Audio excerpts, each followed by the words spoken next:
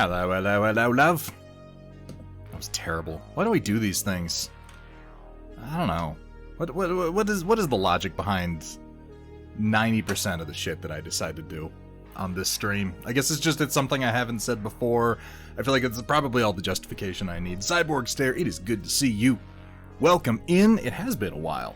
It has been some time since we have been graced with your presence. It's wonderful to see you. Dragon Printer, Riot Sister, Kursala, Data Nerd, and Time Stop. BB, Time Stop, how have you been? It seems like it's been a little while since we've seen you too. I have graduated. I have evolved. I have moved on. I have taken a very, very small step into a larger world. I am now on to loose leaf tea, and I feel certain that over the next few months I will become just an insufferable snob about it. I'm gonna start talking about, like, tea blends and shit. It's gonna get bad. We're gonna have to seek a whole new demographic that wants to hear an aging hipster talk about tea blends and paint minis. Ooh.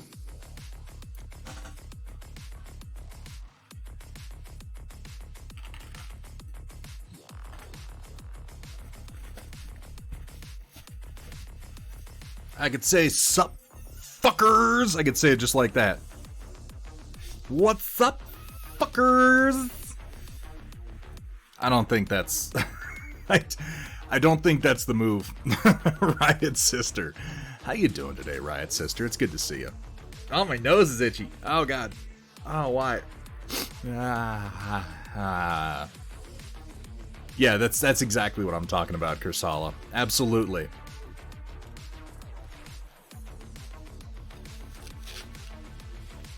I haven't been in anyone else's chat for the last couple of weeks, Cyborg. I may have missed them.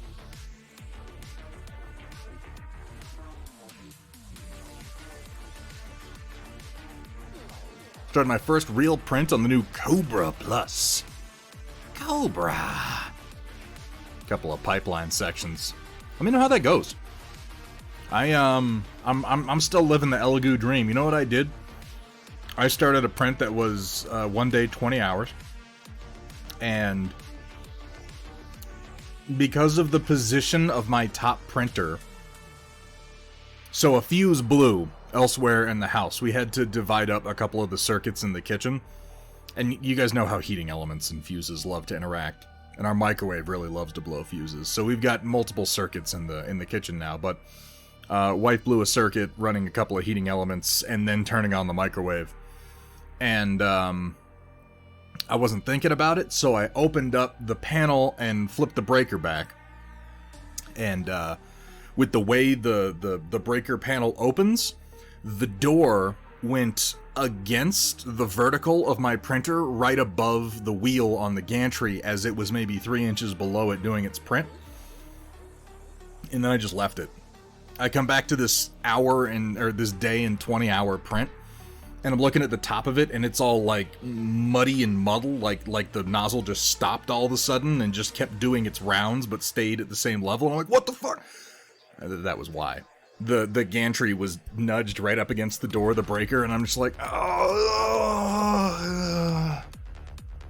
yeah, that sucked. That wasn't even, let me see, I had two stupids today. There's that one that I found this morning, and the other one is when I switch this camera here that's above me, the main camera, I switch it back and forth from one end of the room to the other depending on where I'm streaming. And I have a system over on that side where I've got, because in both cases I have an AC adapter rigged into the battery and then my HDMI cable that goes into it. And in the case of that, it comes up between the desk and the wall, this long vertical passage, and then over the arm that my monitor is on, and then it connects. And I'm very careful every time I disconnect it, and I have been for over a year very careful, where I disconnect it, and I drape it, and I kind of give it a little extra slack, and I drape it over the monitor arm so that it hangs there very nicely. And today, I pulled it out, and I just kind of dropped it, and I didn't realize what I was doing until I heard it fall between the wall and the desk and hit the fucking ground, and I'm just like,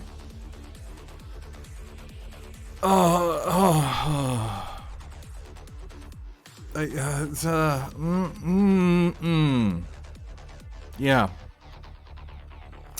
So that means, excuse me, that means I'm gonna choke to death. That means I get to, I get to move my PC and move my shelf and pull my desk out away from the wall and crawl my ass behind it and find the cable and pull it all the way back up and drape it again, and that's gonna be real stupid. Oh, thanks for hanging out, Square. I enjoyed it. We just hung out last night and watched Chain of Command Parts 1 and 2 from Season 6 of Star Trek The Next Generation.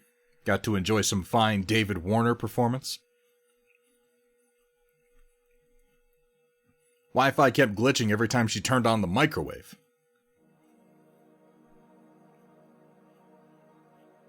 Explain.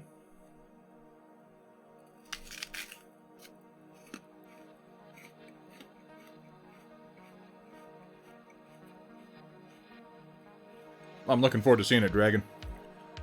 Dryad teas. Okay. I'm starting pretty mild, but I got myself an Earl Grey lavender blend that I quite enjoy so far. And I got myself this cute little scoopy spoon to steep with. Oh, thank you, Cyborg. I'll check those out after the stream. Go spelunking at some point. Yeah, that's what I get to do. I keep thinking about, like, is there some way I can cheat this? Can I, like, maybe what I'll do is I'll put the cables on, like, a bent coat hanger and then push that up and then kind of reach around the desk like this and I'm like, I'm just gonna pull the fucking desk out. Like, I know what I have to do. I just don't want to do it. You know what? It's gonna be a Dryad tea. What was that? Works on contingency? No. Money down. Sorry. That bar association logo shouldn't be there.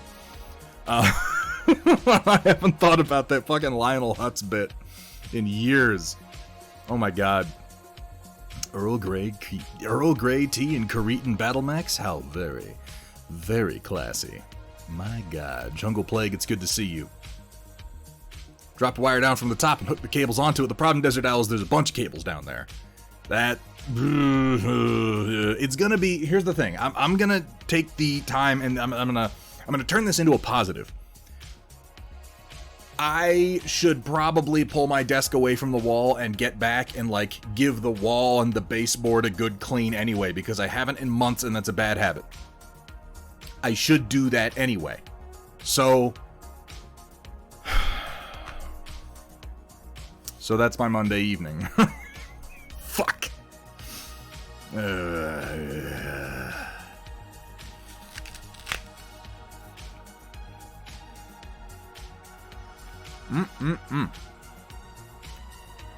I got some of those, these are those Cosmic Crisps. Cosmic Crisp. It seems like such a dramatic name for an apple. But they are very crispy and very tart, and I like them quite a lot. Moving off so soon, so further insight on how to do... You know, you make a good point. You make a good point. That's coming down to just a few months away at this point, so digging in and redoing some wiring is probably in my best interest anyway.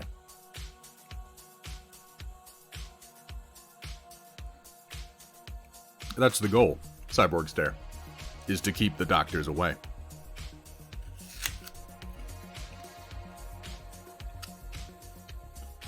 I bought some bottles of sparkling apple juice recently, just to feel fancy. And the little slogan on the front of them was, "Drink your apple a day."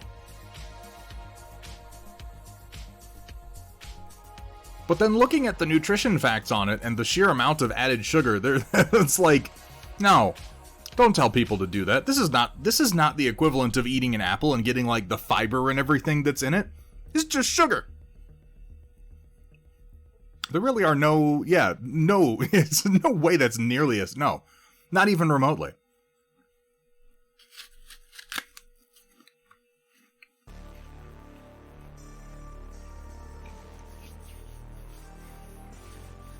Oh, is that what it has to be, Riot Sister? I have to grow my own tea to go super snot? I'll do it.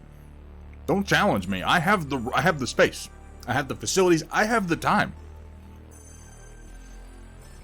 I can, and I might. If you like home juice it, but yeah, you'd still have to eat like all the fiber. So what you're describing is just a mashed apple. And at that point, you might as well just eat a fucking apple. Either way, I question. I question the legitimacy of that sparkling apple juices. What is that? Is that a tagline? Is that a slogan? Use one of those soda streams and carbonate it? Carbonated apple. Not even carbonated apple juice, just a carbonated apple. You could just... Is there some way to do that? Is there some way you could make an apple, like, fizzy inside? Like eating Pop Rocks. Could you somehow infuse Pop Rocks into an apple as you eat it?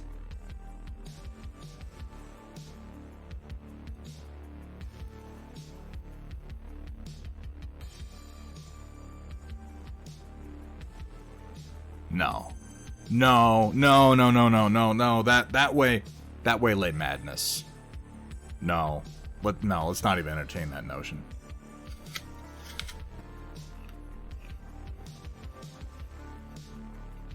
It's a lie, right? Cyborg, how dare they? Are they allowed to do that? That seems insane to me. Bahamut! How's your priming going? What are you priming today?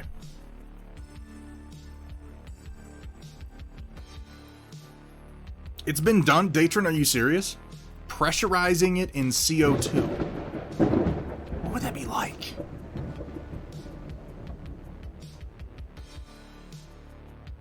This is one of those moments. If you ever have one of those moments where you suddenly realize that, like, you haven't been living your life to its fullest possible extent. You've just kind of been drifting along. And the fact that I haven't been eating carbonated apples, like, I'm not really being my best me. I'm certainly not eating the best apples. Autofire, thank you so much for the resub. 8 months. Thank you so much for your support. How are you doing today, Autofire?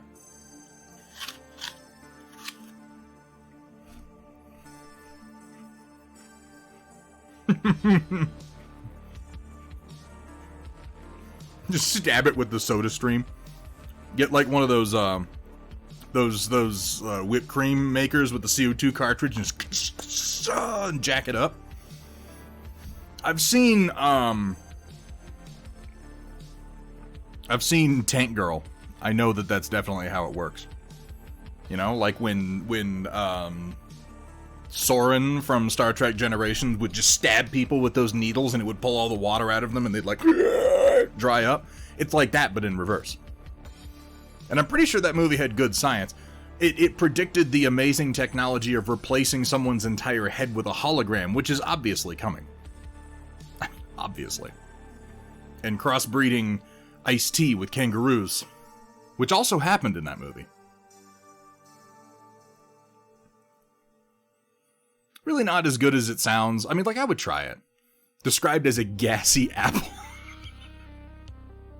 Was it like you break the skin and it all just outgasses? Like, just right in your face?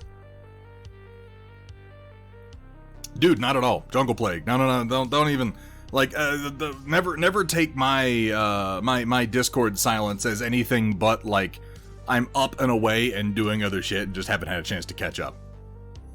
I don't fucking know, Ren. Ren, what are you doing? What are you doing? Coming into this stream of all streams and being like, Thunderhead, what are you talking about? Like, I'm gonna have a fucking answer for that. Where do you think you are? How you doing, Ren? It's good to see you. Dino Man, welcome in. Good to see you too. And thank you so much for getting that shout out done, Data Nerd. Oh, excuse me. Gassy apple. Ooh, no, don't name anything that. That sounds really unappetizing.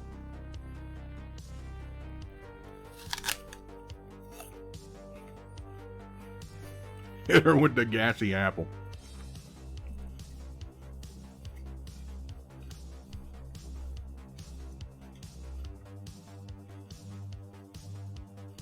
Get out of my way, cable. Over there. There you go. Alright, I'm going to leave that there. Have my tea.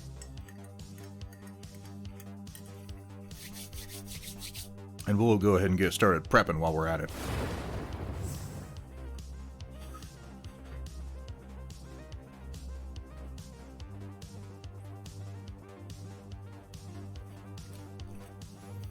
Fell asleep to some robot jocks thanks to this stream, and I had weird Tubi dreams. So there I was on a jungle gym. And then the jungle gym started, like, spraying lubricant on me. I climbed to the top and it suddenly turned red hot and kicked me in the nuts. Oh, that was the weirdest scene. You think I'm joking, but no, that happens in that movie. D&D group wanted to name their boat the SS Fuckery. The registry clerk told them to fuck off and now have the boat SS Uckery. Yes, the suckery, as it were.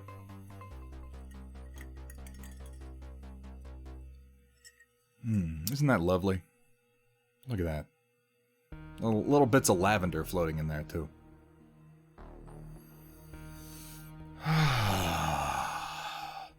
Gonna get the 3D printer going burr soon. I'm glad to hear it, Dino Man.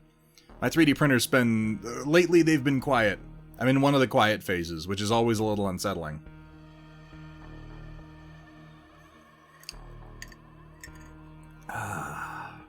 Oh, this is wonderful.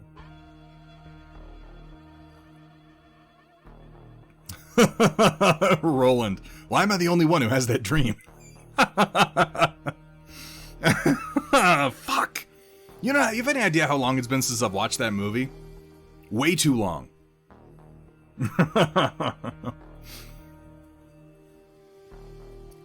I believe it was the great Socrates who said, I drank what?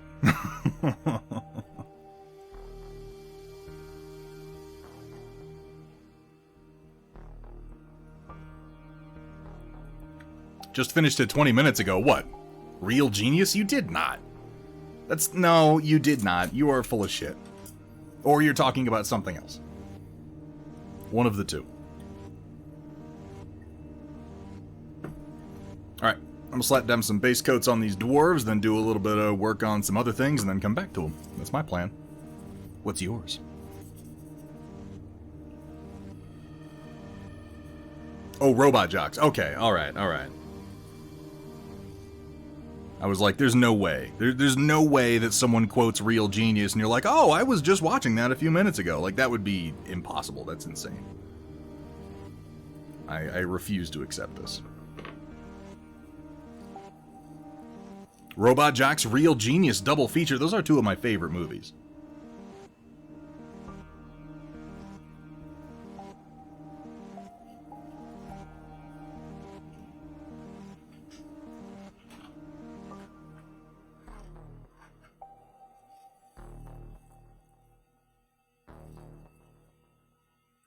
Not asphaltum. I want some Van Dyke Brown. There we go. Gotta get some kiddos ready for bed and such. Hope the stream's fun, my Jungle Plague. Thank you for stopping in. It's always a pleasure to see you. I hope you have a fantastic evening. We're gonna be working on some more of your stuff probably next week. That's my estimate. At any rate.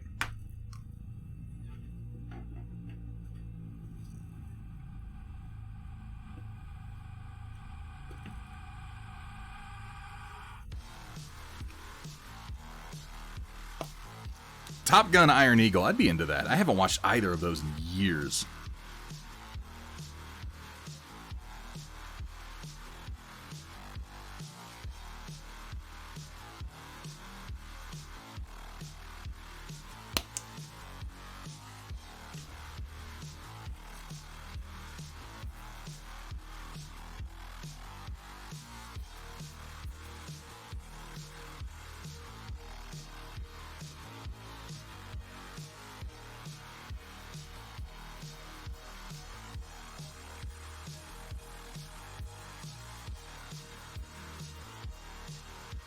Or taps. I think Tom Cruise, I think taps. Which I realize is strange, because that's like young Tom Cruise before he had his teeth redone, and they still look like a fucking train wreck. Warwolf, welcome in. Good to see you.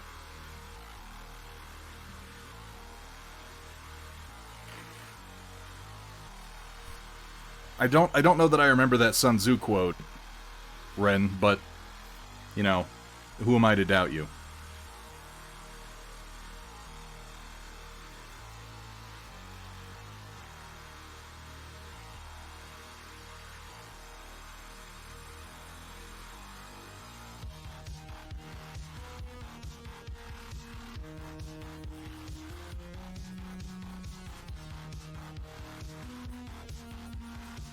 Oh, it's just way too much paint I put in here, but okay, we'll survive anyway. What a great start.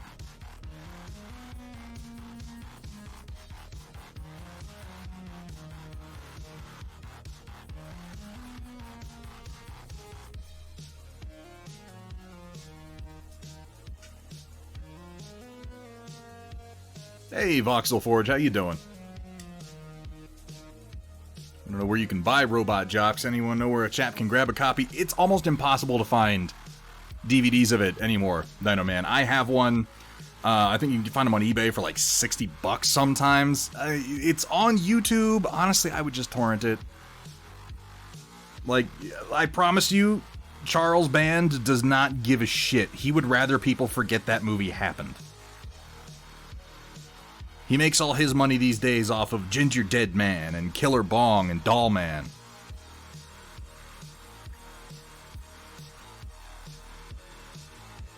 I didn't make up any of those titles, by the way. Not one.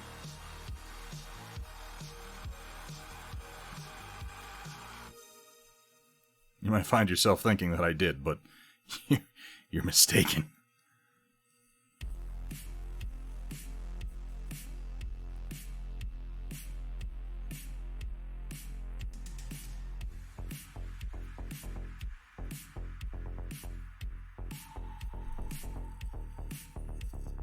Shout Factory sells DVDs of Robot Jocks? That must be relatively recent-ish. Last time I looked, they were really, really hard to find. You know, I appreciate Dollman for giving Tim Thomerson something to do. I don't know what Tim Thomerson would be up to, if not for Dollman. I don't think he's making them anymore. I feel like they made the last one 5 years ago or something like that.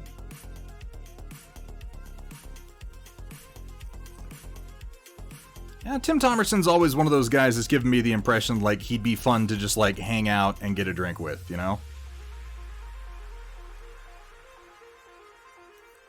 And he's worked with a pretty impressive array of actors over the duration of his career. I'd be kind of curious to pick his brain a little bit. Not just actors, but producers and directors. There is a fly in my office. I have gone most of the summer without any flies, and this little son of a bitch is just... he just wants to be my friend, apparently.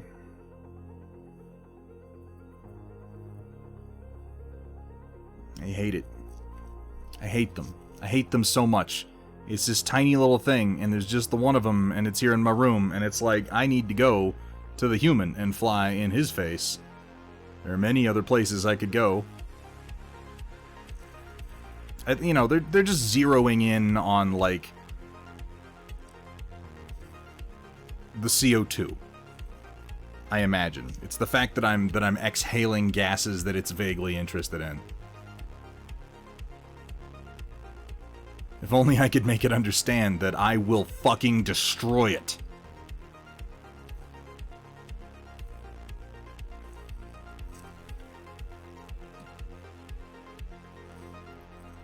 Engaged in combat with the fly. It must be eliminated. We've done this on stream before. I have caught a fly in my hand on this stream, and I know you're impressed by that. I just heard the sound of hundreds of pairs of panties dropping across the world.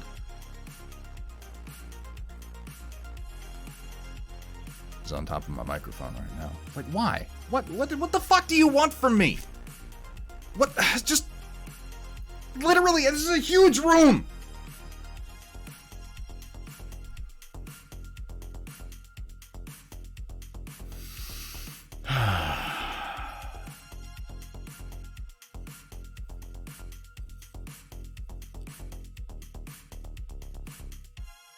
I have to be more than the fly.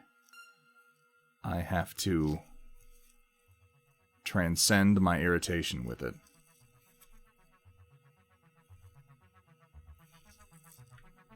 Oh, I love you too, Voxel Forge.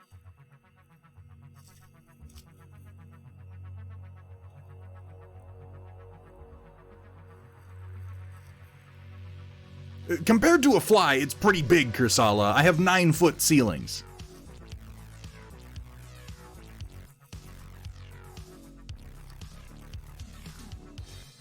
Like, I just... It literally just flew up my nose! God, son of a...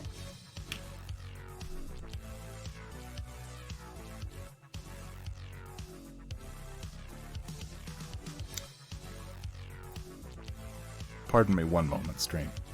I'll be right back.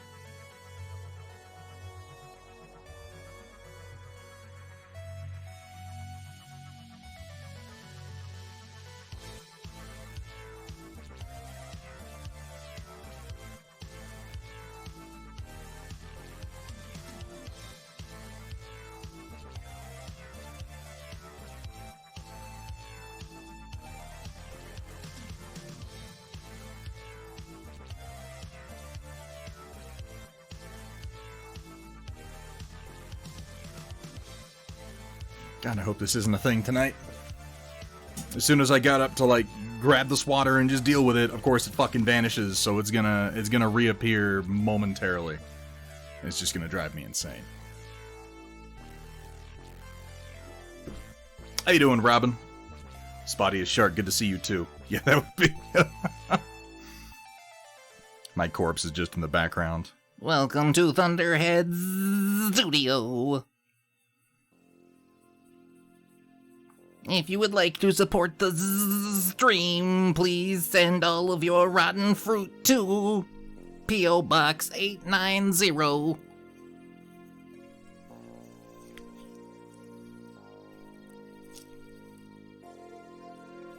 Okay.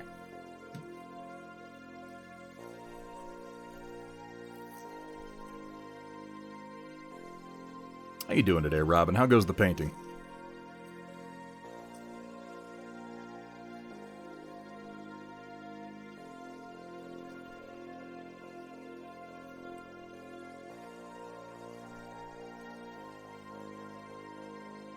Those Imperial fists you've been working on, dude, they really are just so good.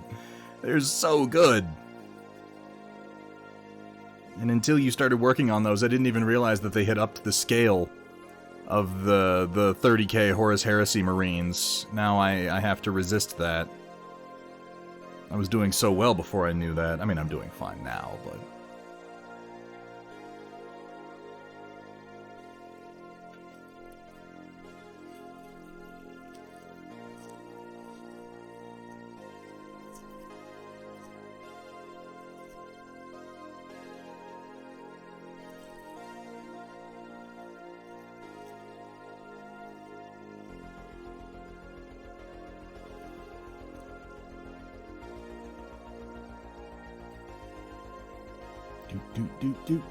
Okay, just a few quick spots and then moving on.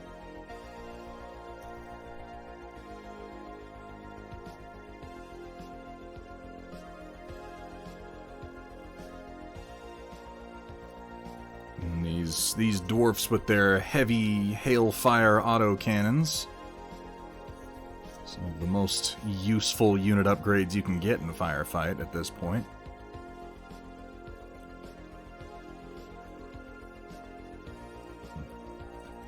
Dr. Rhino. Shepard.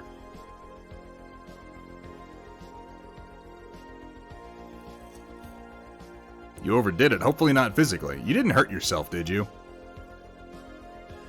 Dr. Rhino, don't fucking hurt yourself, man. For the love of God, you're just supposed to be recovering.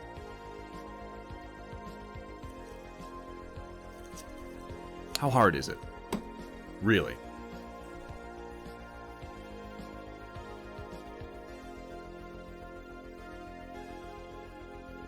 Was feeling good, did too much. Just...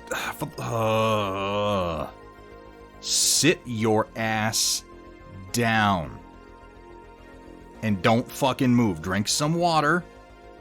Relax your arm. Brace it as necessary. And do nothing. You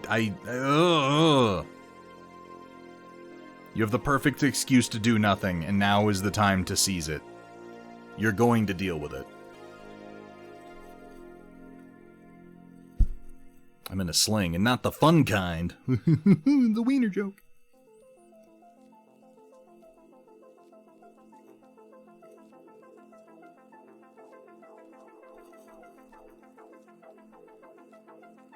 Look, Rhino.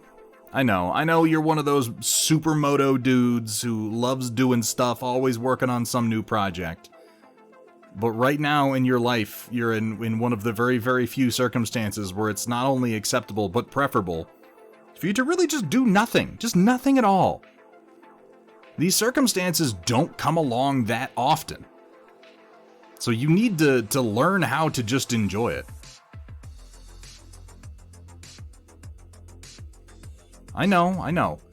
You define yourself through labor.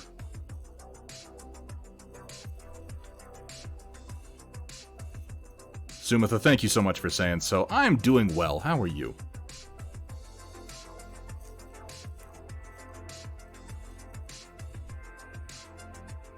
It's just always... it frustrates me. It frustrates me when people don't just recover like they're supposed to, because all you're doing is ensuring that your healing's going to take longer. Ironically, the less you do now, the more you'll do sooner.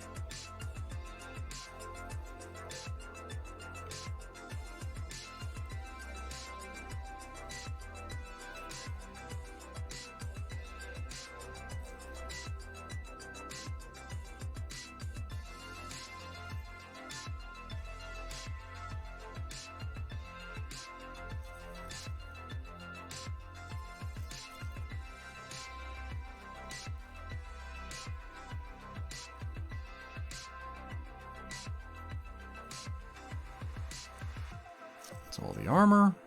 Yep, okay.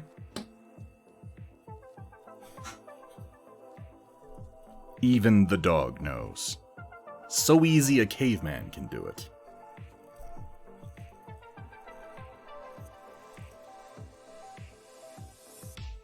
Oh, you'll get input, Dr. Rhino. You'll get input fit between my 3 current design projects and my painting backlog. You'll get input. Go watch a fucking show. Put on some Star Trek Voyager and just mong the fuck out for a while.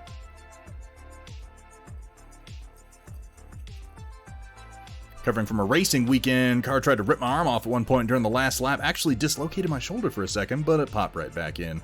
Won my class, though. Well, that sounds totally worth it, then. As long as it popped right back in.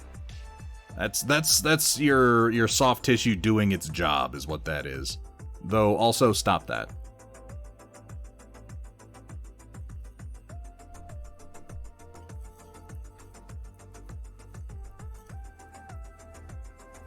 I think I only picked Voyager because I've watched Deep Space Nine as many times as I have and recently, and it's been, honestly, a few years since I sat down and rewatched Voyager. Plus, you know, Jerry Ryan in a prime. Hoo-hoo-hoo! Hey.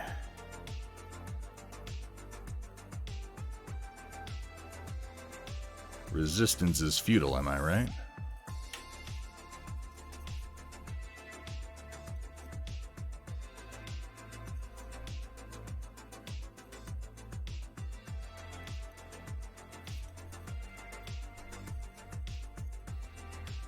Hold up. No, just slow down there. Why do you have to... Yeah, don't... Like, that's too obvious. Dr. Rhino, that's too obvious. Most people who... The Babylon 5 DS9 fight cooled down in the late 90s, and through the 2000s, fans of either have realized that pretty much everyone who is a fan of one is a fan of the other, and there's no real fight to be had there. I can respect your desire to see a nerd fight here, but that's not a realistic one to pick. We have transcended this long ago. Besides, everyone knows that Cisco would beat the shit out of Sheridan. Stuffed with foam. Very, very tightly confined in certain ways.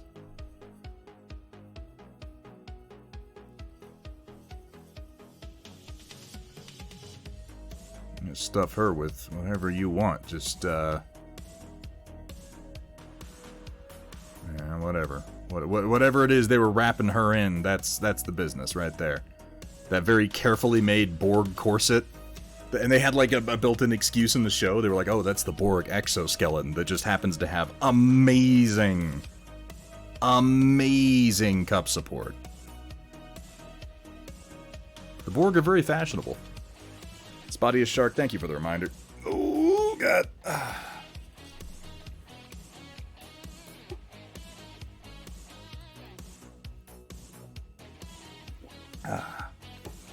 Oh, I remember Sequest DSV. Hell yeah. Wasn't Roy Scheider in that, or am I misremembering?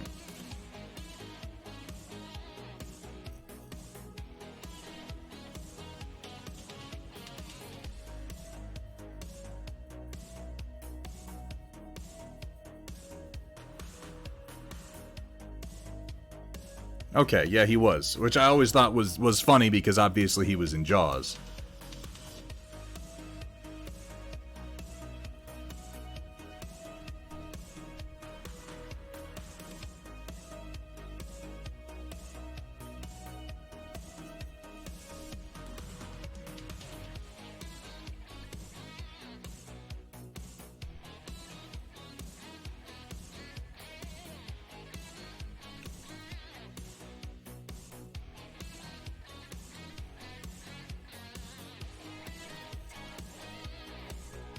Didn't see much of Sequest, saw more of C-Lab. The two aren't really comparable except in premise, perhaps.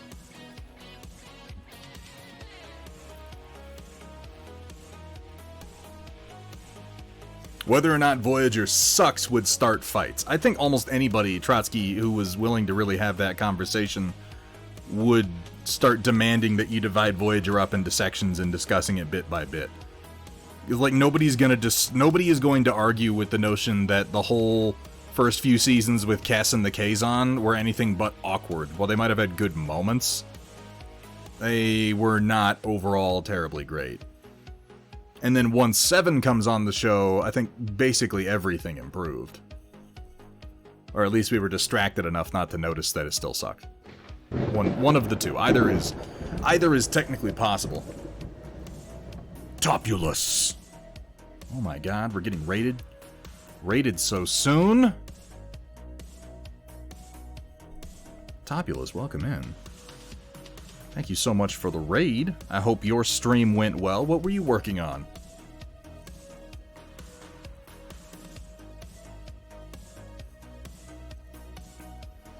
Oh, let's not do that, Dr. Rhino. That's so fucking lame and easy. Hating on Wesley Crusher. He was not that bad. That's nonsense.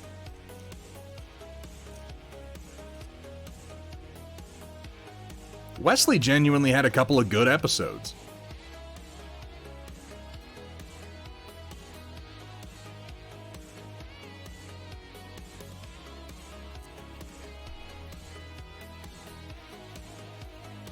Topulus, how was your stream? What were you working on today?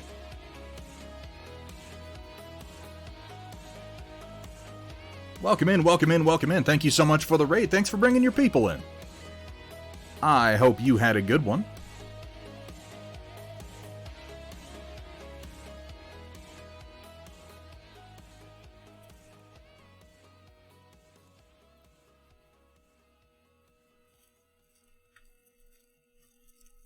Oh, he's much worse. Yeah, you're just talking about Will Wheaton, and yeah, I generally agree. Working on a Kingdom Death pinup, ooh la la. You know, if you felt like Sharon, and I know you might not have any photographs to share, given you were just working on it, but you know, Topulus, we do something on this stream which you might not be familiar with. Every stream we have an art review segment at the end called The Storm Report, where members of the community can share some of the work that we go ahead and show and talk about a little bit on stream. And I would absolutely love it if you felt like sharing with us today. No pressure, of course, but if you do, it's so easy to do. All you have to do is hop into the Thunderhead Studio Discord, which, by the way, you can access by hitting !Discord in chat, or by clicking the Discord button down below my face there. Pop on over onto the channel marked The Storm Report, take a quick look at the rules, and post up a picture. We'll go ahead and have a look at it towards the end of the stream.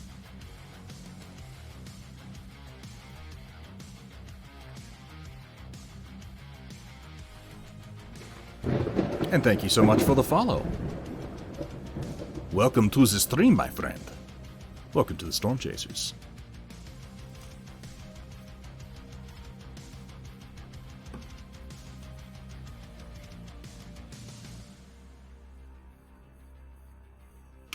Right, I need to do one more base here. Heard about War Machine Mark IV? Yeah, I heard that it's making a lot of changes to be a lot more like Warcaster, which admittedly has me more interested, because Warcaster is a better game in my opinion. Ion Raptor, welcome in, good to see you.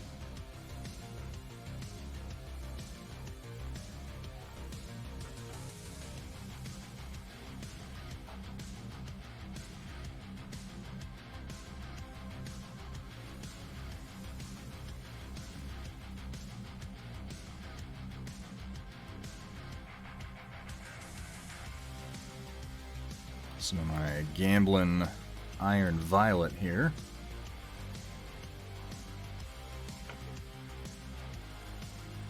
Which always wants to leak. I'm glad that I noted that before I set it down this time.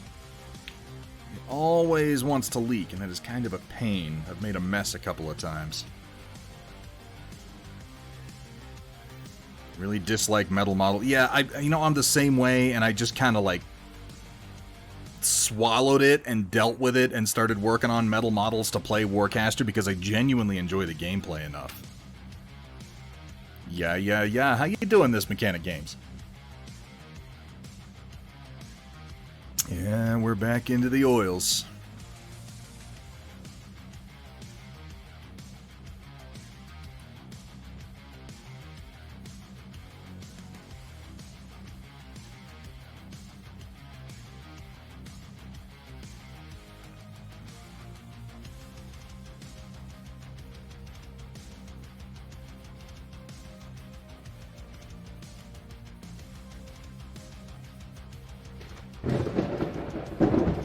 some of that iron violet mixed up there. Mix a little black in. Let's go ahead and darken that with some ivory black. Bitter brush, dropping them 100 biddies. Bitter brush, how you doing today, man? Welcome in. It's good to see you too. It always is gratifying to me to note that my chat is so full of not just folk, but painters. Talented painters. Always great to see them. How you been lately, Bitterbrush? I haven't had a chance to see your work. Mafik, welcome in. Trying to figure out what colors I want to use for NMM Gold with the oils. Can I recommend starting with a base of purple or violet? Like a dioxazine purple is a wonderful, rich base to start gold from. Anytime you're working with oils, I just recommend taking advantage of its amazing capacity to move from one contrasting color to another smoothly. Like, you may as well, you know, if you're using them.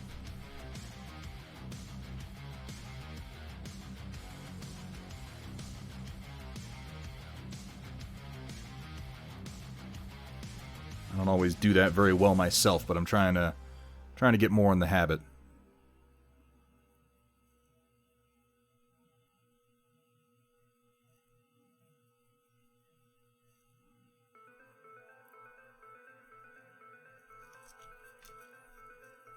Painting your first Primarch, Angron.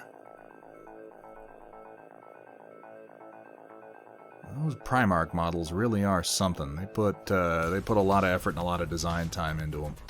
I'll be curious to see how that comes out for you.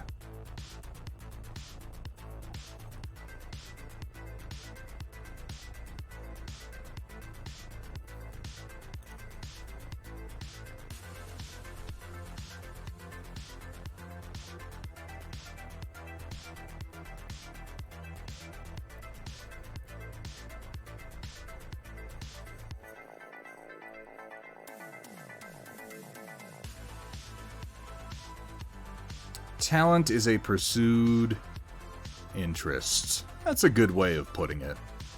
I have noted a number of times that, you know, there are people out there who pick up a paintbrush and just have an intuitive understanding of what they're doing and how color works, and they just go and art happens. Yeah, sure, they exist. They're so damn rare, nobody can count on being one of them. The vast majority of us just have to work. Just have to practice. Just have to keep playing around, keep having fun, keep seeing what works and what doesn't.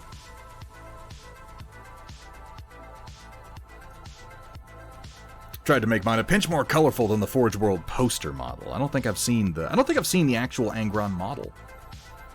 Though, admittedly, I don't exactly browse Forge World very often.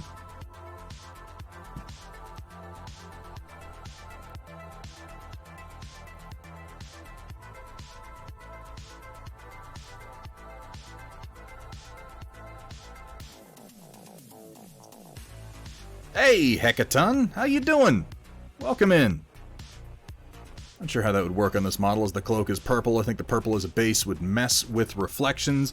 Possibly, but there's nothing, you know, depending on what you're doing, there's nothing wrong with having a...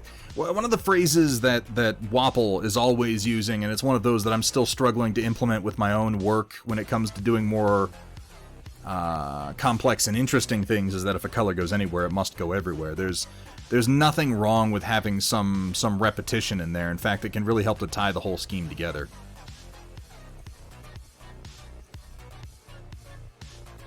Spotty as Shark, I'm using oil paints tonight, primarily a mixture of Winsor and Newton and Gamblin' Artists oils.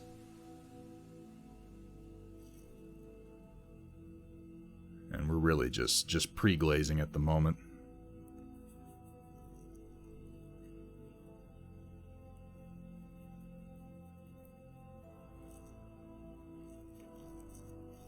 As above, so below. So it is written. So let it be done.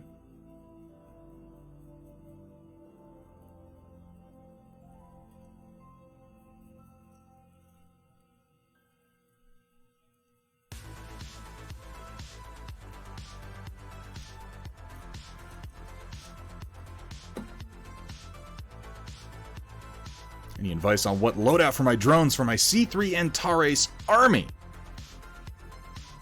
So you're playing Concord, Trotsky. Now, I haven't had that many opportunities to dig into the new version 2 rules for army and list building. I have noticed that the new basic squads kind of include everything you need. Like, you don't have to choose to take the plasma lances anymore. I think they're standard. So I don't have to say, like, bring a plasma lance, because you're gonna, because they're fucking amazing. Big Boss Waztech, holy moly. Thank you so much for the raid.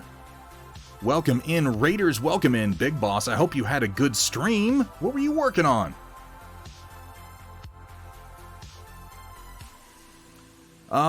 So we're talking about buddy drones, or weapon drones. Which ones are we talking about? Because if we're talking weapon drones, you want plasma cannons.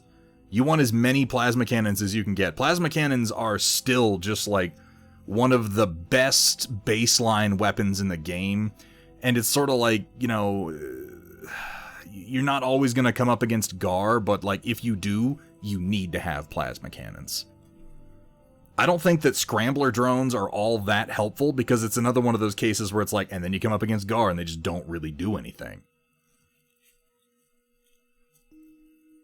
Oh, thank you so much for getting that shout out done, Kursala. I hope you had a good stream, Waztech. Are plasma cannons the best loadout versus GAR? I mean, are there weapons that are more effective? Yes, but they're more expensive and more difficult to wield. The plasma cannon, I will say that as a GAR player, as someone who plays GAR a fair amount when he does play Antares, I fucking hate plasma cannons. So that to you should mean bring a lot of them, because they ruin the day of power suits.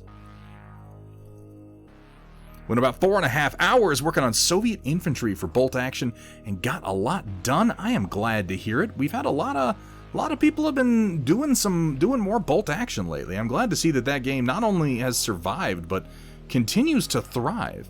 You know, Waztech, if you feel like sharing anything with us, we do a little art review segment at the end of every stream called the Storm Report, and I would love to see some of your work if you felt like sharing it. And really, if anybody wants to contribute to the Storm Report, I maintain, folks, that it's easy as pie to post your work on the internet. It is hard as shit to get anybody to then look at it, like really look at it and say anything about it. You know, unless you're servicing the algorithm. More often than not, I find that you post things and people go, yeah. And I always like to give people the opportunity to get some feedback on their work, or just make sure that they get their work seen. We all should be sharing our work. We all need that outside perspective. We're all sort of uniquely unqualified to judge our own work after all. So I do strongly encourage everyone to share what you've been working on. But if you feel like sharing to the Storm Report, it's so easy to do. All you gotta do is hop on over into the Thunderhead Studio Discord by hitting !Discord in chat, or by clicking the Discord button down below my face there. Pop on over into the channel marked The Storm Report and post a picture of what you've been working on. We'll take a look at it at the end of the stream. Do a little talking about it. And if you'd like some advice, feel free to ask for it. If you just want to show off, that's fine too. Showing off is like, what are we doing this for? Of course you want to show off. Everybody should show off.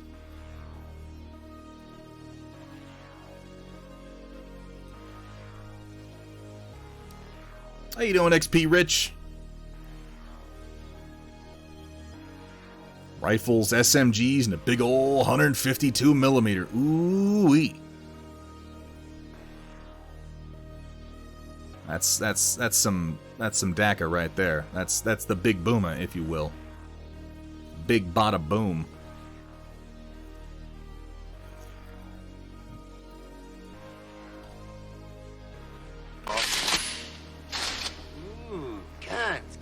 Guns.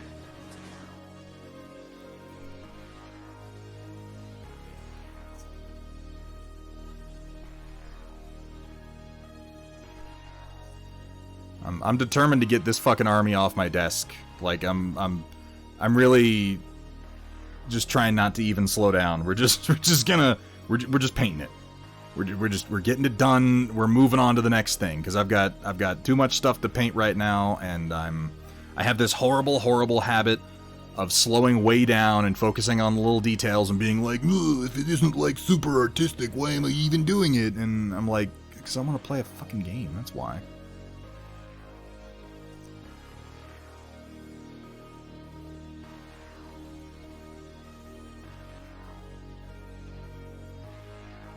Doesn't have to look amazing.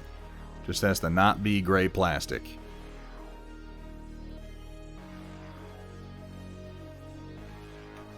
Alright.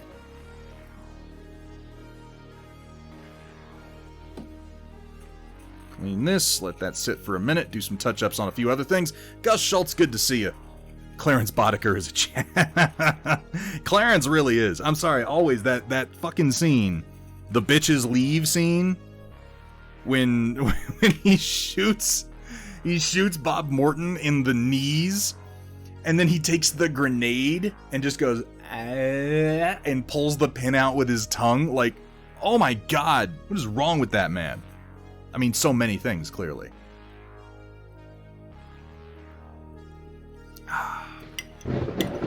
Tornlin the DM, thank you so much for the follow. Welcome to the stream. The C3 drones and stuff are the reason I bought into Antares. Tried one game, knew it was because lots of bolt action confusion, and that was the end, unfortunately. Really? I found it very easy to play alongside bolt action. Just because the rules are pretty much the same, you just layer a couple extra things on top of it. I really enjoy Beyond the Gates of Antares. I have like 7 armies for it.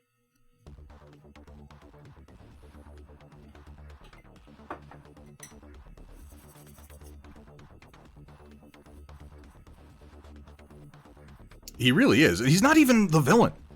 That's kind of what I like about Clarence Boddicker. He's not really the villain of that movie. He is the thug of the villain. The villain is Dick Jones. The villain is smarmy corporate asshole Ronnie Cox. Arguably, the villain is the old man. I think that RoboCop 2, like.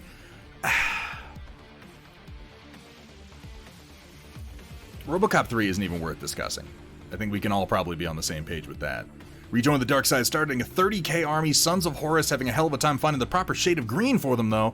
It's kind of a grayish green. Ion Raptor, grab some oils, slap down some phthalo green and phthalo blue. You'll be, right there. I really, really like RoboCop 2. RoboCop 3, yeah, exactly. It might as well not exist. It's a complete piece of shit. I really, really like RoboCop 2, though. And there is a wonderful scene towards the end of it. It's with the old man, where Kane, in his RoboCop 2 suit, is just like mowing down innocent people in the street and blowing up cop cars and smashing things and firing missiles, just killing tons and tons of people. And the old man and his second in command are standing on a balcony overlooking the street watching people die, and they're just like, Johnson, this could look very bad for OCP. Get our best spin doctors on this. I'm like, this is just...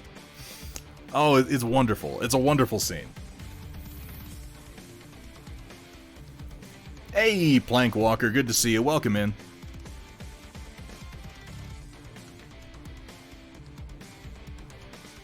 Alright, I've been telling myself I'm going to finish this for a while, so we're just going to do it right now.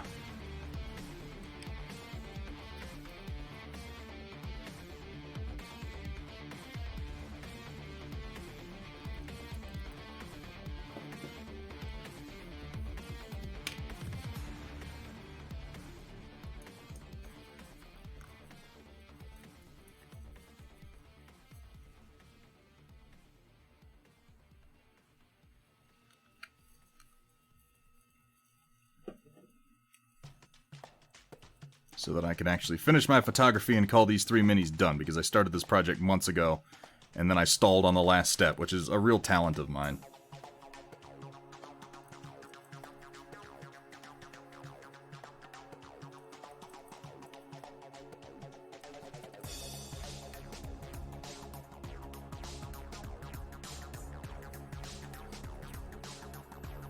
What should I paint tonight, do you guys think? 1. Stormcast Eternals. 2. Tau Pathfinders. 3. Heavy Intercessors. 4.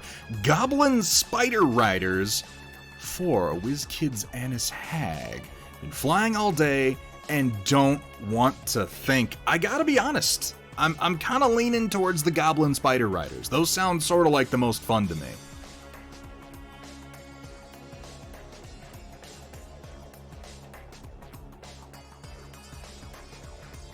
You really don't want to think about it, and you really just want to go with whatever, I'm going to say Goblin Spider Riders. Final answer.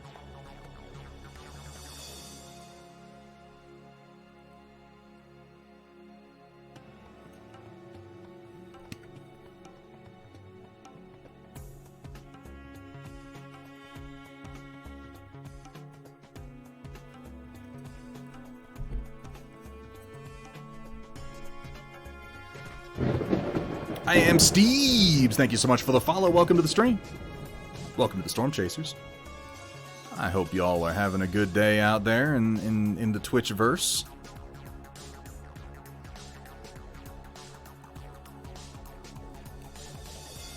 Yeah, I've been needing to just change the direction of the glow on this lightsaber for literally months at this point, and it's kind of embarrassing it's taken me this long, but whatever. We're doing it. We're doing it. We're doing it. It's getting done.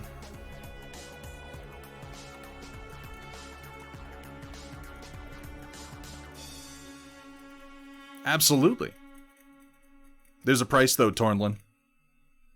There's a price. I'm gonna have to see these goblins. I only ask that you post some works in progress and some finished pictures of your Goblin Spider Riders to the Discord, because I want to see them.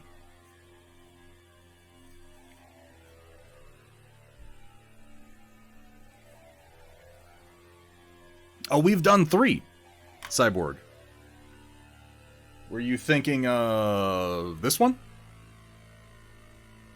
This was the last one that we did.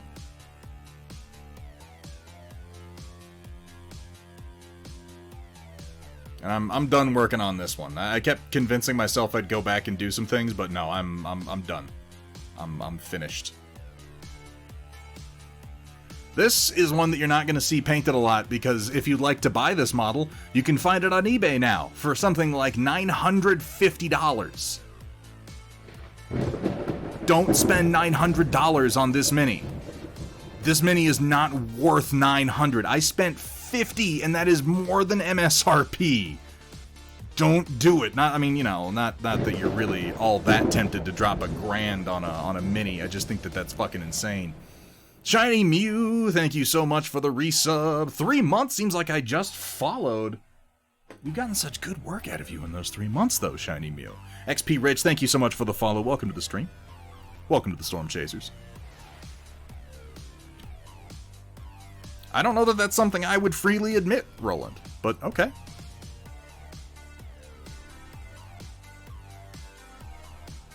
Fuck yeah, Tornlin. You can, go ahead and drop a link. Drop a link to your Instagram, Tornlin.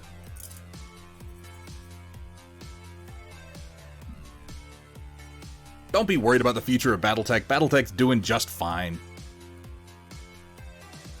I don't think I want to change anything else about him. I think it's just the saber. Okay. That's good then.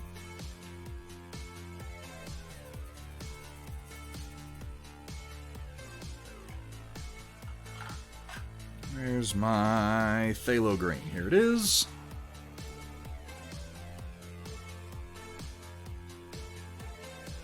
Yeah, that's a good point. 25 years with no model updates, but somehow now you're worried about it? Come on. Come on.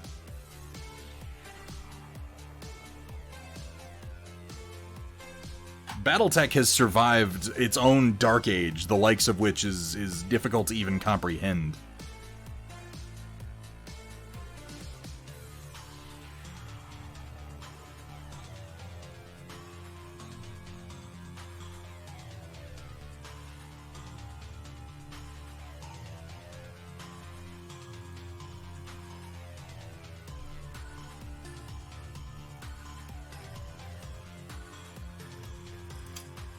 Go ahead and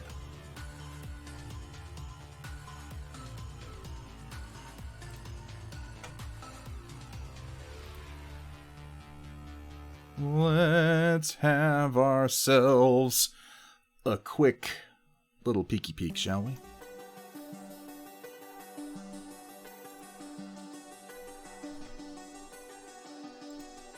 Ooh. Working with some of them Cephalopod Studios paints. He does do damn good work. Iron Kingdom's Troll. You play Warma Hordes? Are you excited at all for the recent announcements? I know I'm pretty interested in them. Oh yeah, we got some Stormcast kicking. Nice rich gold on this one. Some of the newer Stormcast, the proportions and poses on these really are better than that first line. They were so chonk before.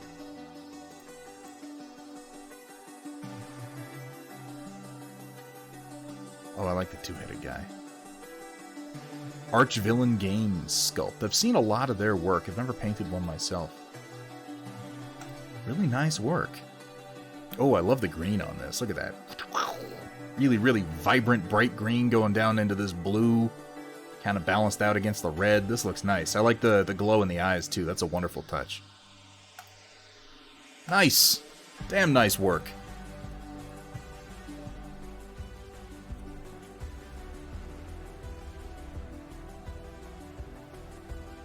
Yeah, like, I don't... Do I have to talk about Blip? Is that something I have to do? I don't want to. The guy's a fucking shitbird, and he has been for a long fucking time. I don't know, Roland. I'm one of those who's like, good riddance. Think about it this way, Roland. If you read his blog, it should be patently obvious that this is something that he has low-key wanted to happen for a very long time. This is going to work out wonderfully for him.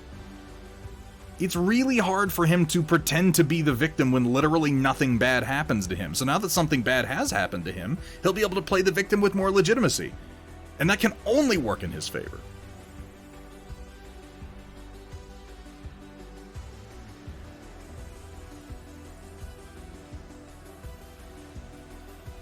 I won't bore people with the details of Battletech nonsense. Right, sister, thank you for the reminder.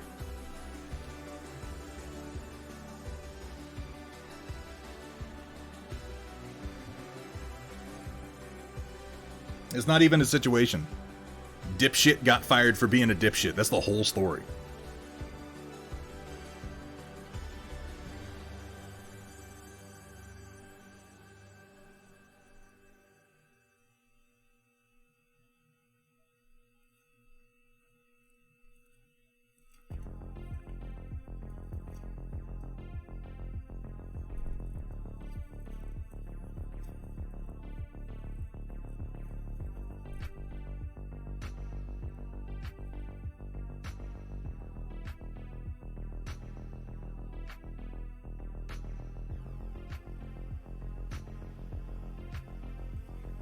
I don't get political on this stream, for a very good reason. Frankly, I don't think any of you have any reason to give a shit what my politics are. That's not why you're here. You're here because I paint minis and make models. And honestly, my politics and my positions are none of your business. Like, that's not what any of this is about. That, though, was a man who went out of his way to make his personal business into your business as much as he possibly could, and that was always bound to bite him in the ass. I really don't care what he believes. It was more the way that he went about talking about it that was problematic.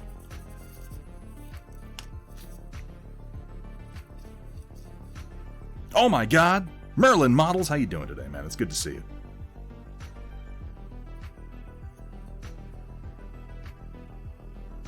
The absolute mad lad. But I'm not gonna dwell on that subject, because honestly, it's fucking boring, and I don't care.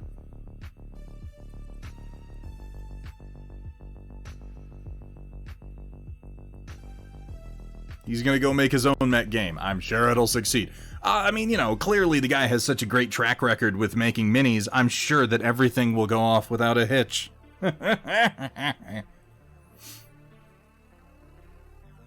Getting ready for a new job. Ooh, exciting. What you got? What kind of job you moving into there, Bitterbrush?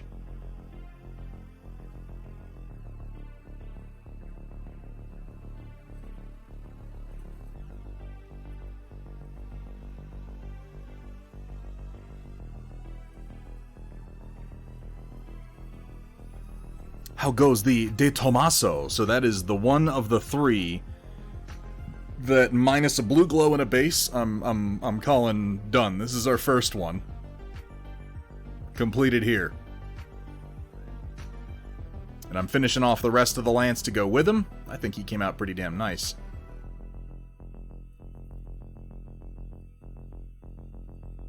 And we have 2 others done up, and I need to prime my jumping version.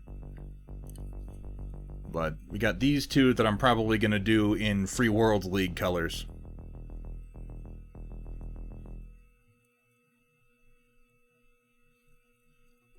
I don't know about the jumping one yet. I haven't decided on a scheme for that.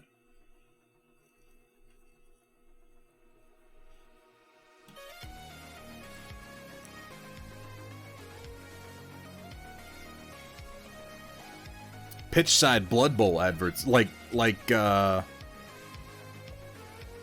for the board, like little billboards for. It always throws me. You guys refer to fields as pitches. I mean, most of your slang throws me. I think we've established that, though. Last time we were watching Band of Brothers, and I was like, "What did that British man say?"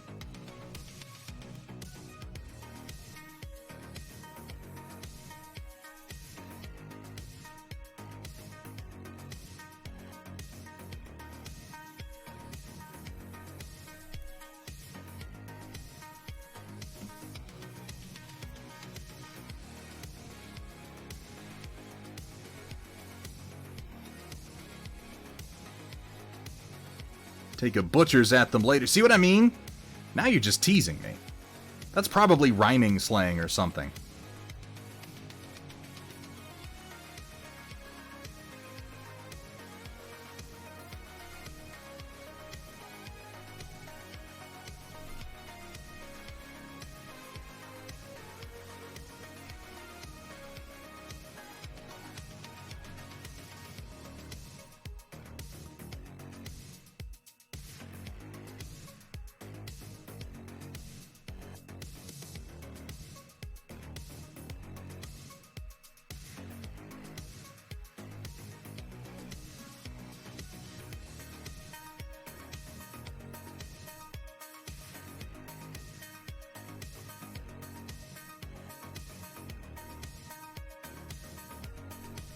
Butcher's hook equals... You see what I mean? What the fuck is a butcher's hook? Talking about a meat hook? And I'm supposed to make that connection and then rhyme it with another word to know what you're talking about. It's like your entire slang system is built on excluding Americans, which I guess I can respect.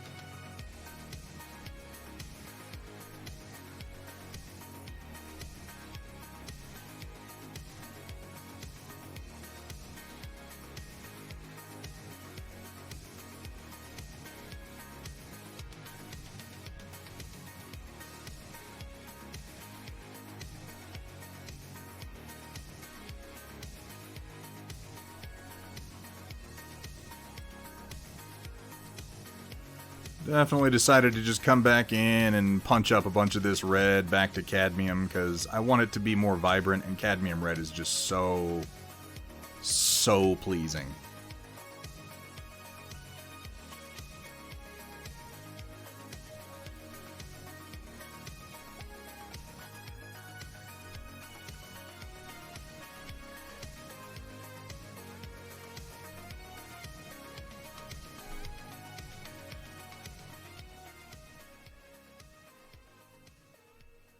Well, yeah, but then we defaulted to, like, super over-enunciated English that literally everybody could understand, at the very least. I always like hearing British impressions of Americans, because y'all just, like, super over-enunciate absolutely everything. Which, you know, when I listen to the difference, I can see why that's what you take away from it. We do enunciate quite a lot. Most of the time. I mean, you know, it depends on the accent, obviously, but we don't have anything quite as bad as Cockney.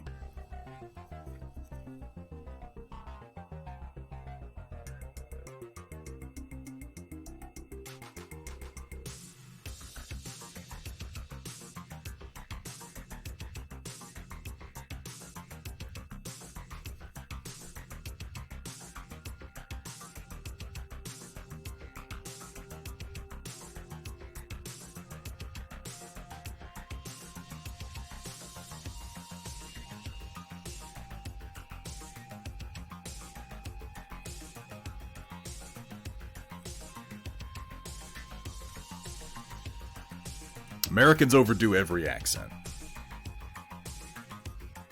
That's the only way we know how to do them. I was watching Peep Show last night, and in the final season, the character Dobby has an American boyfriend. There are other American characters in the show over the course of it that have more reasonable American accents, but this one guy's American accent is just so, like, woof. He's trying so hard.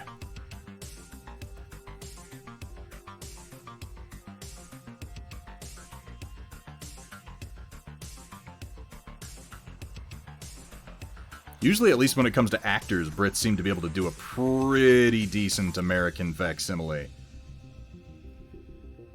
This must have been his first time. John Cleese trying to do a Texas accent? Ooh, I would actually like to hear that. That sounds like something.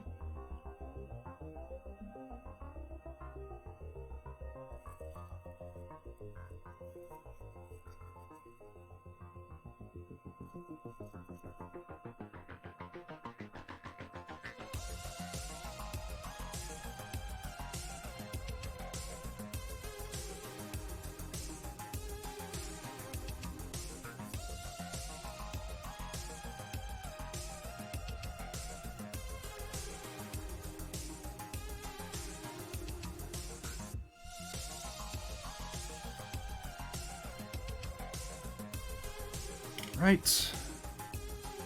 I'm just gonna come over this guy with a soft brush. Ease some of that red out a little bit into the surrounding shadows.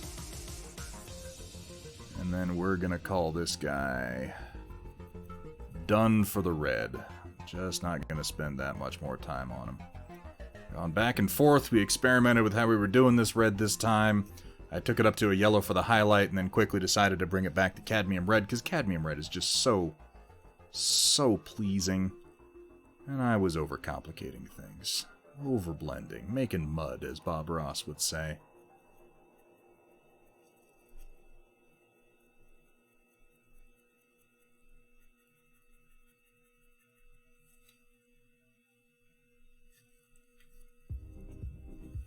Oh yeah, Hugh Laurie. I mean, yeah, that was... Had I not been a fan of Blackadder prior to seeing House, I would have believed it. But if you've seen Blackadder and then you watch House, you're like, wait a second. What the fuck is going on here? He doesn't just have a British accent, he is a ridiculous British man.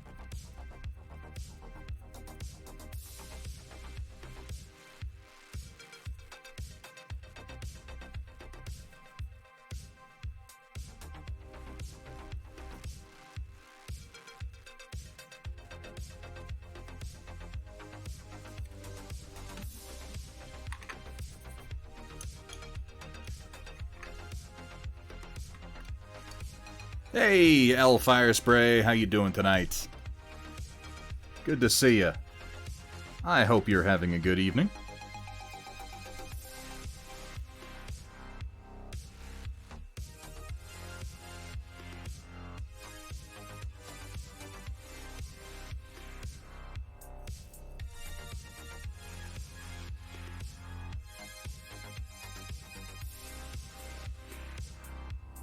Let's make sure we get a shout out in there for L Fire Spray.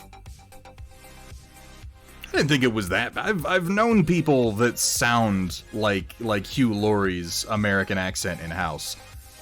As I said, it's over enunciated, but again, that is kind of how we talk regionally.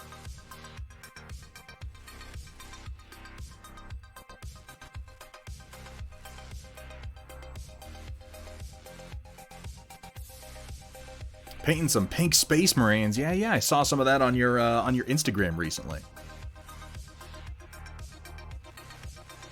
You'll be pretty pleased to get a shout out for Elfire Spray, by the way. A very talented painter, very talented streamer. Definitely check out her stream, drop her a follow, check out her Instagram. You're into 40K painting, which, let's face it, most of us are.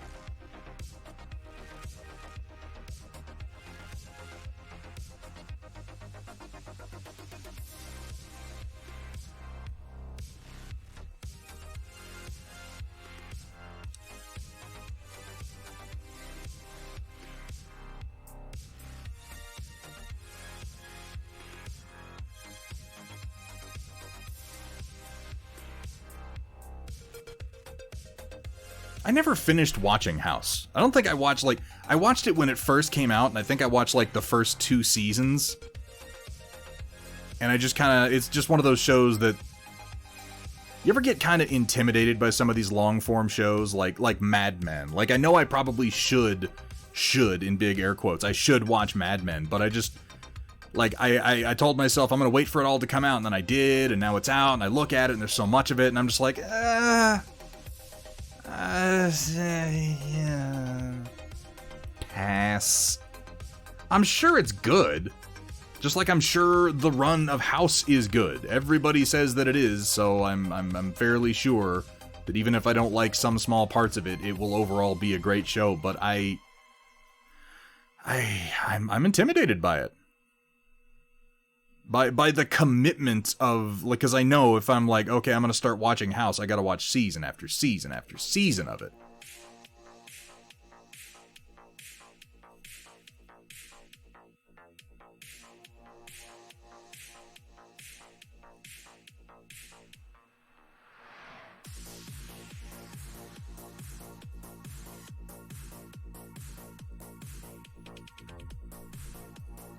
Oh, this cadmium red is a Winsor & Newton artist oil color. I definitely recommend the artist line, not the student line. You're not going to be able to get real cadmium in the student line like their Winton colors. And cadmium red is one of those where, watch out, don't get cadmium red hue, it just is not the same thing.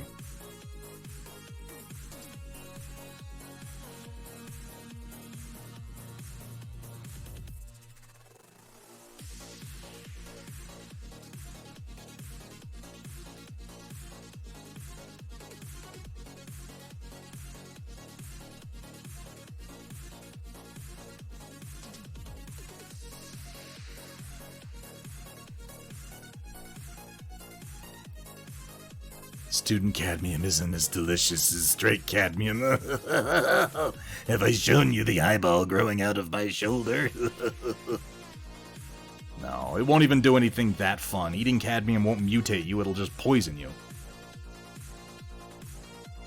We should be so lucky. I bought a game recently on Steam that I'd like to recommend. Specifically... It just kind of came out of nowhere. I think it was recommended to me by the Steam algorithm, and I was like, it's like $10. I'll give it a try real quick, and I'll refund it if I don't like it. Anybody out there play... I'm going to name a series of games. You tell me if this appeals to you. Ogre Battle, Fire Emblem, Golden Axe, Final Fantasy Tactics to a degree. If you have ever enjoyed that style of game, I strongly recommend you jump on Steam right now and check out Symphony of War Nephilim Saga, I think is what it's called. It looks like super generic. It's not something that you would ever really glance twice at, but it is so much fun. It's so much fun, and it reminds me so much of playing Ogre Battle or Golden Axe. And it's cheap. I think it's only like $10-15. But it's worth it. I have been enjoying it for the last 12 hours or so, kind of as a background game while I was working on some stuff.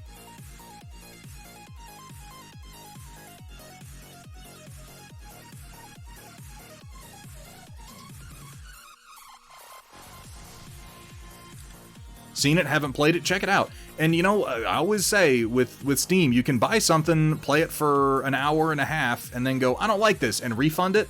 I do that with a lot of games. This is one where I fired it off saying, okay, I'll set myself a timer to be done before 2 hours so I know if I want to refund it, and then I was just playing for like 4 hours. I just kind of kept going. And it's like a pixel game made in RPG Maker, though it uses all its own assets. So it's like, I downloaded, it's like 500 megabytes. I'm like, okay.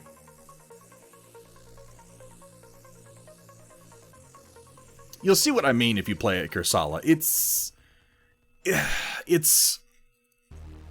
It's more like Fire Emblem than it is like Golden Axe Shock. It kind of rides the line of that sort of tactical genre. It's a lot of fun, though. Check it out. You'll see what I mean. You'd be better served just checking it out than having me describe it to you.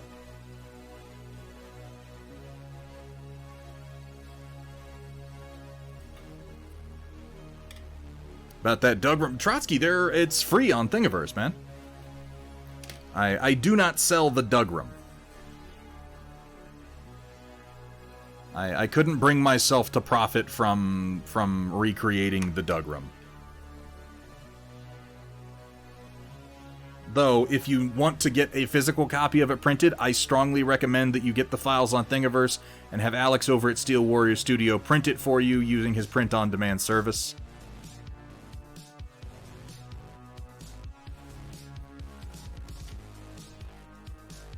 Do I sell the Dweghom? The DFW Dweghom?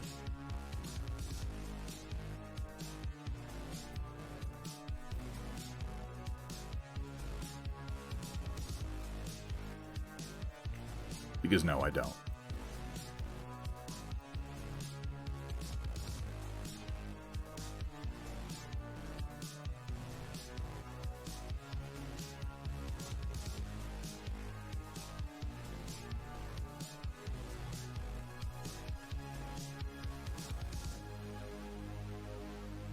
Yeah, I'm happy with going back to this cadmium red. This is just so much more vibrant than what I had before, and this is what I'll do from now on. I was trying to overcomplicate it, I was trying to get fancy, and I shouldn't have. I should have just stuck with what works.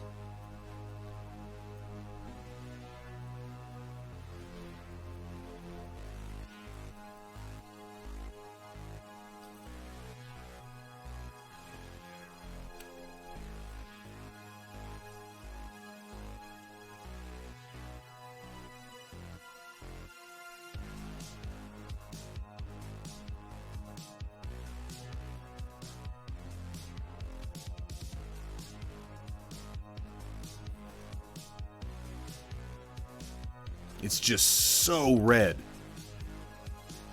Which is, you know, what I want.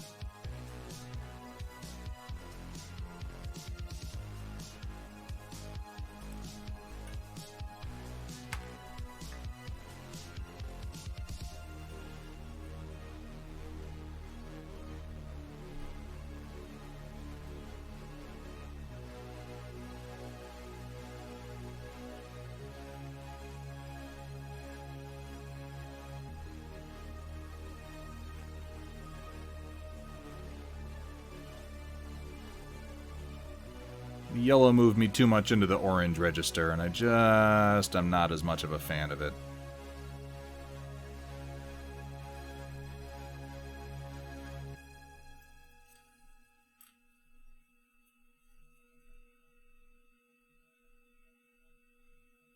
So, quick corrections.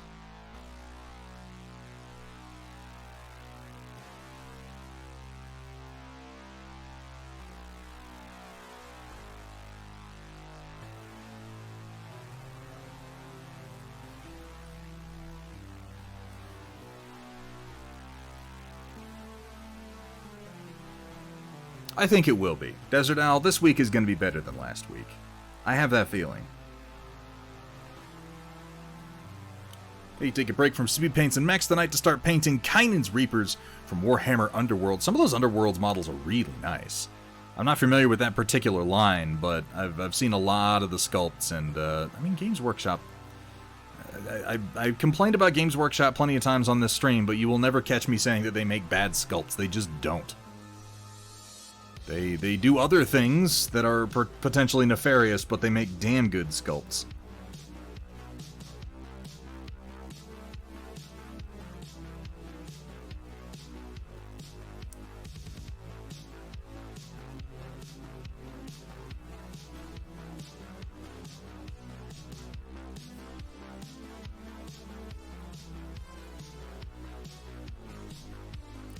High prices, yes, but I've never had that much of an issue with their prices. I haven't. It's other things that they do, because when we're talking about something that is a luxury product, and when we're talking about the level of quality that they bring, and when we're talking about the level of innovation that they bring, I think that the value, like, is it overpriced? I guess my point is that is arguable. That is not simply true. Whether you think they're overpriced or not is going to come down to the individual and what they want to get, because the sculpts are about as high quality as you're ever going to get. They're in styrene, which is expensive to manufacture. They're potentially overpriced, but there's more to them than just the plastic you're getting. There's the fact that you're buying into a supported game. There's the fact that you're buying into a line of models that is going to continue being made. There's the fact that they continually revise the rules. Like, there's value in all of these things.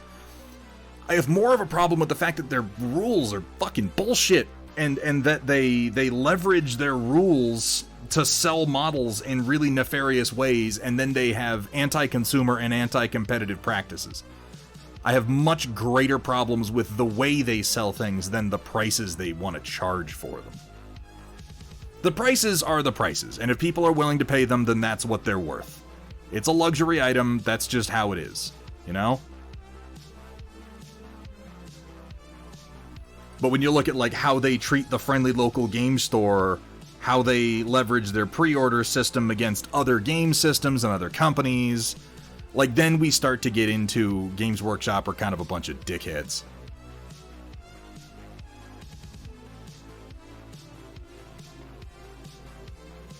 Or the Citadel paint pot, which is just one of the most egregious things.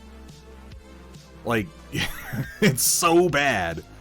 And they will continue making it and continue pushing it on people, because they can, because nobody's going to do anything about it.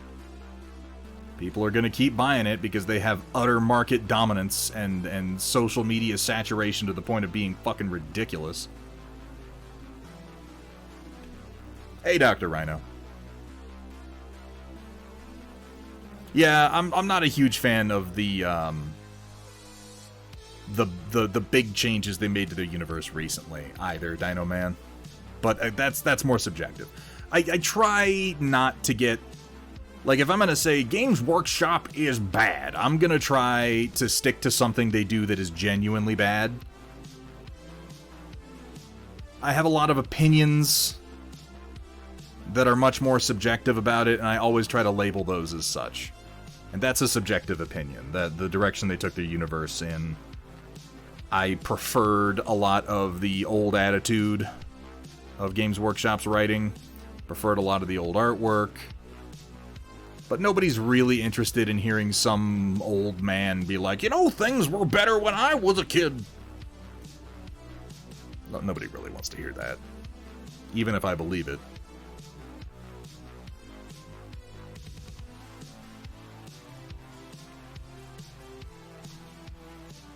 Oh, thank you, Slunga. Yeah, this is, I made this one myself. This is my self-designed paint grip. And yeah, I've gotten pretty used to it, but yeah, you see I can do, like, the claw, and I can sort of flip it upside down and balance it that way, and then if I'm feeling squirrely, it's all magnetic, so I can then go ahead and take it and stick it down to my paint grip and hold it more traditionally. I've gotten quite used to using it. I like it. It's very bespoke.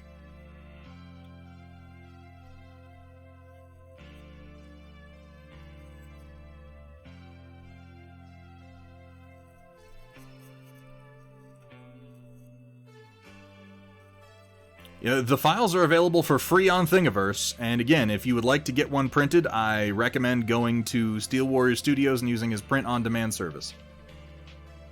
But all the files for this have been made available for free on Thingiverse. If at some point in the future I make significant revisions to it, I may sell some of these, but this was my version 1, and until I get a version 2 that I think is a significant upgrade, these files are just available for free.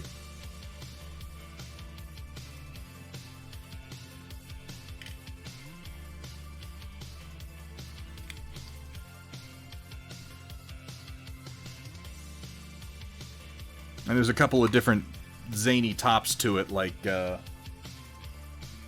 made one of these ones with the little ball bearing rotation, just to kind of see how I liked it.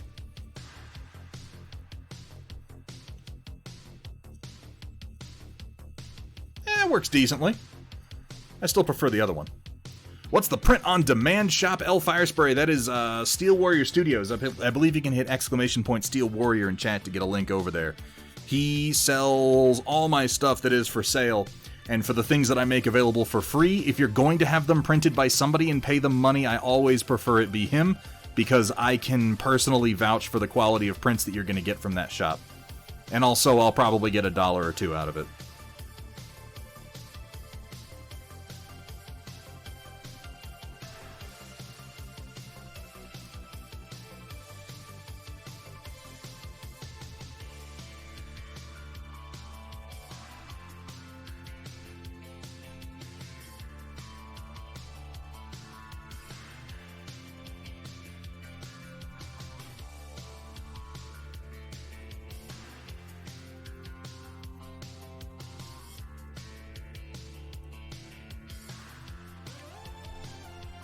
And if anybody does wind up using this paint grip, so the way it's designed is I put washers in the base of all my minis. And I also sell a lot of base files. If you use them, you'll find that all of them include a version where you can mount the washer in the base. If you're not already doing this, I do recommend it. I've been wargaming a long damn time. And having your mini have its center of gravity, its center of mass, be at the bottom ensures that it's not going to tip over very often. This makes them much more sound on the tabletop, and also it lets you magnetize them to your paint grip, which I love doing.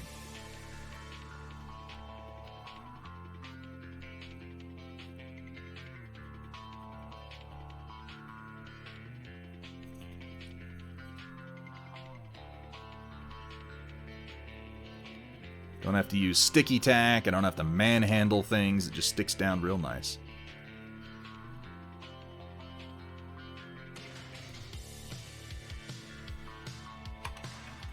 I'm all about that minimum effort, maximum results.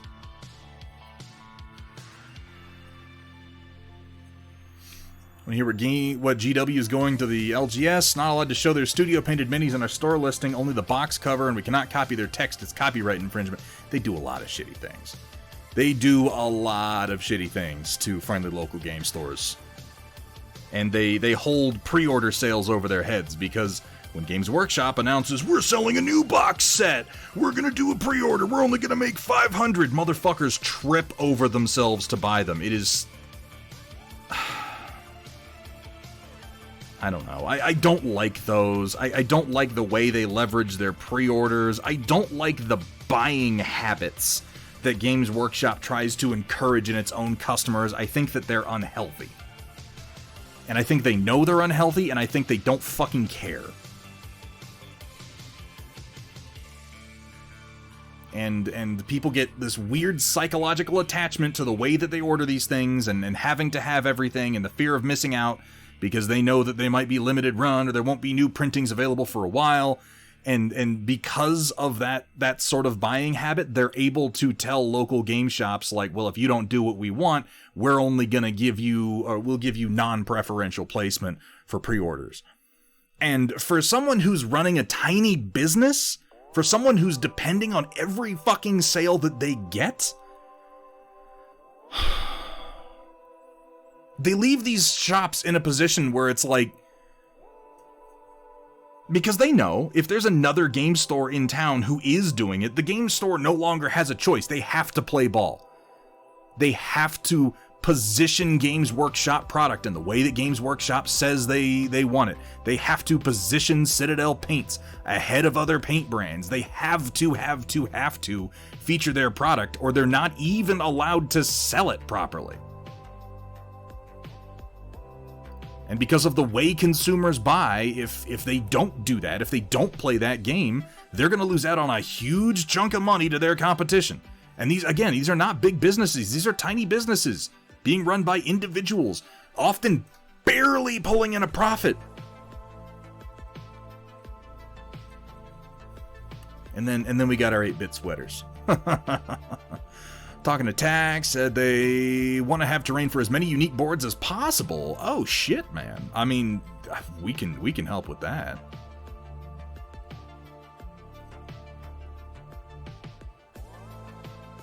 Are they interested at all in the Crystal Badlands stuff? Because I can get that started for them. I know you want some.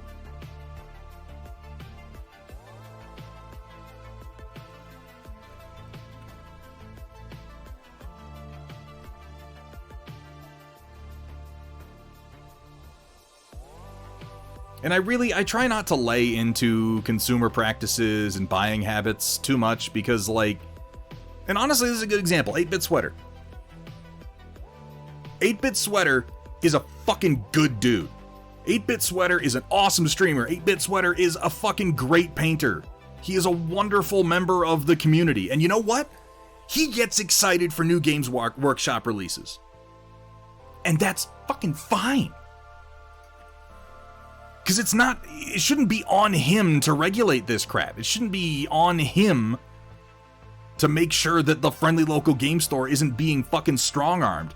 He just has enthusiasm for these cool-looking pieces of plastic, and that's as complicated as it should be for him. I want him to be able to be as enthusiastic as he wants to be and buy everything that he wants to have. And I shake my head at the companies who are turning that into something toxic on the large scale. At the companies who are trying to strong arm out and muscle out their competition, not by making better product, but by manipulating small business owners. That shit pisses me off. I'm sorry, 8-bit. They're gonna send their fucking Inquisitorius for you.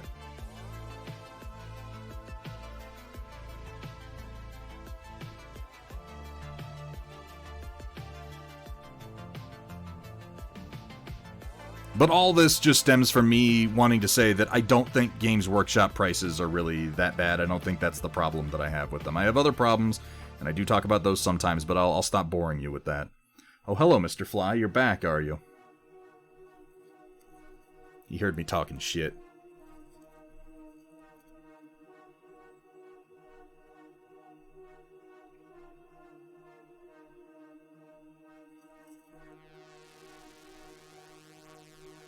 God damn it.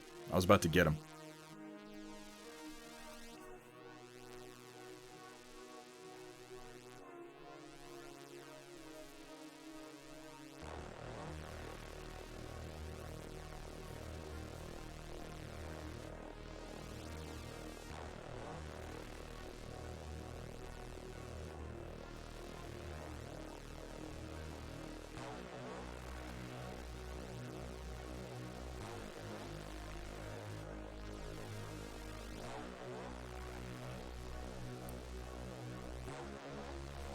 Mearse Miniatures. I'm not familiar with those, Dino Man.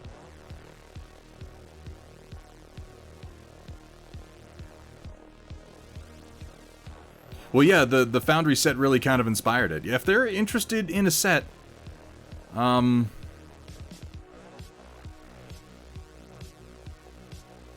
talk to you about it on Discord later, Rhino, because genuinely, if they're interested in getting some of our terrain on a board, like, I'll fucking hook them up. I'll spend money out of my own pocket, and, you know, I'll do something crazy. You want to know what I'm gonna do, Dr. Rhino? I'll do it with no explicit requirement that they plug anything. I'll do it with the only explicit requirement that they give me honest feedback, and they can never say my name once if they want to. I'll call it a fucking gift.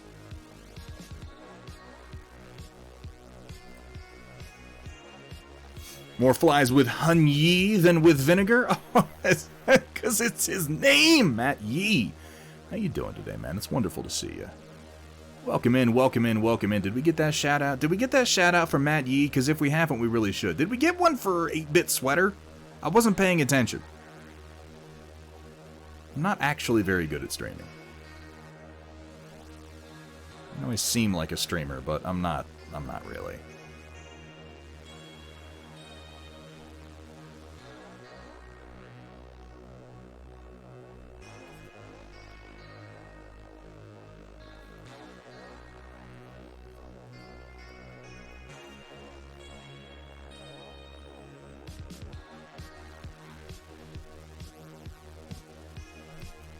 Alright, Rhino, ping me on Discord and remind me, and I'll send one right after the stream.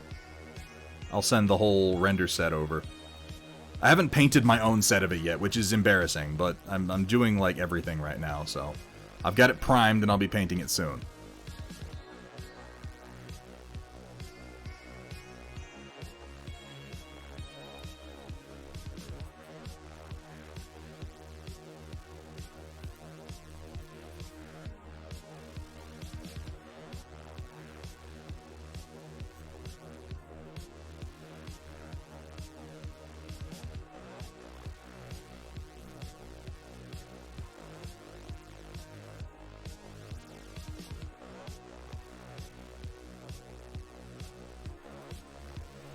Right, sister, thank you very much for the reminder.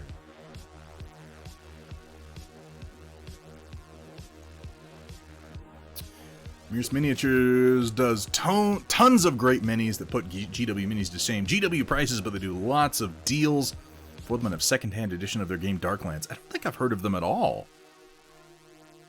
Do you have a link? Do you have a link for this, Dino Man? Could you put it up? I'd love to take a look.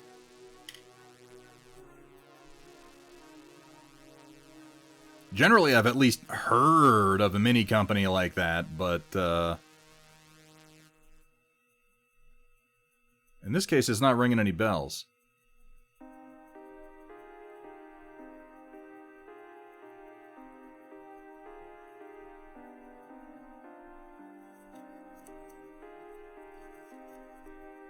The Wolverine is basically the blockhead from Dougram. Yes, it is. It is the blockhead from Dougram.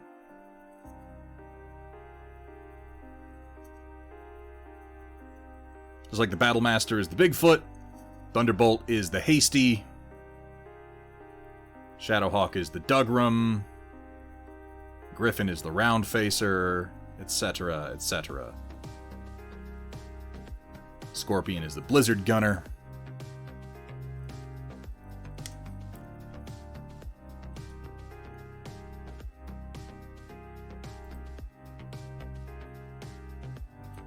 Mears Miniatures, A.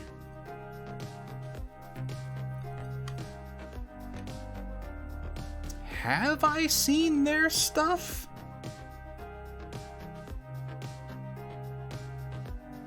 Damn, interesting sculpts. Resin, resin, resin, lots of resins, some metal. More resin than metal, which is good. Some printed material. Ooh, big lady. Yes, ma'am.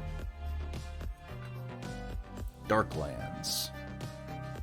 It is the year 650, as the Christians note it, and the darkness that has engulfed the world since the Romani betrayed the lands of the north and west only intensifies with each passing year. Established kingdoms and ruthless overlords war with each other even as they are raided by murderous pirates, once slaves and Northmen, and the brooding threat of the ice devils of the sea is matched only by... That's not a good sentence. Established kingdoms and ruthless overlords war with each other even as they're raided by murderous pirates, once slaves and Northmen, and the brooding threat of the ice devils of the sea is matched only by... That's a terrible sentence. Somebody should check that grammar. Is matched only by the malevolent power of the inheritors of the ancient realms. In these lands of darkness, only the strongest prevail in a never-ending struggle for survival against the bestial horrors man both brings to war and creates for it. And yet the greatest threat of all is perhaps the nature of man himself. I don't know if you're being serious with me or not, 8-Bit. I feel like you're teasing me. Heard the new squats for 40k from GW dropping before the year's end. They are actually really very, very nice models. I like the new squat figures. I'm not gonna get them, but I do like their kind of like NASA core design work. Oh man, look at all the factions. How have I never heard of this? Ooh, there's a faction with an upside down cross as their symbol. Inferni. The demons of Infernus are many and varied. Those of Dis, one of the myriad circles of Infernus, are directly allied with the Byzanti. I pronounced that horribly. Thanks to their martial abilities and indomitable will. Even so, their father, Dispata, being a being of hate and cruelty. Dispata just means Dark Father. Whatever, it's fine. That's no worse than Darth Vader. Ultimately drives his sons to the realms of man for his own ends. Although there's common purpose in slaughtering the enemies of Constantine. For demons cannot exist in the material world without the souls of the Byzanti that the Byzanti offer to them.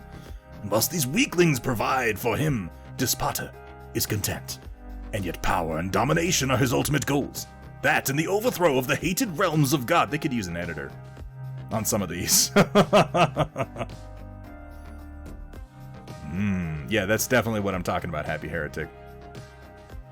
There are some pretty nice sculpts in here. I like this guy. Malice of Antioch. Magnus Infernum. That's a neat sculpt. I like how he's rocking like a chaos version of a that's like a Lorica segmentata, like Roman armor, but then with like ridiculous armored horns and shit and barbarian axes, and it's he's like Varangian Guard style.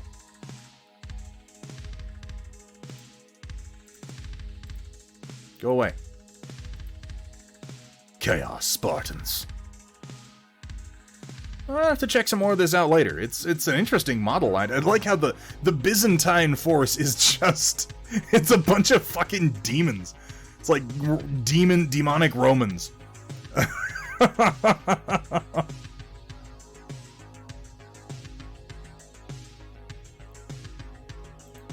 Colorful.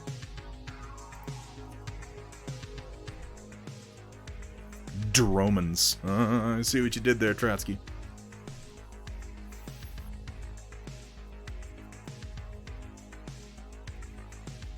I don't mean to pick on him. Bad grammar just jumps out at me.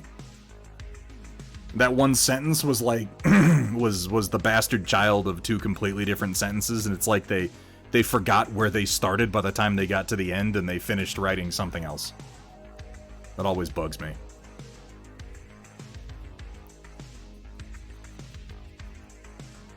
I think it's just because when I write things, I go back and I reread them a bunch of times, and more people should do that.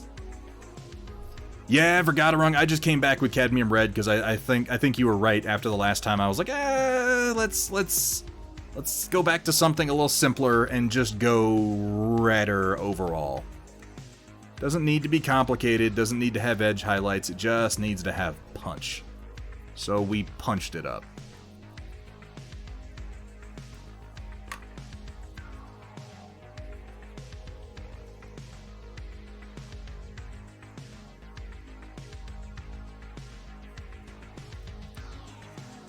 How do grammar good? How do talk in English?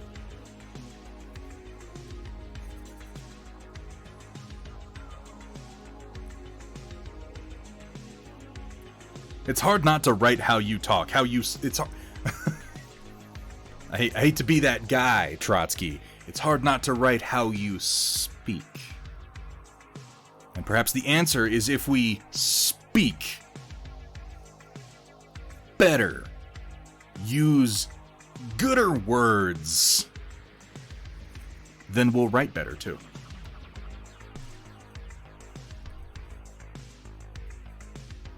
Oh. Now I remember what I was doing. Where's my Radiant Lemon? There it is.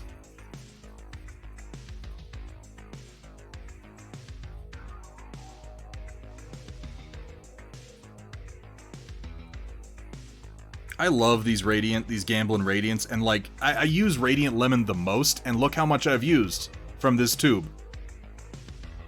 This is gonna last me like the rest of my fucking life. 8-bit. 8-bit, my man. You fucking jabroni. Yes. Arguably a bit too much. Data Nerd, thank you for the reminder.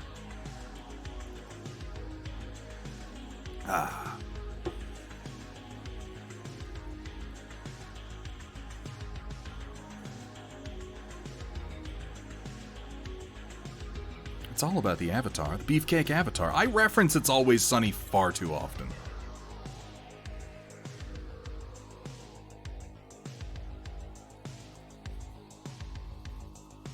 I didn't clean this brush adequately during my last paint session, and I'm already coming to regret it.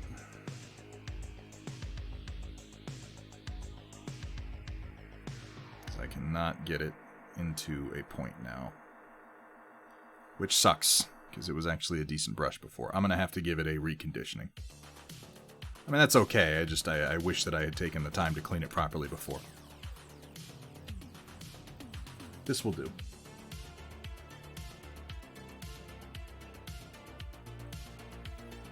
This will do just fine.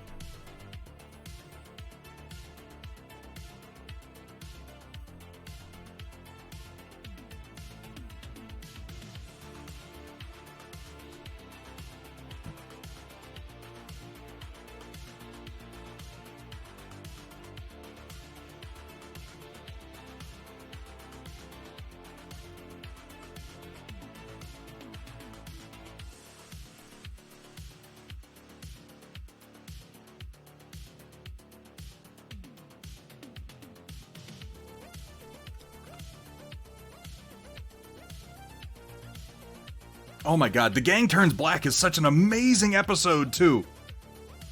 But hold on. 8-Bit Sweater, are you saying that you took friends of yours who hadn't previously watched It's Always Sunny in Philadelphia, and you showed them that episode?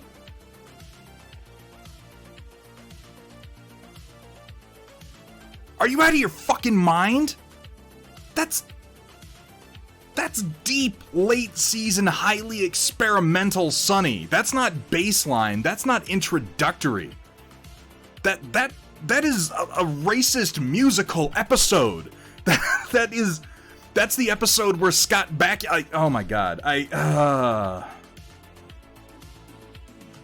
That's the episode where Danny DeVito sings a song about how he's always wanted to say the N-word.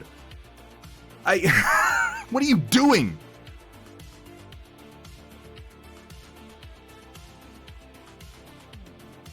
What are the rules? What are the rules? When you just turn black and you can't switch back, well, you gotta go and find out the rules.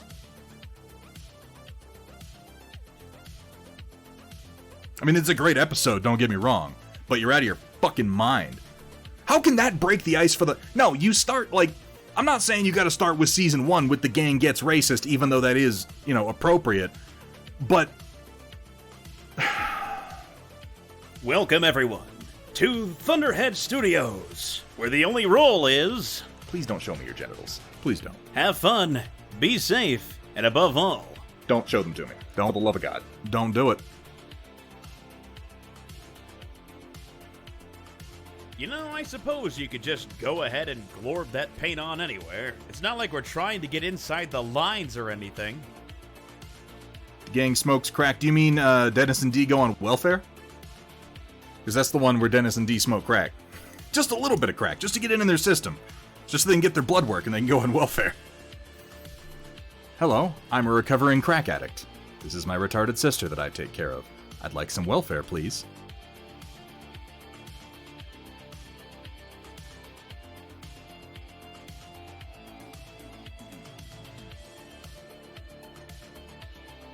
It's not a word that I normally like to use. I'm quoting a show. I apologize.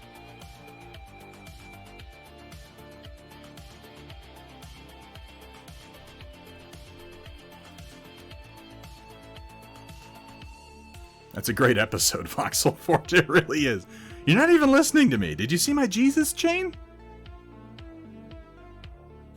I like $100 Baby for early episodes. Though as far as late season experimental episodes, I'm a big fan of The Janitor Always Mops Twice. That's their like crime detective noir episode where they're trying to figure out who diarrhea poisoned Frank.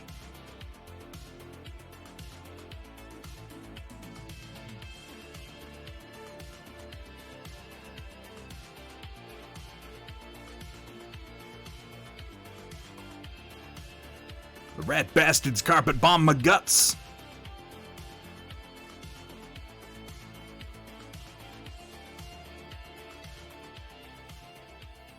Oh, that's Flowers for Charlie, which is a play on Flowers for Algernon.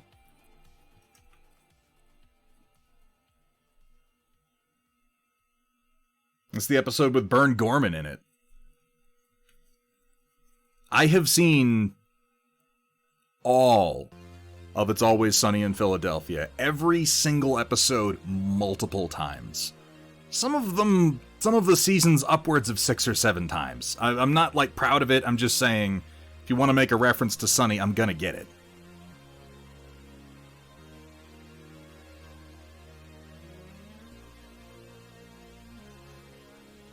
Also, some amazing Chad Coleman. Chad Coleman has been kind of blowing up lately. Everybody loved him in The Expanse. Everybody likes him in The Orville. I know Chad Coleman as Z from It's Always Sunny in Philadelphia.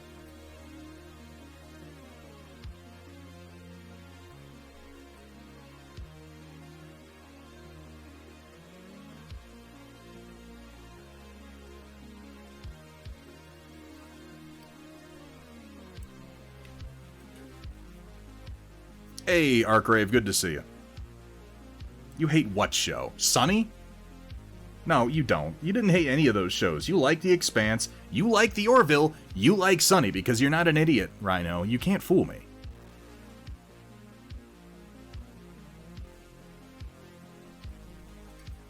The gang wrestles for the troops. I'm the trash man. I'm a villain, don't you see? The fucking birds of war. Sounds like you guys are just singing about the lifestyle of an eagle, but I was under the impression we were portraying ourselves as bird men, which to me is infinitely cooler than just sort of being a bird.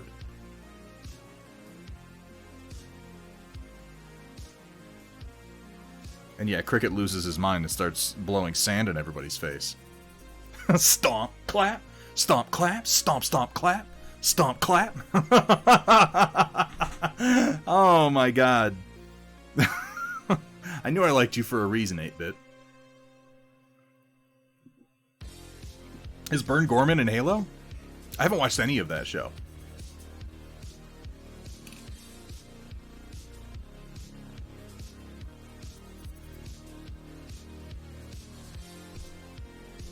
That was the first episode I ever watched of Voxel Forge. I can remember. So, it was 2005. It must have been. And I was in the army, and I had appendicitis. And thanks to some idiotic command structure fuckery, I did not get to the hospital anywhere near in time to get it treated properly. And my appendix burst. And I had a series of nasty complications, and I spent a bunch of time in the hospital, and I still have some lingering medical issues as a result of that today. But that is neither here nor there, because what ultimately happened was I got approved for convalescent leave to go home to Colorado for a couple of weeks to recover, because I was just all fucked up. And there was really nothing for it but to just sit around and let my guts heal back up after some wicked necrosis.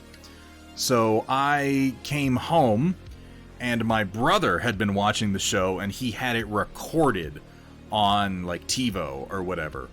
And it was... the most recent episode was Mac and Dennis Manhunters. And I'm like, I have no idea what this is, but I gotta watch something, so I put it on. That was the first episode I ever saw. And I was just... I was floored. I had no idea what the hell I was seeing, but I needed to see more. Oh, they're terrible people. The main characters of It's Always Sunny in Philadelphia are horrible human beings.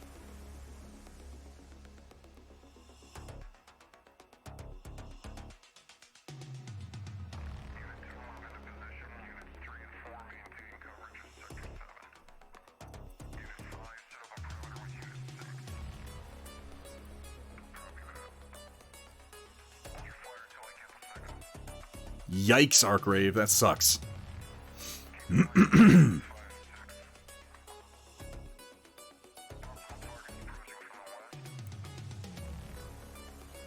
Alright, Mafik, we'll have fun. It's always good to see you. We'll be getting started with the storm report in about an hour.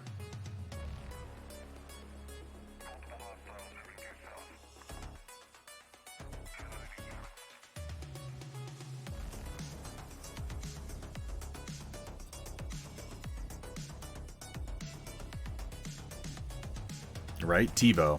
That certainly places it in time.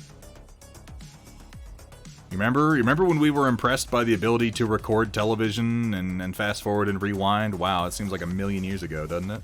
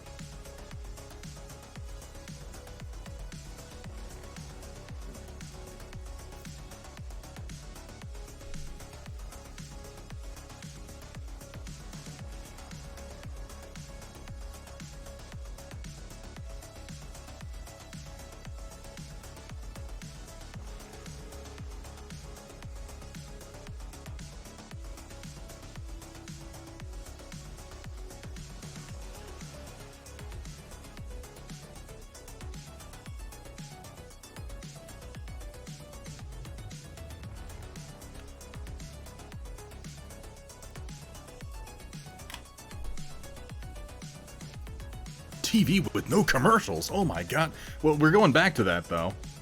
We're already back to TV with commercials. We have regressed.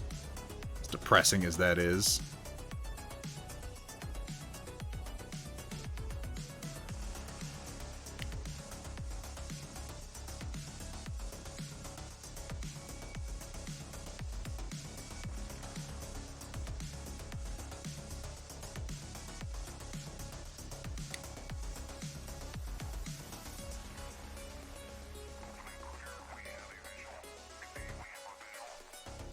Streaming is the new cable.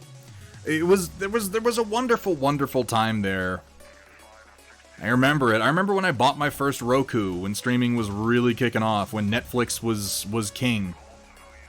It was a fantastic time, and we have squandered it.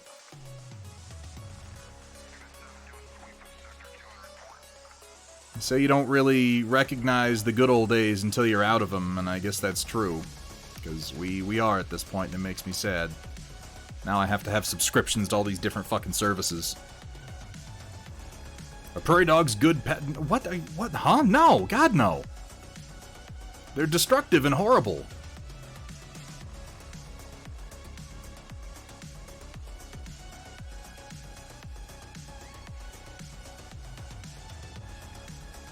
Prairie dogs are awful. We have them around here.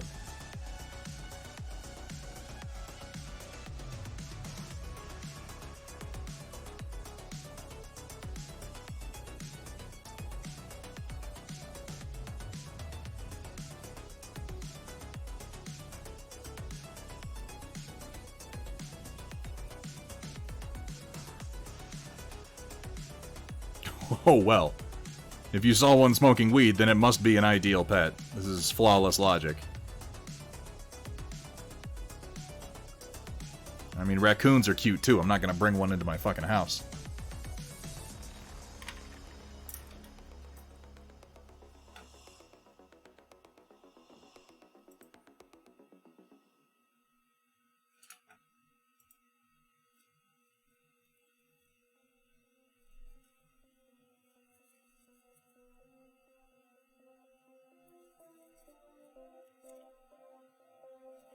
Have you seen their little hands?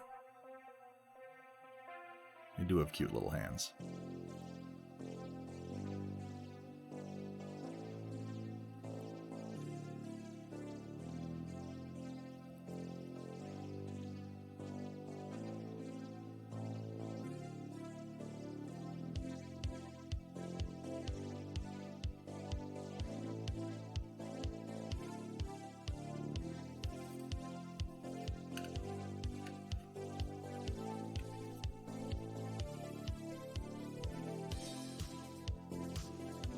Wonderful, wonderful time before greedy pricks all thought, well, obviously our content is the only reason people subscribe, so give us all the money, or we'll start our own competitor.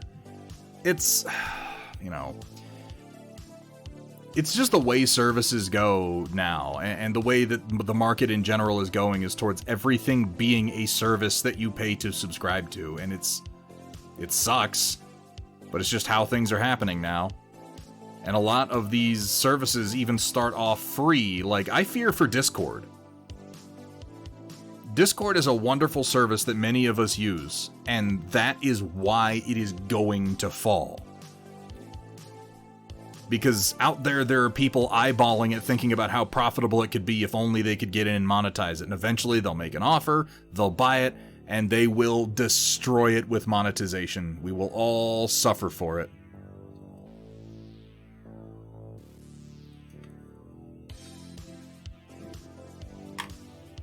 Not to be too much of a Debbie Downer, it's just true.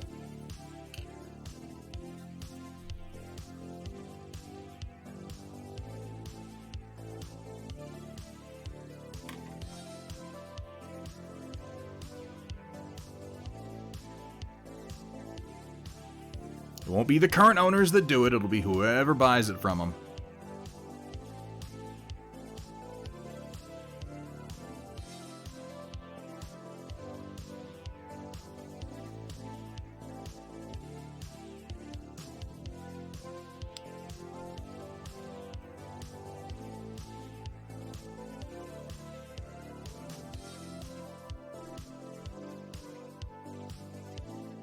Right? Then at least we'll get some of those sweet fucking, like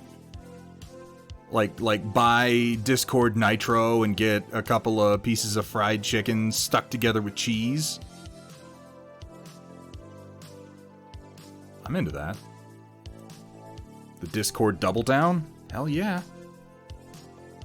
Oh god, no, Arcray. Have I finished painting my Boreal? That's a good one. That's a good... You're a funny guy.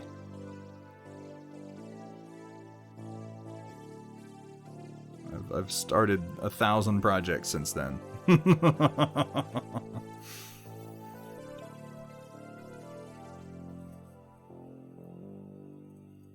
About the wearable airbag for motorcycles, you have to pay a subscription or they won't deploy. There is legitimately a thing right now with BMWs where they, like, are trying to make people pay a subscription to use the heat seaters that are built into their cars. I don't know the details of it because, if I'm being honest, I don't fucking care enough to really read that much about it. I just saw a headline on it, so it might be more nuanced than that. In fact, I'm sure it is, but it is a sign of the coming times.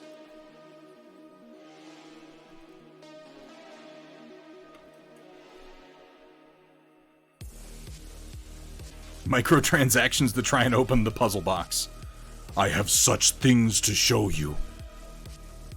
But only if you buy the pin key for $1.99.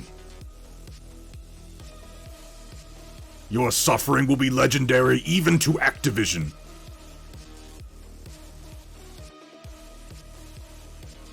Buy the nipple pass now.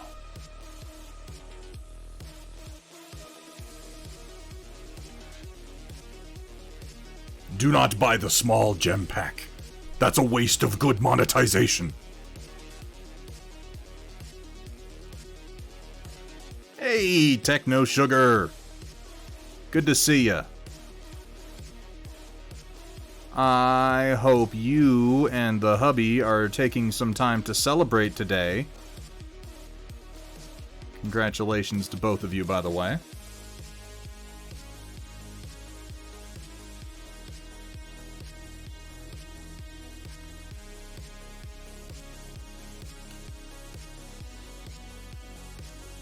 Yeah, I dread the world that we are moving into right now. I really do.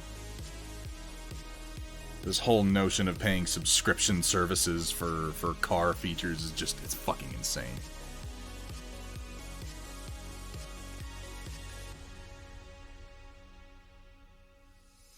But they've mastered the art of forcing these things on consumers. It's a whole lot of like, what are you going to do about it? Enough people are going to pay for it that it's going to be profitable, and this is just the way things are going to be from now on. They no longer have to cater to the consumer. They tell the consumer what the consumer will do. This is the brave new world.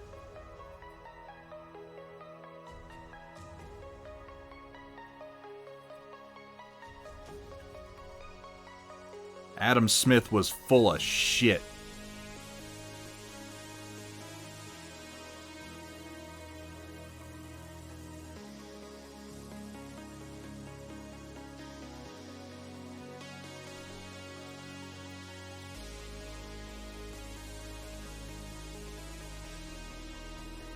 I suppose that's something, Datron.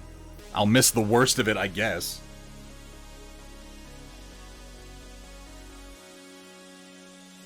They're gonna find a way to extend human life, and then they're gonna make death a subscription service. Eventually, I'm gonna have to pay these motherfuckers to die.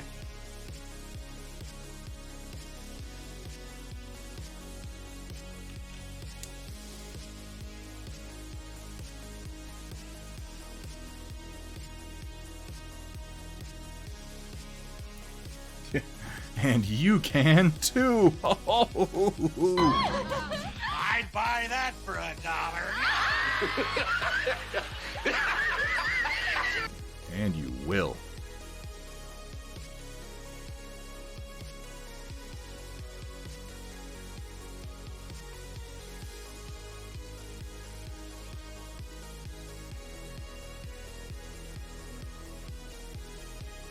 I saw a headline yesterday that since its release, Diablo Immortal has made over $100 million. And a little bit of what hope remained inside of me died then and there.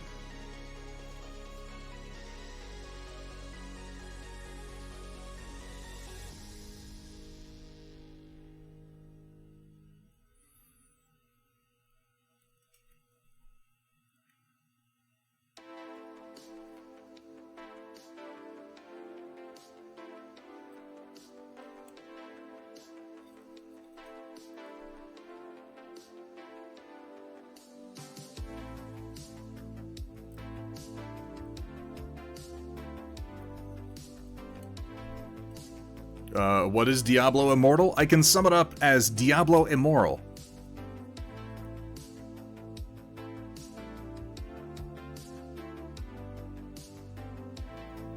It's another step in our bold move forward to creating gambling for children. And perfecting the art of child casinos. And it makes me sick. Oh, I should have done the lasers. Ah, well.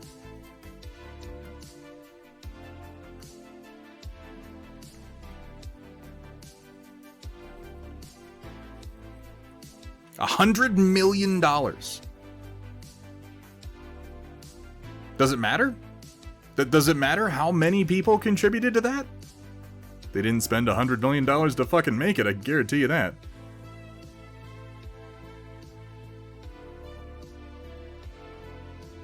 Just means that people will make their entire careers on figuring out how to perfect the microtransaction even further.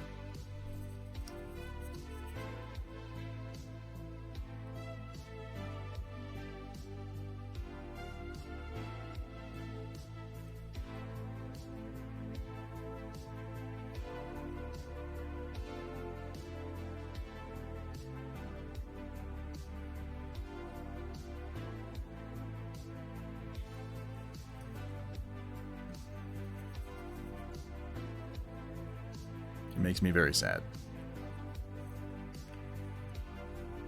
There was a golden age of gaming when I was a child. And while we still get the occasional Elden Ring, when you have to, like, Elden Ring right now is more or less done making money. It made a bunch of money. They sold a bunch of copies, but it's pretty much done making money now. Diablo Immortal will continue making money for a long, long time, and it costs less money to make and took far less effort. So what do you think the future holds? And I get it. The market that they're appealing to is not the market that made the video game what it is today. The market they're appealing to are a bunch of people who, for the first time, have money and phones. They don't have PCs, they don't have consoles, they have phones. So yeah, of course that's what they're going to pay for. But I don't have to be happy about it.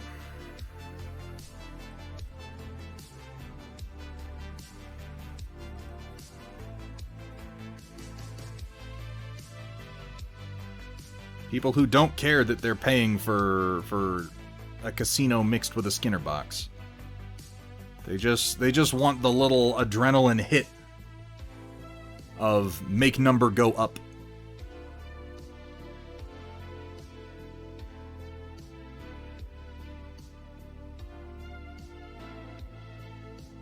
Depressing as that may be. What are these minis? What is that? Jesse Gaunt? I'm sorry, your name is in dark blue against a black background. Jesse Jean! Yes, these are my own sculpts of Battletech minis. That are the original designs from the Fang of the Sun Dougram cartoon from which these designs were taken. Except for this. This is an original piece. But yes, the minis are for Battletech.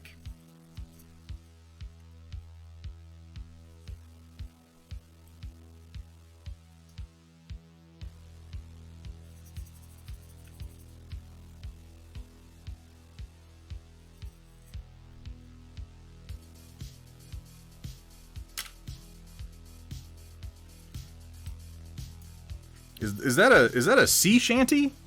Is that what I'm seeing there, Dr. Rhino?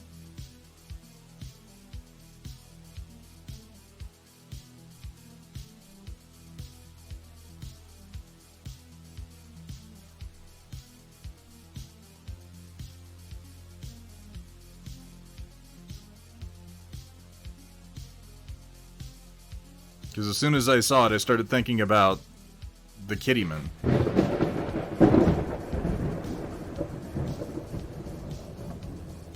Oh my god, Hamburg. Hamburg tack. Making a little noise, dropping 10 gift subs? Hamburg, you're out of your mind. This unbelievable man here. Hamburg, thank you so much for all of your support. Your continued support. Who's getting them? Who's getting them? I see Supernaut Gimishkar, Commander Mittens, Orthane Casino Reads, Negative Charisma, Trotsky, Arkrave Drax, Squeezle. Man, oh man, oh man. Came in like a wrecking ball. How you doing, Hamburg? Honestly, dude, thank you so much for your support. Thank you all for your support. More than anything, I always like to note this, but thank you guys just for being here with me tonight, to hang out, to paint some minis, to bullshit. Thank you for listening to me ramble inanely and impotently about how the world would be better if only all these big companies listened to me. You know what? The world would be better, but they'd make less money, so obviously they're not going to.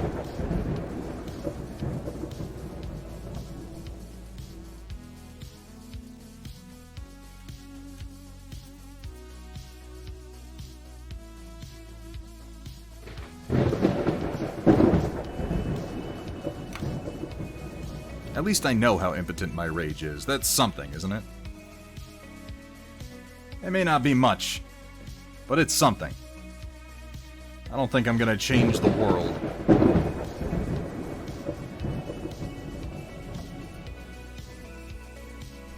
In fact, I know I'm not. I can't. This is a nightmare.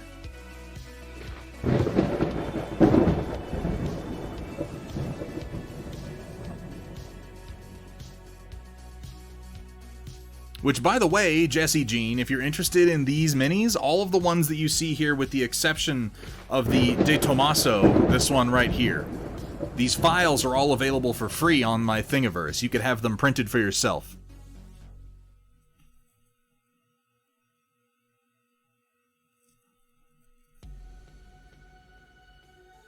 I don't charge for anything that isn't my original design or something that I have been duly authorized to charge for.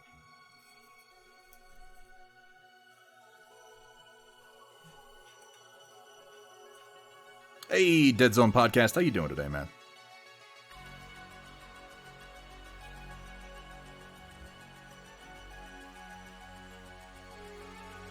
Alright, let's come back to Vader, and let's go ahead and try and establish our lightsaber core.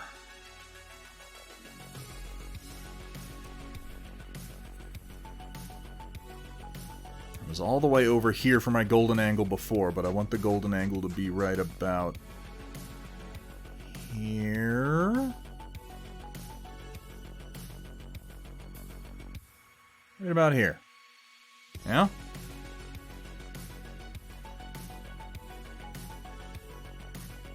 I don't want it to just be this side. It was all the way over here before. So, like, here-ish should probably be good.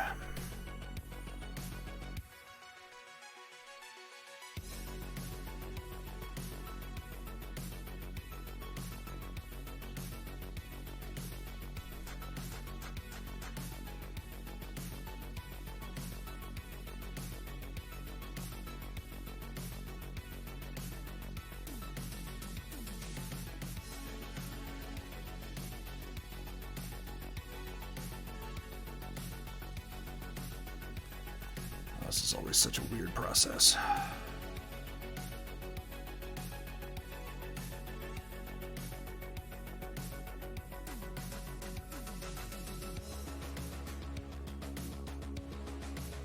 My yellow isn't wanting to stick, but that's okay. We can make it do it anyway.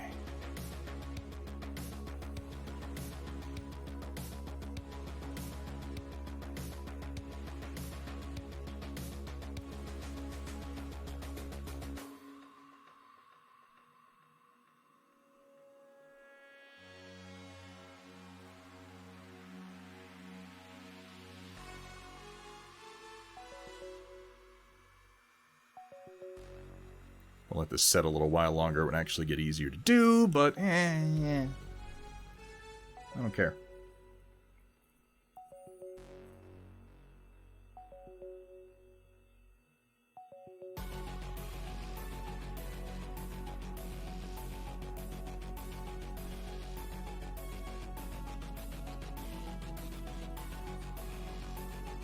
That over lean, so we're going just about straight out of the tube here.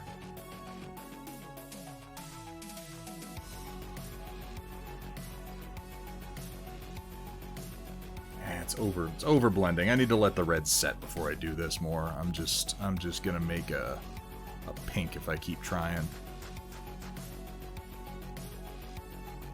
This is why a lot of people like to detail on acrylics over oils. It's okay. That's okay. I've started to establish that glow. I can ease it in a little bit and then finish it up later. Gotta be patient with oils, and I tend to not be as patient as I should be.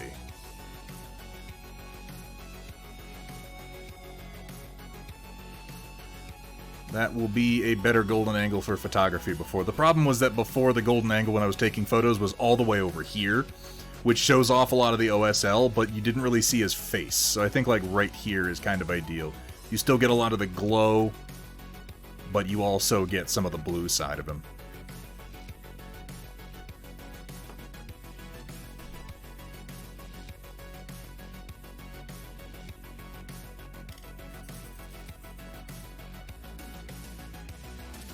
Bitter Brush, thank you for the reminder.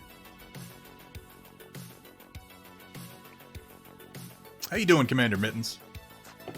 Yeah, if you don't have a 3D printer but you want anything that I make, I strongly recommend Steel Warrior Studios Print on Demand service. There are a lot of people out there who will do print on demand for files that you send them. Steel Warrior is the only one whose quality I can personally vouch for, who I have immense confidence in. Alright, so I did not get to working on these dwarfs, but I am going to go ahead and pull the pre-glaze off of them so that I can continue working on them at any point in the next 12 hours without any real issue.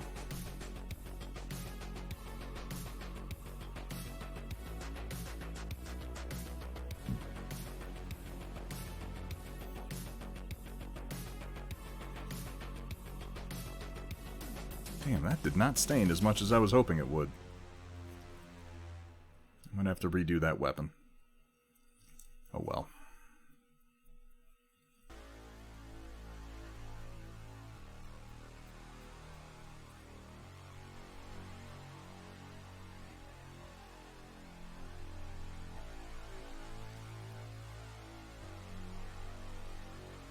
Really didn't stain much at all, which is kind of surprising. I feel like I was getting a better stain out of this before. Well, in this case, I was using, like, the Indigo and the Van Dyke Brown. That both stained fantastically, like they always do. This was the Gamblin' Reclaimed Earth Iron Violet, and I've gotten a decent stain out of it before. Maybe I just need to let it sit longer, I'm not sure.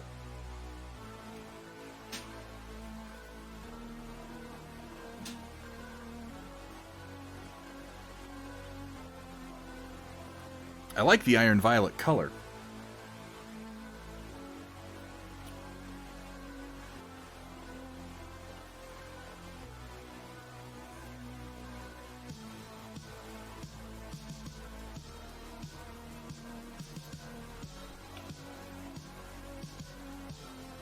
Good lord, Dr. Rhino. That is such a nonsense reference.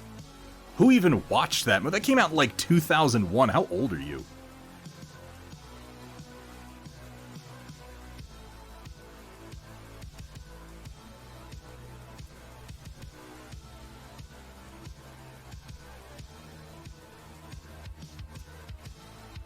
Ridiculous.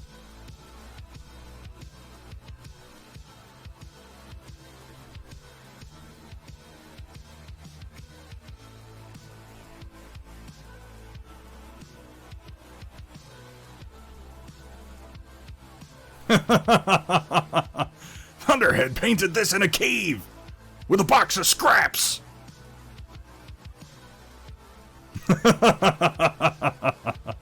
That's so fucking... why am I even laughing at that? I couldn't say.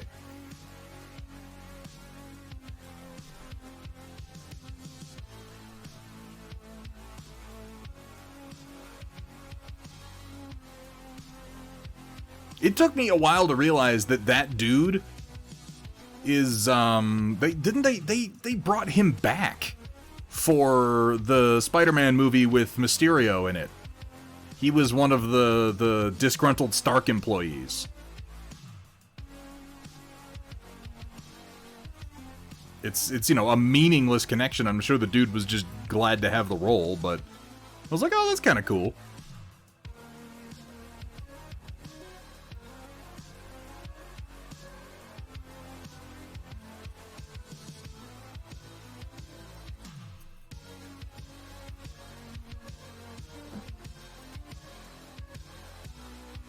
What else is kind of cool? Tell me, Rhino, tell me. Was working on Ultron earlier, plagiarized the... plagiarized. I'm sorry.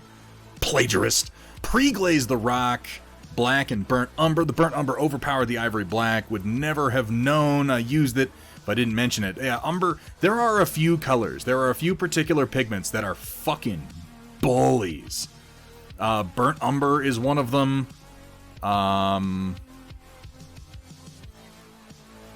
What's the blue I'm thinking of?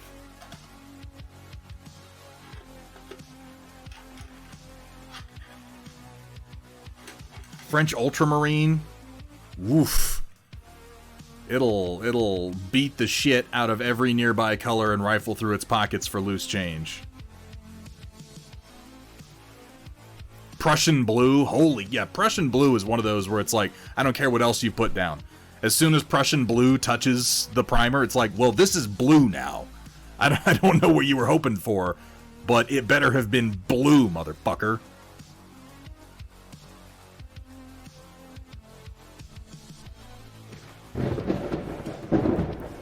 Awesomely awful art. What a name. What a name. Thank you so much for the follow. Welcome to the stream. Welcome to the Storm Chasers.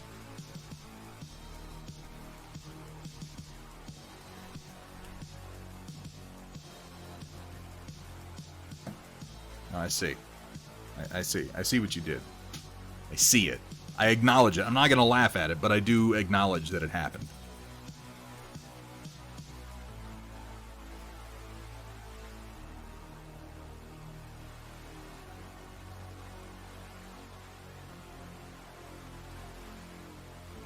I have to be very careful. I have to mete out my praise of Dr. Rhino, because if you encourage him too much, if you encourage the wrong things, it gets bad fast.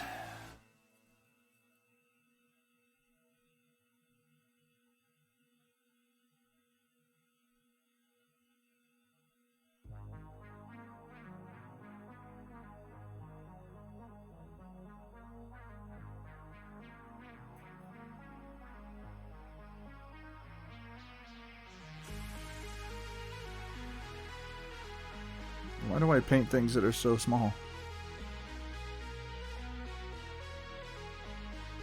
Like, really, why? Why do I do this? What's wrong with me?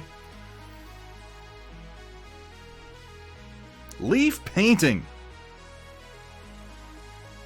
How you doing, man? Dude, your Instagram has so quickly become one of my favorites.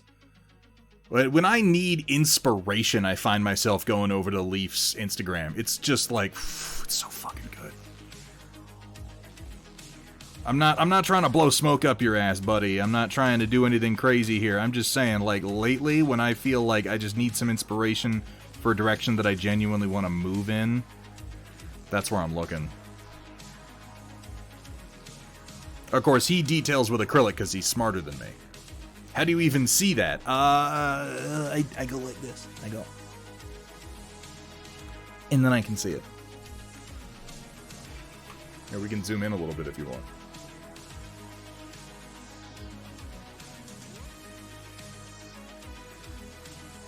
It's very small.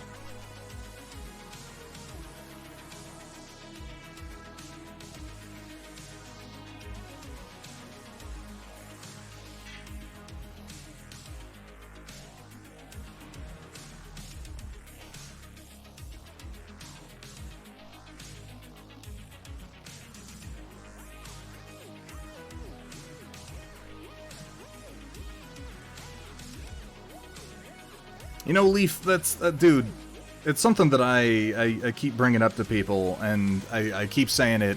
We are our own worst critic, not just in the sense that we're the harshest on ourselves, but I genuinely think that we as artists are kind of the least qualified to judge our own work, asterisk, in most cases. Some artists out there are very good at self-awareness and incredibly good at self-analysis. I don't think most of us are. I think most of us kind of suck at both self-awareness and self-analysis, and we do better with other people looking at our work. Not just to tell us where we need to improve, but to tell us where we did things right. Because, like, you know, as the artist, you know everywhere you messed up, you know what you meant to do versus what happened, and other people don't. Other people won't see your mistakes, they'll just see what you did right. They'll see what they like. I think it's important to take that in.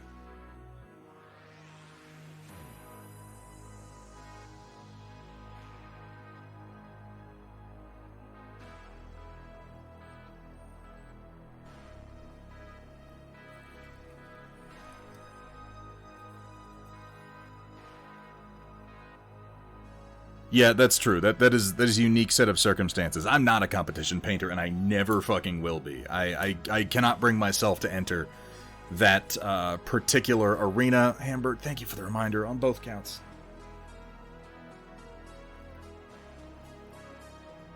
Yeah, I'm just like I'm not even interested. I'm like, nope, No thank you.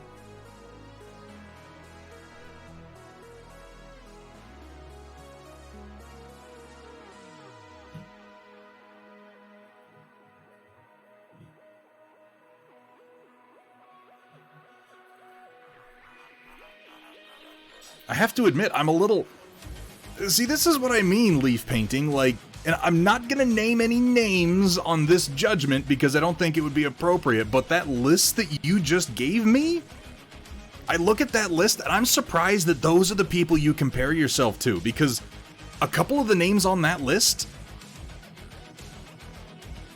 I think you are on a completely different level, Dan. You are an order of magnitude above some of those painters. Not all of them, but some of them. I won't tell you who, because again, I feel like that would be inappropriate, but... I would never have even thought. I don't think of them as producing the quality that you do at all.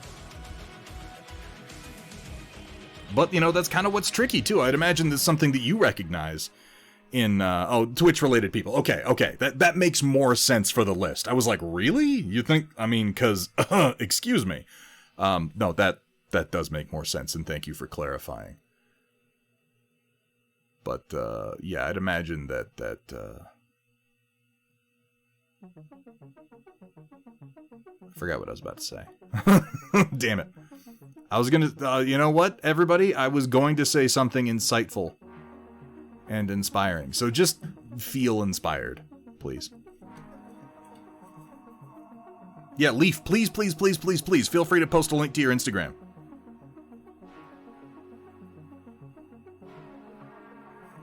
Post a link, for the love of God, promote yourself. In my case, I just paint for the fuck of it. That's the best reason to do it. That's the best reason to do it. And thank you for saying so, Akelis, by the way.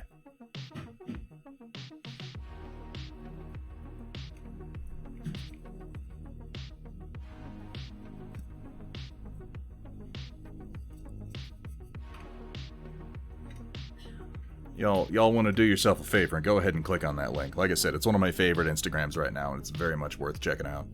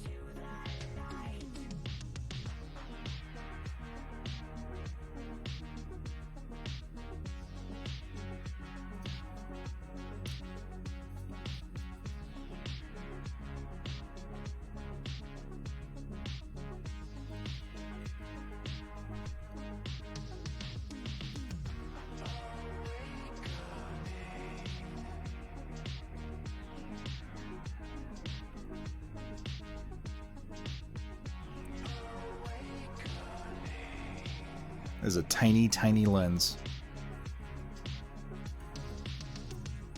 Ahoy, hoy. What's up, phone guy? Oh my god. Oh my god. Toby Lord, how you doing, man? Welcome in. I hope you had a good stream.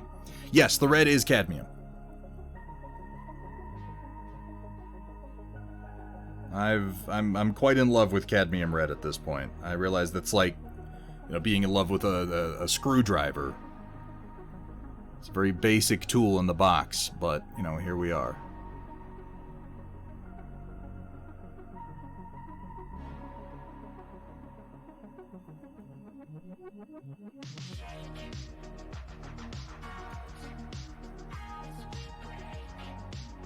Yeah, honestly, leaf painting, Thomas Leaf, like, I have a small list of painters that are, like, there are a lot of really great painters out there, but painting is very subjective, and different things appeal to different people. As far as my favorite painters go, these days I try to focus on people that I feel whose work is kind of, something that I could move in the direction of. Something where I look at their techniques and I can kind of understand what they're doing and try to emulate them. And Leaf is one of those, where I'm like, I feel that I have a decent understanding of what he's doing, and I can use his work as meaningful inspiration. There's some painters out there, I look at their work and I'm like, nope, no fucking idea. But I honestly don't find their work as intriguing most of the time. I need to clean up that last lens. That got fucked up.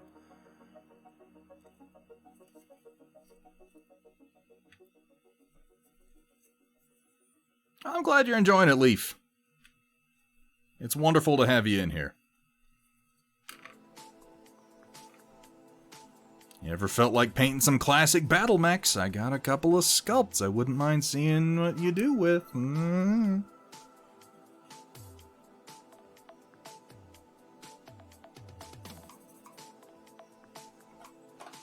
my radiant turquoise? How much time do I have? Not much. I'm going to do one last step here, then I'm going to take a short break before the storm report, but this has actually been a remarkably productive couple of hours here.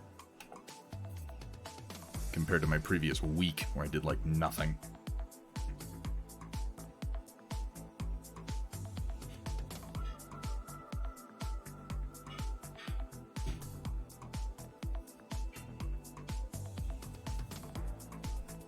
I very much will. Because, yeah, I'd be tickled pink to see what you can do with some of the sculpts that I've done, man. I like the classics.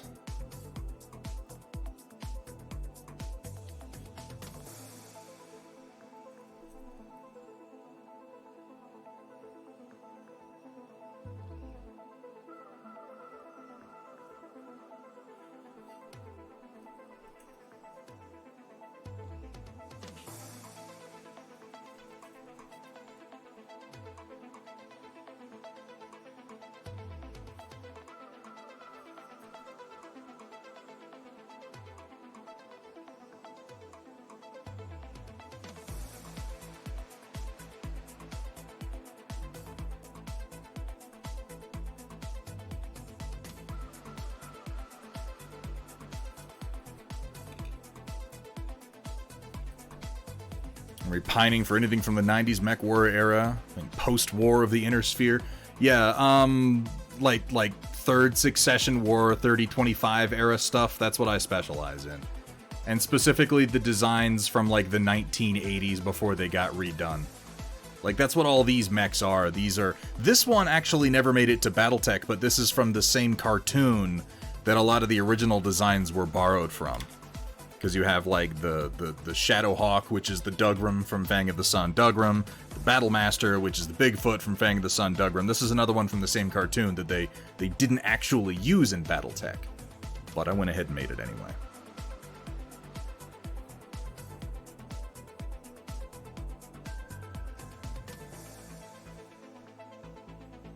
You know, Shiny Mew, that's the thing. You're gonna get used to that, man. I was reading something, and I'm just going to paraphrase this. Somebody posted this. I think it might have been Project Dark Fox in the Discord a while back, but it's like artists... Like, you know, the exception proves the rule. There's plenty of people out there who have a good idea of how good they are, but artists tend to dislike their own work, I think largely because we keep waiting for our work to not look like we're the ones who did it. We keep waiting to do something and feel like it looks like the professional work we've seen from other people, but that's literally never going to happen. Your work is always going to look like you did it because you did it.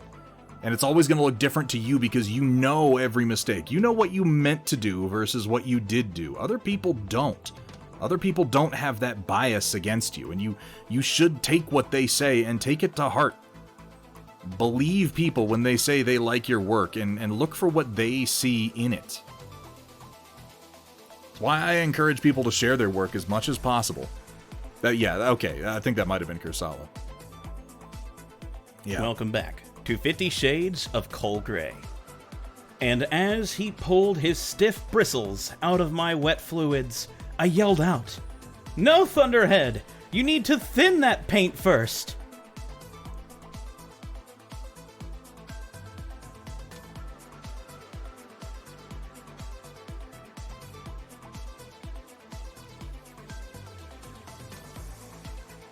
But that, yeah, if you're waiting for your work to look like you didn't do it, I mean, that's a long wait for a train that ain't coming. That's why I encourage you. Put it out there.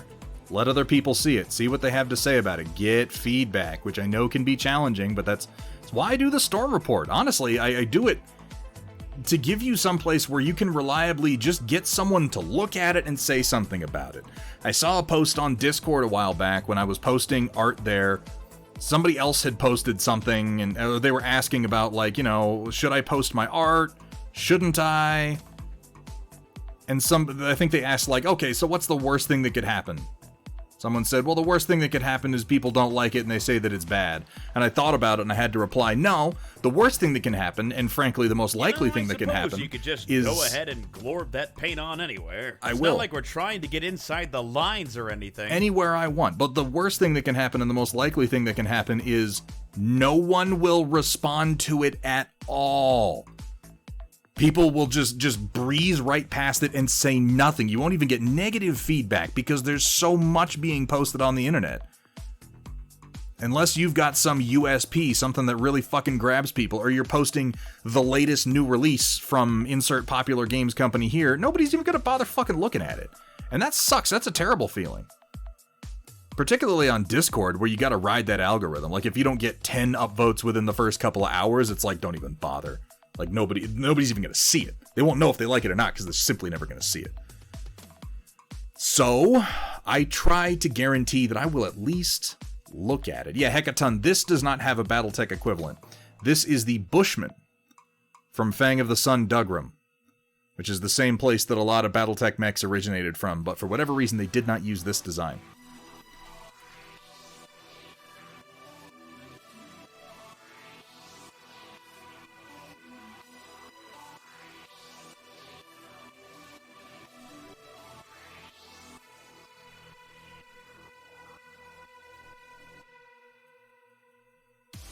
I quite like this design. I always thought it looked cool. The original actually has more missile tubes in the cheeks, but when I did up a sheet to use this mech in Battletech, the best I could do was a small cockpit with an SRM-6 in the head, so I just did the 3 on each side. There is. It can be done, Gimishkar. I have if you download this model from my Thingiverse, you will find a MechLab sheet that uses the weapons as shown.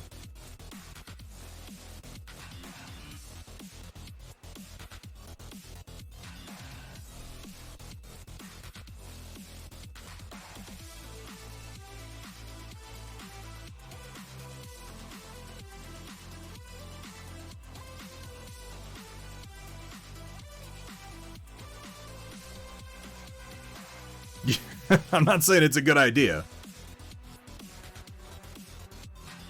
Maybe they're soft launch, you know? Maybe they just kind of go thump out of the tube and then they ignite once they're like 15 feet away. I don't know. I didn't design it.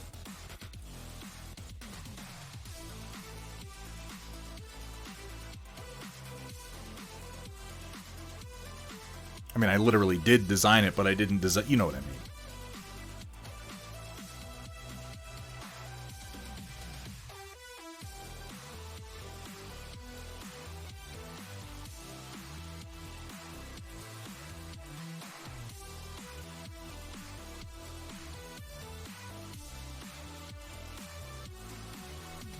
Finally install a PPC and yeah, there's a reason PPCs are like the most popular weapons in all of. I mean, there's a reason that our little De Tomaso, our Panther-like, is one of the more popular light battle mechs in the entire game, and it might be because an SRM4 and a PPC makes for a pretty brutal little son of a bitch.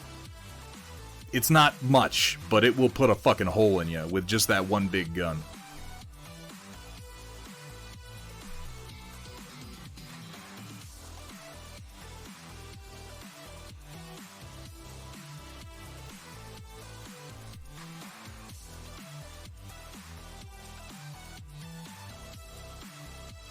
Oh, the Panther's a popular one, Petey. Pity. How you doing, Project Dark Fox? I hope you and the missus are having a good evening.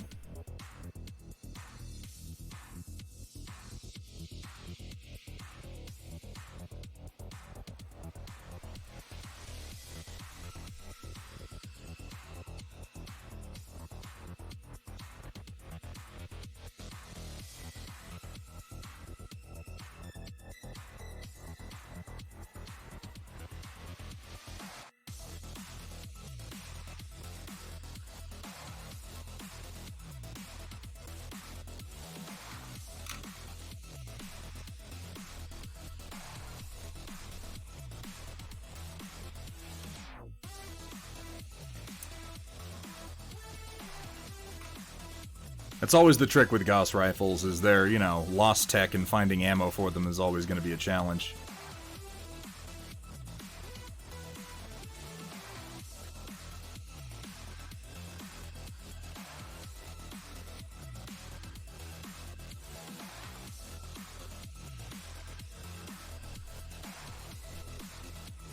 But yeah, Leaf, if you're looking for things in the era of MechWarrior 5, that's set around 3025, which is kind of where I live, era-wise, for Battletech.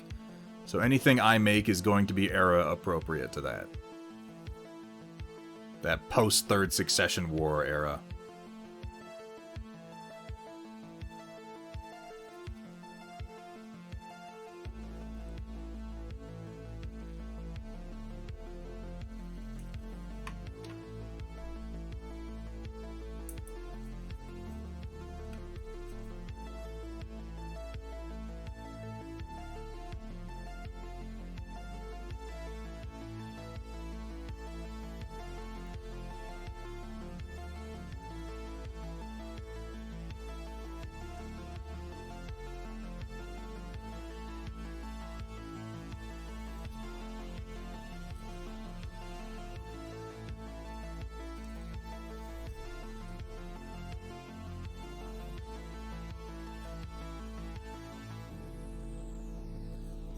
Alright, I need to take my break because I'm coming right up on 8:30. Give me just a few minutes, folks. I need to stretch my legs, grab some more water, and I will be right back. Let's have a quick look at our work for tonight. I'm pretty much done with these guys, short of basing them. I'll get them put on a base, but here we have our Battle Master. I'll do a little bit more work on his cockpit. I'm not really happy with some of how the glare came out, but I like the green at the very least, and I'll probably darken some of it too, because some of it got brightened up in the blending, and I need to touch up the lasers on his back, but nobody's going to see those anyway, so who gives a crap? Shoop! Color design is an original that you choose. So awesomely awful art. There are many color schemes in Battletech. This one in particular is a Draconis Combine scheme known as the Sword of Light. So these are meant to be Kharitan, even though I don't have any decals on them. Their color scheme is basically just red. And but the thing about Battletech is that you don't really have to adhere to any color schemes if you don't want. I mean, that's the case with most tabletop games, but in Battletech in particular, it's like the color you paint things is kind of meaningless. I'm really glad that we punched up the red today, though. I was a little unsatisfied with it. I think this just looks better. It's simpler. It's more effective. It's a bit more, a little bit more vibrant. A little bit more vibrant. Not many touches to go on these guys. And we got 4 of my dwarves started so that I can continue their work a little bit later tonight, probably. I'm just going to be basically dry brushing them. And then we have the Di Tommaso and the Bushman in that same sort of light color scheme. Very simple, but really going for that high, vibrant red. Which, red is always such a tricky color, but oh my god, cadmium red is just so... Whew, it's really something.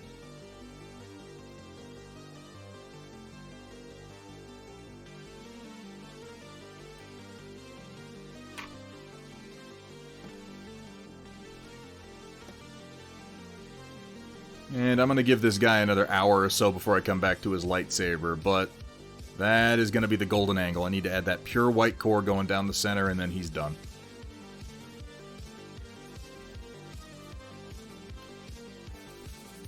Thank you, Awesomely Awful. That's what I'm trying to do. Is red is always tricky, because if you highlight red too much, if you add whites to it, if you add yellows to it, your highlights end up being either pink or orange. And so something that I'm trying to do is keep my highest red a true red, and then turn that into a highlight by then working the shadows down towards blue instead. Sort of the reverse of highlighting. Low lighting, if you will, or shading if we're being technical.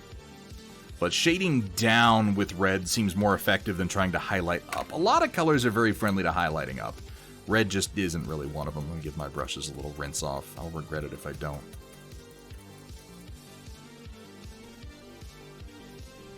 Oh, stalkers are fantastic. Who doesn't love a big walking butt plug?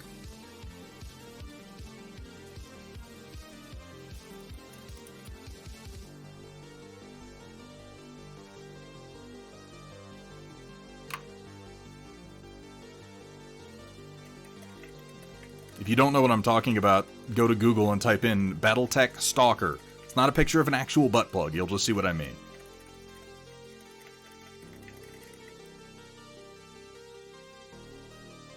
It's a picture of a robot. It's perfectly safe for work.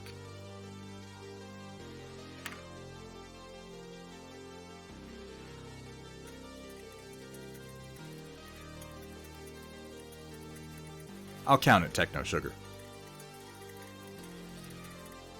Well, you know, Awesomely Awful, you can't have light without dark, and you can't have dark without light. I'm really trying to take those lessons from James Wapple to heart.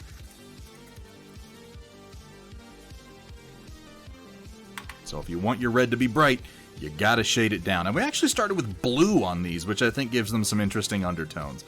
I'm gonna do probably more of this red painting on some other models, because I'm kind of new to using actual cadmium red, and every time I do, I'm always kind of freshly shocked at just how incredibly vibrant it really is. It is an aggressive red. Alright. Folks, give me a couple minutes. I will be right back. And when I get back, we'll go ahead and roll right on into the Storm Report and see what you fine folks have been sharing with us. Don't go anywhere. I'll see you in a minute.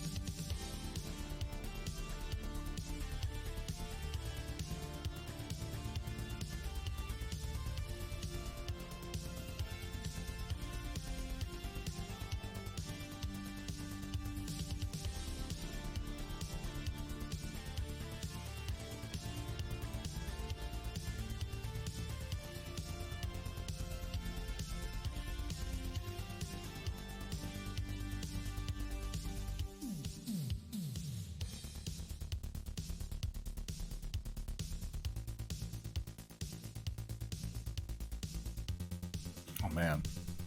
Out in the kitchen right now, there's corn on the boil, and there are, like, fucking burgers that have already been made, and I am just so excited for this. Home burgers, baby.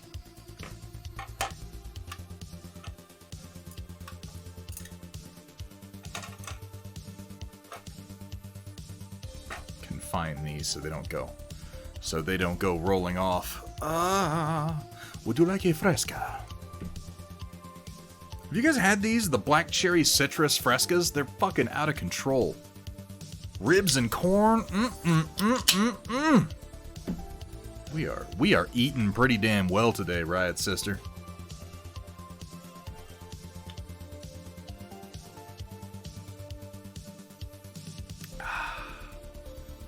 Funeral home next to a meat packing plant, or they're just one and the same.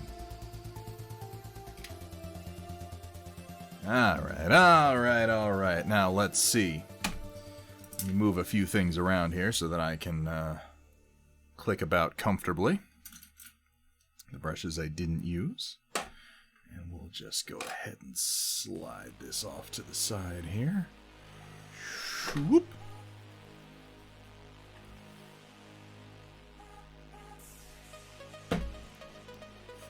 And now, I am going to be using my browser for the storm report today. Because that's kind of what we've been doing. And it's just been working better, since I can make the pictures generally larger. So, we'll go ahead and get started. Alright, locusts and gentlemechs, get ready to feast your eyes on glorb paint and wet palettes with the occasional culinary atrocity thrown in on tonight's Storm Report, brought to you by viewers like you. And it does. It does, Data Nerd. It has that, like, you know, insofar as Fresca has ever tasted like grapefruit, it still has that kind of flavor, but it's like cherry Fresca. It's very nice.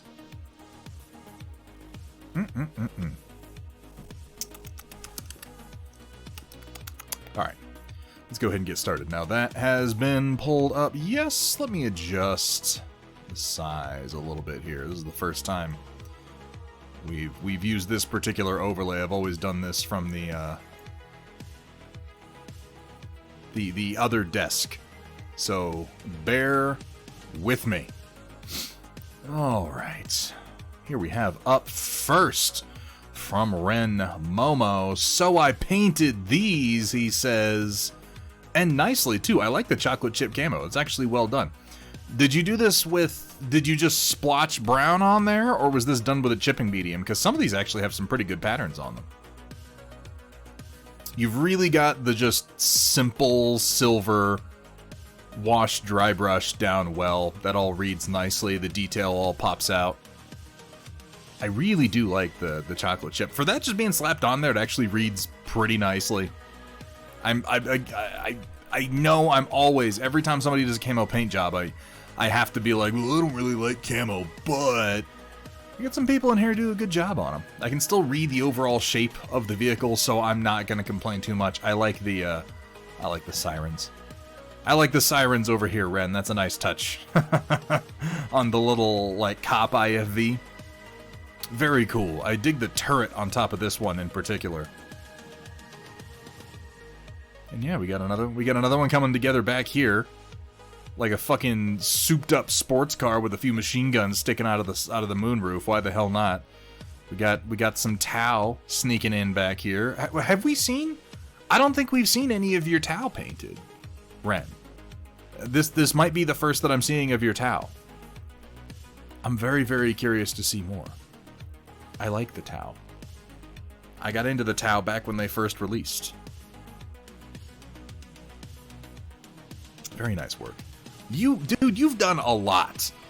A whole lot of Gaslands. It's kind of astonishing to think how many Gaslands vehicles you've put together and painted. I don't think even I have stuck with anything that long. You're Ren. Well, we've got two Wrens then. How you doing, Rosefield? Haven't seen any, and you're gonna keep. I mean, I've seen them now, so you've already not kept them that way. Oh, I see. We are all Ren. I'm Spartacus. I'm Brian, and so is my wife. I see what's going on here. Well, we've already seen them. We've already seen them, Ren, so you might as well slap some paint on them and share them with us, buddy. So coming down here we have from Wolverine DH, my design of Talos and Toro. Ooh. Like, you guys know I'm a fan of not just the classics, but classic design in Battletech. I'm a fan of that nostalgic design, the sort of blockier 80s to 90s aesthetic. And I always like seeing Wolverine's take on these older, blockier models, because these aren't ones that I would personally approach, since I'm really more in love with the more humanoid designs. But I'm glad someone else is taking it upon themselves to do these classic blocky reverse joint. I particularly like this little forward plate. See this one little rounded plate that's just sort of folded forward, kind of armoring the upper thigh of the reverse jointed leg here. That is a lovely touch. Really nice kind of like beaten iron and teal on here. Simple paint job, very effective. Good choice with the yellow to contrast with the blue. All around really, really nice. Bugbear, CWK, and Rose Fielden, thank you both so much for the follows. Welcome to the stream. Welcome to the Storm Chasers. It's particularly wonderful to have you here, Rose. Metalcore Collectibles, hitting that 30 months, the big 3. Oh, thank you so much for the subscription. Metalcore, dude, thank you so much for being here. I really do appreciate it. What is happening with my chat box? Hang on a second. Something went horribly wrong in my OBS, and I'm fixing it. Okay, there we go. I couldn't see my buttons for a minute, and that was gonna be weird. Work approaches quickly. Oh my god. Chatbot broke. Chatbot should still be working. Work approaches quickly. I'm so sorry to hear that. So sorry to hear that, awesomely awful, but thank you so much for hanging out with us tonight. It's been a pleasure to have you in chat. I hope to see you again. Have a good night at work. Have as good a night as you possibly can. I hope you enjoy your job. I really do. Metalcore, how are you doing tonight, man? It's wonderful to see you as well. I'm always a little overwhelmed. I'm always a little overwhelmed at the sheer number of incredibly talented people that come into this chat sometimes. I want to give you all as a chunk of my time to recognize the amazing contributions that you've made both to the community and I mean to your own breadth of artistic achievement. But I would just be doing that all night. So I'm just gonna say, folks, go ahead and hit exclamation point Metalcore in chat if you're interested in 6mm sci-fi wargaming at all. I'm not even gonna talk about it. Just hit Metalcore, click on it, check it out. It's pretty fucking amazing. Thank you, Shock. I appreciate it. Almost 500 parts in the last 2.5 days. Well, I've printed almost 4 parts in the last 2.5 days. That's not in any way comparable. Okay, yeah, moving on. Here we have from Feek. So, have you ever accidentally made a cult? Says Mikhail, leader of Frostbite Company. No, but the cult has summoned the wrong elder god, which is me. Arden replies. What? Arden's eldritch form. They summoned me and it turned me into a giant elder god. What?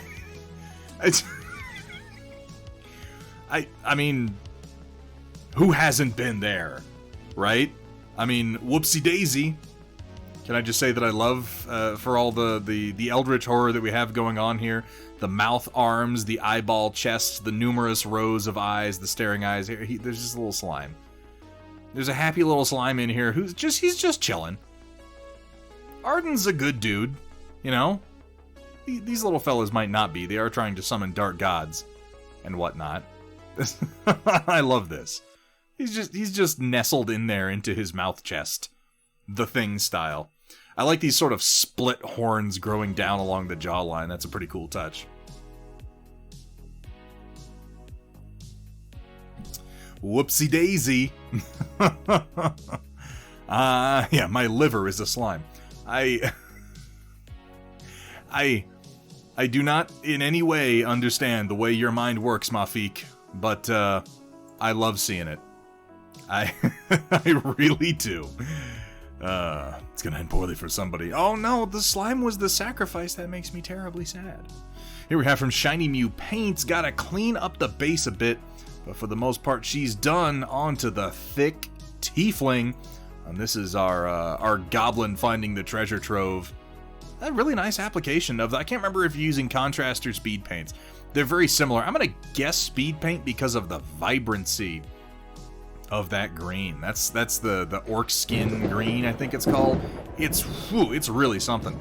The shading you did down here on the stone, I think, works almost better than anything else. This reads really, really naturally, and I like the leather too. Good use of the red on the hair. Bill Robertson, thank you so much for the follow. Welcome to the stream. Welcome to the Storm Chasers. On to the thick tiefling. Oh, we're all excited for that, Shiny Mew. Oh, excuse me. Here we have from Shock21, work in progress ATST. Thinking to make some more components gray and obviously do the base. Any other tips to get this up to snuff? Let's have a look.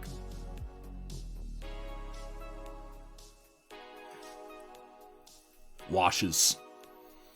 He needs washes. I think that your base gray is really good, and I think if all you did was apply some thin black wash to pretty much the not the entire body, but like don't wash over the flats, but any place that there's texture, give it a black wash.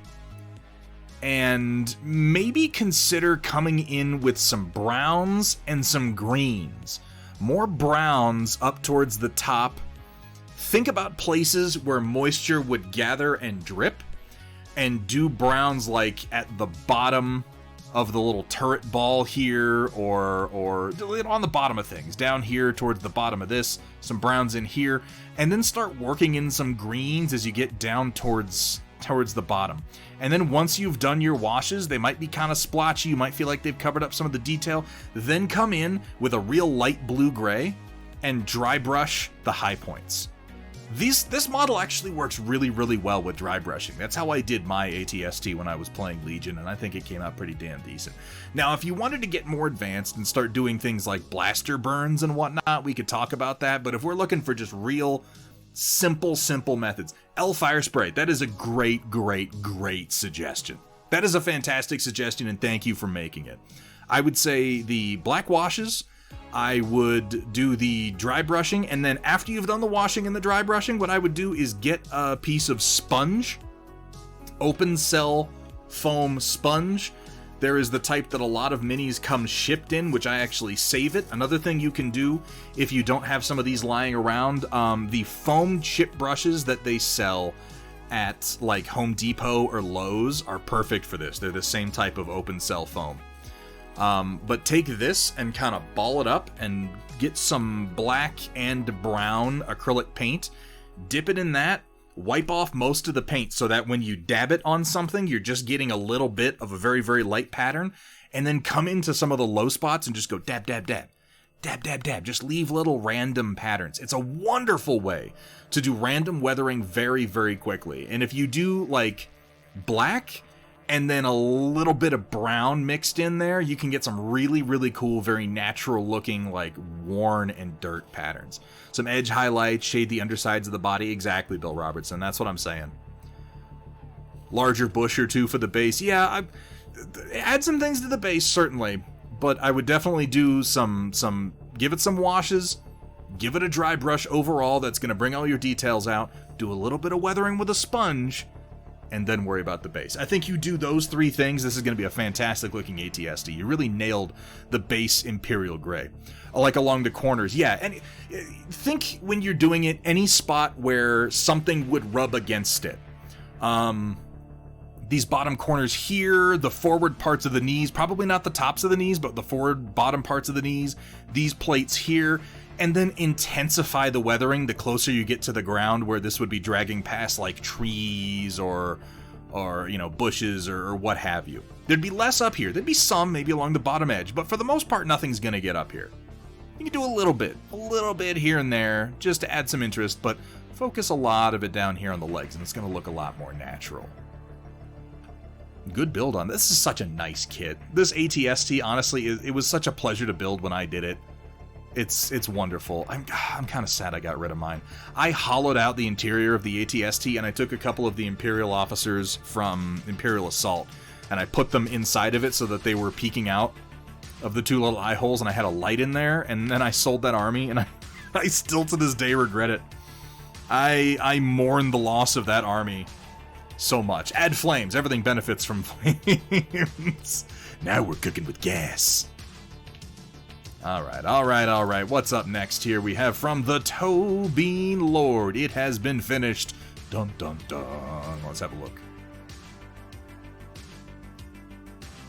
Done 3 of them. Last one you painted like the Raider from the Mandalorian. That's a popular paint job, L. They're wonderful kits. They really are.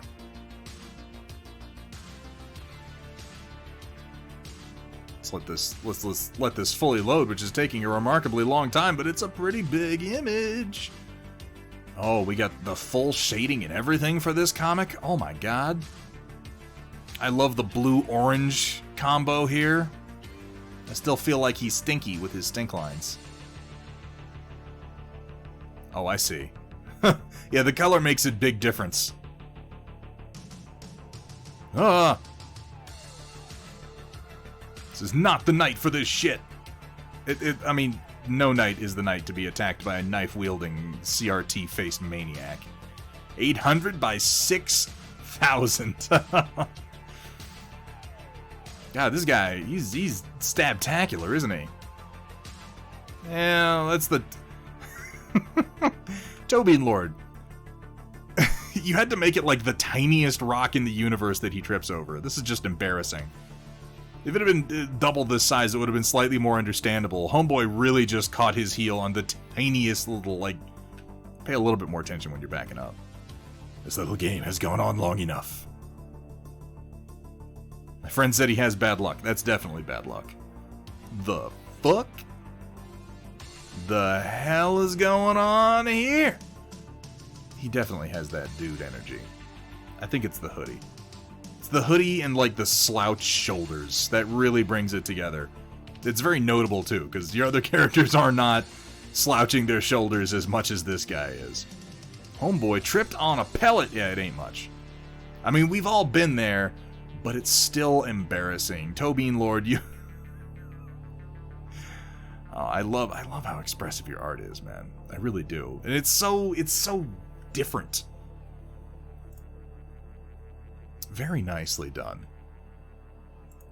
All right. What else? What else are we dealing with here tonight? Oh, we got some work from Punexpected to take a look at. Worked last night on a few Kingdom Death pinups, like this here Black Knight. Whew. Oily thickness. Holy hell.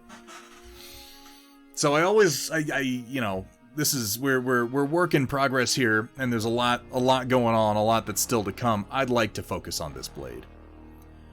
You can DM their page because you don't have permission to share the page publicly. Yeah, oh, please do. Yeah, no, I'll take a look.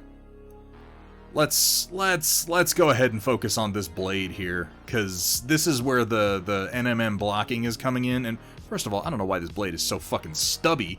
It's like a little baby sword. But I am absolutely loving the bright contrast and blues that we have going on here and the deep shadow. Now, it'll be interesting to see where this winds up. What is she riding? Is she riding a gargoyle? I haven't painted many Kingdom Death minis. I think I've painted 2. Only one of them was one of their pinup models. But god damn the sculpting on these.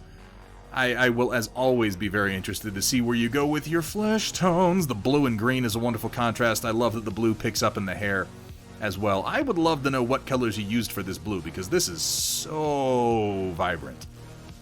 I'm gonna bet we got some of those Gambling Radiants in there. Maybe it's a hobby horse. Yeah, that's when I look at it, it's like what I see. It's like one of those, the horses on springs at the playground.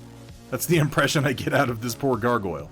Though he's also, like, noshing on a lantern, so maybe he's not meant to be stone. I don't know. I'm not going to put too much thought into anything from Kingdom Death because it's all fucking insane. It's all fucking insane. Here we have from Kursala, made some tweaks to the VTOL from the other day, mainly adding details and making the whole thing smaller. Got the ball joints on it though, so it can go in just about any direction. Oh, I love that you did that. Been considering adding a thruster on the tail, as yet undecided. That's just... I'm kind of middling on whether it needs a thruster on the tail. Would it really use one? I feel like its rotors would be the primary source of thrust. The ball joints are a nice touch. Just being able to pose those any way you want, that lets you kind of tilt it any direction you want on the base, and then move the rotors to kind of make sense out of it, give it action poses. I really like what you did with the big old rotary autocannon. This is one of my favorite designs with they look like maybe pentagonal barrels. 1, 2, 3, 4, 5. Oh, they're hexagonal. They're lengthened hexagons. Gear Guts Mech Shop, a very good evening to you. How you doing, Gear Guts? I don't believe I've seen you in here before, Gear Guts Mech Shop, but I am familiar with your work. Shrunk it nose to tail by about 6 millimeters. I think that's probably a good move because it lets the rotors sort of dominate the overall profile, and that's really, you know, I think that works. I think that works for the overall piece. Thank you, Toby and Lord. All in all, it's really a very cool design. I like the little downturned weapon pods on the front here as well. It does kind of conceal them. Have you considered swapping the weapons to the top of these little wings? I only say that because they kind of disappear, like I said, beneath the wings. Either if you scoot them forward a little bit or put them on top, it's a shame to hide them away. You know, considering how small these models are. All in all, though, it's a very, very cool design. Having a lazy day today. First time stopping by. What are you working on today? We have been painting some Battletech today. Gear Guts. We worked on some Battletech. We got some pre-glazing done on some Space Dwarves. We touched up one of Darth Vader's lightsabers. And now we're taking a look at some community artwork as we wind down for the night. But Gear Guts, dude, your 3D work is super fucking impressive. Yeah, please feel free to go ahead and... You've got an Instagram, right? I'm pretty sure, yeah, because I'm on your Instagram fairly regularly. Please feel free to post a link to your Instagram, Gear Guts, in just right here in chat, because people should definitely see it. Really fucking awesome 3D printable, like orc-specific proxy pieces for Warhammer 40k. This is a great looking VTOL. I'm gonna have to get them files. I'm gonna have to get them files here at some point, Kursala. Alright, what do we got? What do we got here from Ion Raptor? A friend of mine comes to me last night and says, I have a huge favor to ask. My girlfriend's birthday is Tuesday. Is there any way you can paint this so I can give it to her? I've tried, and it's horrible. I, of course, said yes, and realized afterwards that with my schedule I would have like 5 hours to myself to paint it and get it back to him. Yikes. So here we are, a bust of Vecna from Stranger Things in 3 hours total between last night prepping and painting it this morning. Didn't even have time for proper pictures. Let's go ahead and have a look. So I haven't watched any Stranger Things past season 2. I pretty much ducked out after season 2. So I have no idea who this character is. He seems spooky though. He seems like he has worms all up in his neck.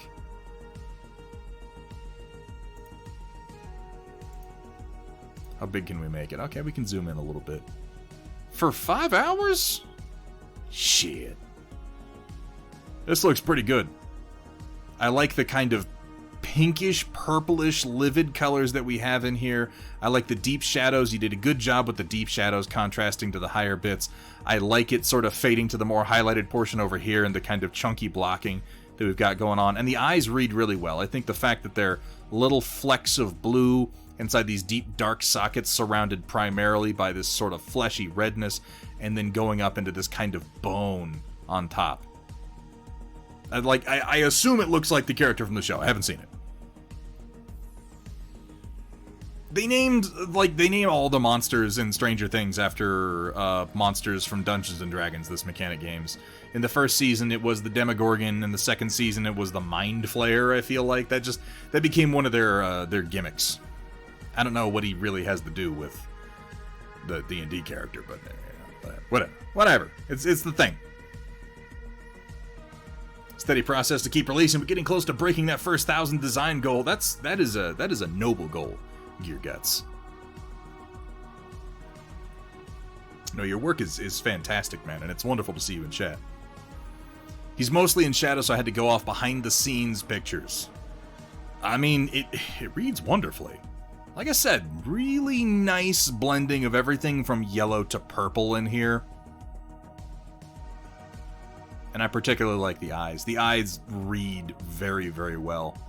This is a decent-sized bust, too. I'm sure she'll be very, very pleased with this. I'm sure your friend will be, too. Question is, will he take credit for it, or will he be like, a friend of mine painted this for me? I don't know. Here we have from the Happy Heretic. Recently picked up my first commission. The client let me know he wanted the mechs painted up as Northwind Highlanders. Decided to try a test scheme before committing to the full commission. Painted it up with speed paints, highlights, and pigments. Sent a photo to the client, and he loved it. I pick up the mechs tomorrow. Now I just have to paint this scheme 36 more times. Yowza. Oh yeah, it reads well. Yellow and green is always such a classic combo. Gear Guts, yeah. So this is your first time in the stream, Gear Guts. We do this every stream. We do art review every single stream. This is a bit that we call the Storm Report. Now we do close it once we start going over the pictures, but it opens back up immediately after the stream. So if you hang out for a few minutes while we wrap this up, I'm gonna open it back up on the Discord, and I would be tickled fucking pink if you felt like posting some of your latest work to it so that I could show it off on the next stream. And if you post it first or early, then it'll be among the first being shown on Tuesday as well. I really like the yellow and green. I appreciate that it's more of a reddish, ruddy tan, and then you did yellow for the cockpit. Now, you know what? No, I'm not going to make any suggestions on this, because this is a commission piece, and you went off what they wanted, and you presented it, and they like it, and you're moving forward with the commission. I like how it's particularly dusty down on the legs. I'm not going to make any suggestions, because damn it, this is good looking. I like the really deep kind of forest green that we have on here. Not camo, but camo colors. Yeah, Trotsky, real natural colors. Kind of a leathery, ruddy brown, and then a very deep forest green. It's a lovely looking palette. I mean, you know, as long as when you developed the scheme you knew you were going to do it 36 more times, so I estimate that you kept that in mind and didn't do anything too crazy. Yeah, it works surprisingly well, Riot Sister. I think particularly because the brown is sort of reddish, and that way the yellow actually stands out more. Alright. What do we got? What do we got next? My voice is kind of going a little ragged tonight. Oh my god, it's from Dr. Rhino. No painting, so have a little bit of... Oh, I'm not gonna remember. I'm not gonna remember if this is Daphne or I'm such a bad friend. It's one of the two, though. Oh, look at that jacked up smile. Oh, it's a happy puppy. This is Daphne? Okay. My instinct was Daphne, but then I immediately doubted myself. Oh my god. Pet pics are pretty much always welcome, folks. I'm never gonna turn them down, I confess. Oh, the sweet little eyeballs. I'm glad, Dr. Rhino, that in this time of not being able to paint, you're still finding ways to occupy yourself in useful ways. Here we have up next from Roland, shared without comment. What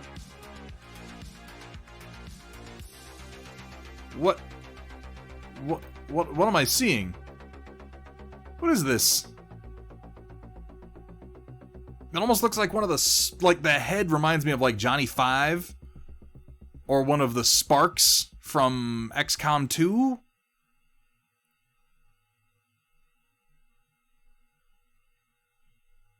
Roland? Why would you not tell me what the hell this is? Why would you post pictures and just be like, he'll figure it out? Oh my god. Oh, it's so large. Oh my god. Now? Oh, it's okay. It's okay. Tornlin, if you shared it in the wrong place, go ahead and move it over into the right channel now. That is perfectly fine. It looks vaguely familiar, but I really cannot place it. Like I said, it reminds me of Johnny 5 or like one of the Sparks from XCOM 2. Monster Den Minis. Thank you so much for the raid. Welcome in. Thank you for bringing your people over. How was your stream, Monster Den? What were you working on?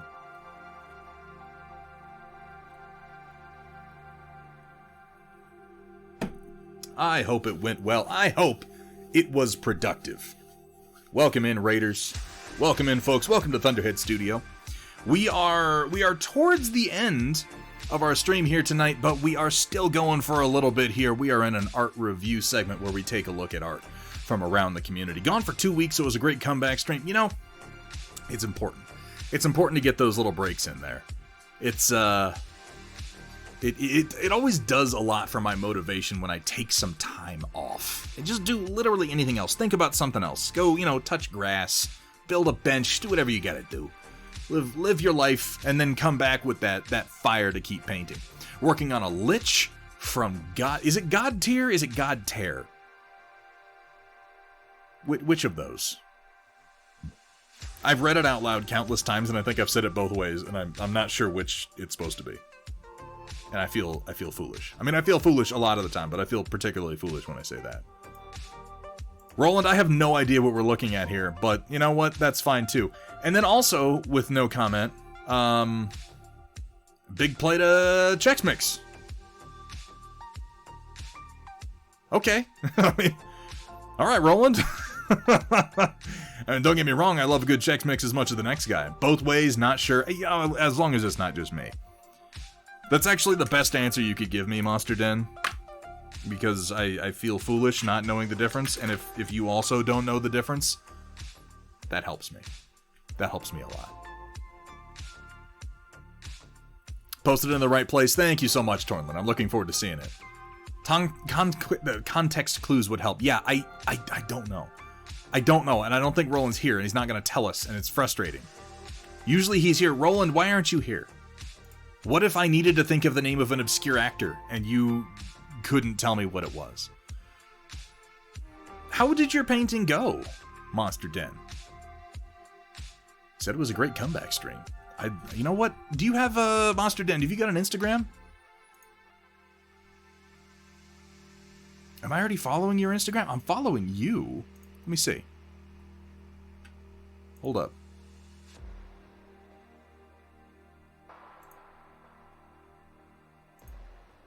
Let's have a peek. Just real quick. I'm not following. Oh my god.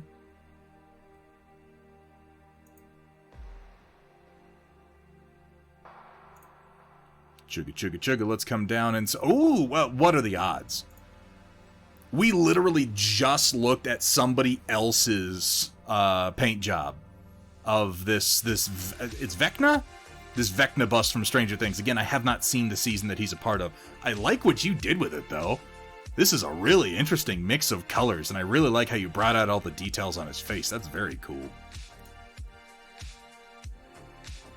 Very productive time off, and a musical production of Footloose, and a week of vacation with the wife. Damn, that is a productive vacation. And at least it was creative on top of everything else. Oh man, some cool skin tones here, but what my eye is really drawn to is this Wendigo. I love this kind of lavender blue, and then going out to the contrasting yellows and blues and the horns and the skull. That's very cool. That's very, very cool. And then we got some thumbs up and some general nerdery around con time. Oh, hey. I know most of these people. Woof! Damn, son. You have a real love of vibrant contrast, don't you? This is delightful. I'm sorry I wasn't following you before. Well, thank you again for the raid, Monster Den. Thank you for coming in. All right, let's see what we have up next for the Storm Report from Cyber Knight Magnatorius Maximus. Here we go again. With the Isakano out in the wild, gotta move on to the next project, the Tyrant Overhaul. Coming back to the Tyrant for the third time, making a bunch of tweaks I realized I needed to do after the last go at it, and doing 4 new variants for kicks. Notably the X2, a light Gauss rifle supported by a targeting computer and a trio of missile launchers for anyone that gets in too close. Oh, this reminds me, I still need to paint that amazing Tyrant that Metalcore did. The, I keep wanting to say, Coyote Tango, but because, well, you know why. What did you name it? I forgot. Dingo Waltz. Thank you, Metalcore. Yeah, I do need to paint the Dingo Waltz. It's, as soon as I saw the Gauss rifle over the shoulder, I was like, oh yeah, and I kind of peek over at my drawer where the pieces of it are sitting right now. Well, hopefully we're gonna have a particularly productive winter season. That's my goal. I dig the over-the-shoulder. Oh, I mean, like, I love the over-the-shoulder cannon just because I'm a fan of Dougram. I particularly like the triangular cross-section of the Gauss rifle barrel. It really just makes it very, very distinct as far as what weapon it is. I really like seeing our Tyrant with 2 free arms, though. Something about that just makes me happy. I think mostly the fact that, this dude can box on top of everything else. Monster Den Minis, absolutely. You've been streaming, man. Go do what you need to do. Thank you so much for bringing your people over. Thank you for coming in. And the little cluster of lasers up here is a nice touch, too. God, the Tyrant is such a fucking cool design. And the details on it paint so beautifully. They look so chunky in the renders, and you hold one of these in your hand for the first time and you realize that it just it's begging for dry brushing.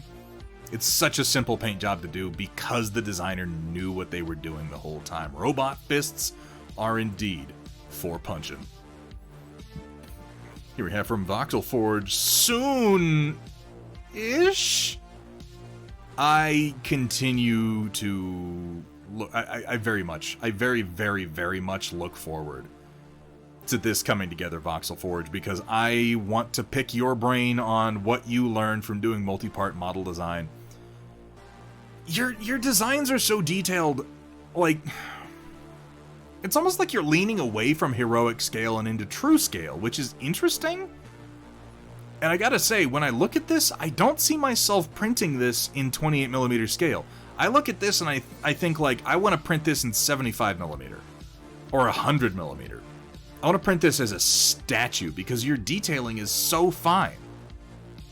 I really feel like some of this is going to be lost in the 28mm print. Like, don't get me wrong, I trust you. That's just a feeling that I keep having. You're going to stream? Fantastic, I'll be there.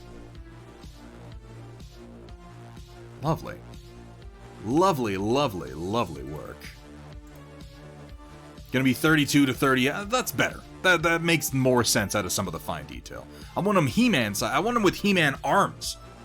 Can we do that? Can you do the thing with like you angle the shoulders up and you give him the big giant biceps? So did you guys ever have like Too Bad? You remember the Too Bad action figure? He had like springs in his shoulders and you could pull his hand back and he'd go and he'd punch, but he could like punch his other head.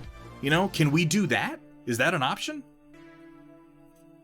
Or could you make like some giant claws that go on his arm and then put a switch in his back so when I flip the switch up and down, he goes like this? And he swings the claws like my favorite Skeletor toy?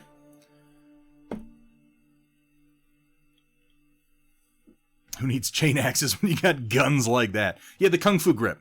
Yeah, the Skeletor Kung Fu grip, this one.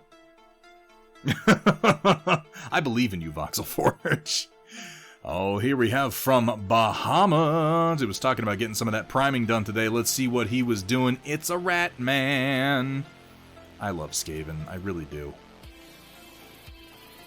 Oh, they're such cool, like, if I was gonna paint anything from Age of Sigmar, this would be it, but you went with black and gray for the Zenithal. I'll be very curious to see where this goes. I think that if you came in here and you just knocked it with a touch of a white dry brush, you wouldn't have to do much more than glaze color onto this bad boy. Welcome, Where Is Boot?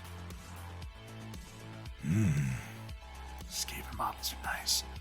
I know just earlier in the stream I was complimenting Games Workshop sculpts. I meant it. They really, really are beautiful, Bahamut. I can't wait to see the Skaven army coming together.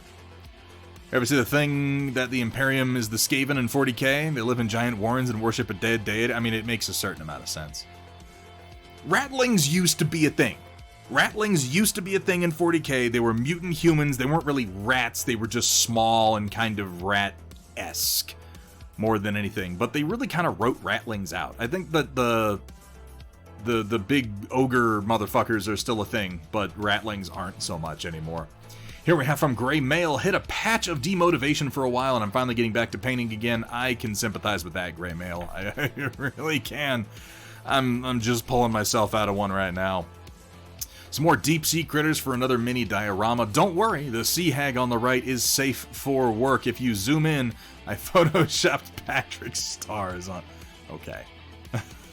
Okay. I'll allow it. So you did. That's...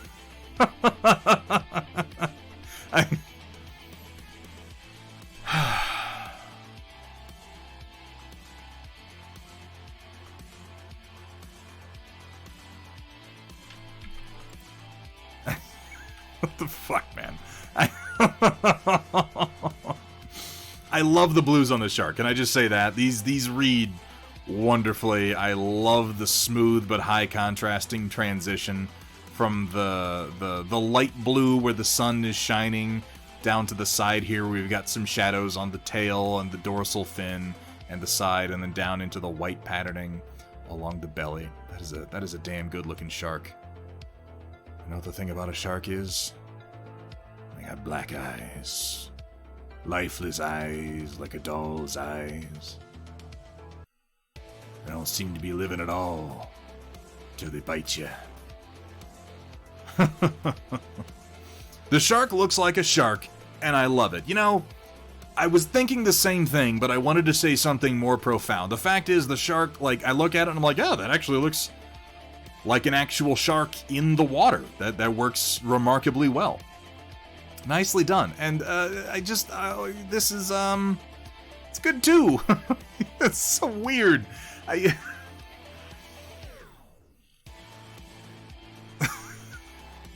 Some of the things we've seen you work on, Gray Mail, are just so fucking bizarre, and I love them. Thank you for sharing with us.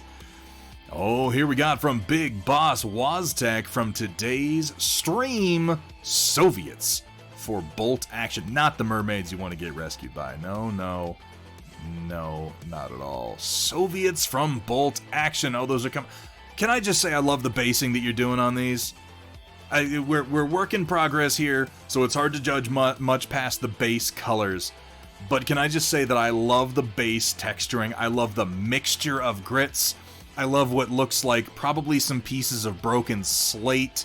It could be anything from large rocks to broken pieces of concrete, and then a much finer dust and dirt around them. I'd be curious to know.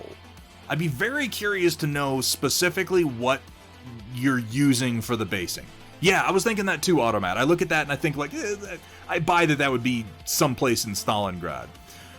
Short of putting in, like, small visual cues, like, you know, propaganda posters or anything like that. It just looks very believably like sort of the dust and rubble of war.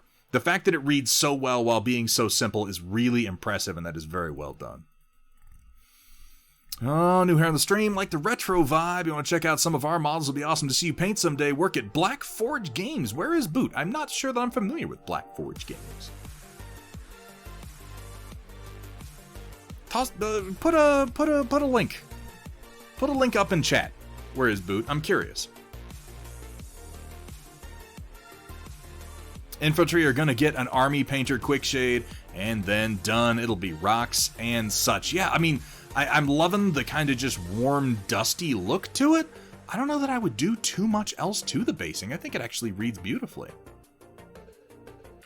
But yeah, particularly for doing a bunch of bolt action stuff, like, don't complicate it. Don't complicate it. That's the nice thing about doing bolt action is realistic uniforms are not particularly, like, you don't have to get real detailed with them. Vallejo Pumice and some urban basing material from Gale Force 9. The Pumice is what really makes the difference. That super fine grit reads beautifully. All right, we got an Instagram link. Let's take a look. Why not? Why the hell not? Thank you so much for the follow. Where is Boot?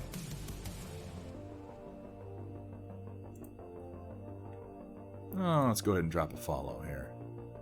Woof. Well, these are some interesting figures. Some interesting art for that matter. Oh, I like this guy a lot. Mario was a favorite character that I sculpted. Interesting. Oh, this is a lovely looking statue too. Well, I'll tell you what I'll do is I'll definitely I'll browse back through the Instagram and take a look at. Oh, is this you? I saw Cephalopod Studios working on this model. Was this I'm pretty sure it was Cephalopod Studios working on this figure recently, and I was noting the quality of the sculpt. Really nice. I'll browse back through this and take a look. Well, thank you so much for the follow. Where is Boot? I'm always on the lookout for new and interesting figures. I'll take a look at the catalog. All right, let's see what we have up next here. From Manix the Lemur. Did this cyberpunk woman this past week. Oh, did you? I was sorely tempted to try some OSL. Inside of the tall collar on the leather jacket is supposed to glow bright blue, but I chickened out. Any suggestions, comments, etc. are welcome. Well, first of all, that collar is so tight, that would be a tricky OSL job to do. Most of your OSL would be here, along the cheeks and probably the bottom of the nose and maybe the bottom of the ear, and you could even do a little bit on the inside of the eyes. But, you know, if you're not comfortable doing OSL, I wouldn't push myself into it so much. The work on the cyber leg came out a little chalky. It looks like you used a lot of white on here. I feel like this is a piece that could probably benefit from a quick and very thinned down black wash and dry brush just to bring some of the details back out, because the details are a little muddled on it. They read better over here on the cyber arm. I love the pink hair. I like the blue shirt to red jacket up to the pink hair. That reads really nicely. Where is this figure from? We're going to be doing some Cyberpunk here at some point in the future whenever the Kickstarter for the Cyberpunk Red Combat Zone ships, because I went all in on that and I have a bunch of gangs from it coming. We'll probably be doing some real quick paint jobs on that. Well, where is Boot? We're very, very glad to have you. Yeah, we do. We you know, I'm kind of an old school gamer. I like the classics. I try to keep the dream alive, as it were. Use titanium white to goose up the highlights on the leg and the arm. And got this from Etsy. I would avoid white. If I were going to do these legs myself, I would consider going with more of a blue-gray overall. Like, I'm not sure what brands you use, Manix, but, like, I wouldn't go much higher than... I've got a Vallejo Game Color Ghost Gray here. This is one of my favorite dry brush colors, and if you're doing lots of cybernetic parts, this would be a good choice. Cybernetics, metallics, if you keep them a little cool and avoid going full white, they just kind of tend to read a little bit more metallic. Consider maybe a blue wash? Maybe a very slightly, like take a black and a blue and mix them together and kind of pin wash in there, and then lightly dry brush the leg with something. And I feel like one little splotch of color in there might not hurt. Like, here's going to be my suggestion. Whether you want to come back and redo this leg or not is entirely up to you. I think it looks fine. I'm just looking for ways that you can make it pop more. Maybe make the kneecap and the elbow cap like industrial orange, like bright orange. Because it's kind of just one big, long area of white, and it's the same for the arm, and it really helps to have a little piece of color in there to break it up. And I think that an orange, a really, really vibrant orange, would kind of echo a little bit of what you have going down here on the boot, and it would work together well with the pink hair, too. Looking at making it chrome, use Reaper Metallics, that could work, too. That could work, too. I'm going to suggest a little splotch of color in there just to add some more interest, though. I really do like the hair. That came out nice. Alright, what do we got next? Here we have from This Mechanic Games. 75mm cultist work in progress. Painting with oils. Need some advice on the non-metallic metal gold, and yes, I know the flame on the candle is broken off. I'll glue it back on after I'm done with the main model. I wasn't going to say anything. I wasn't going to say a damn thing.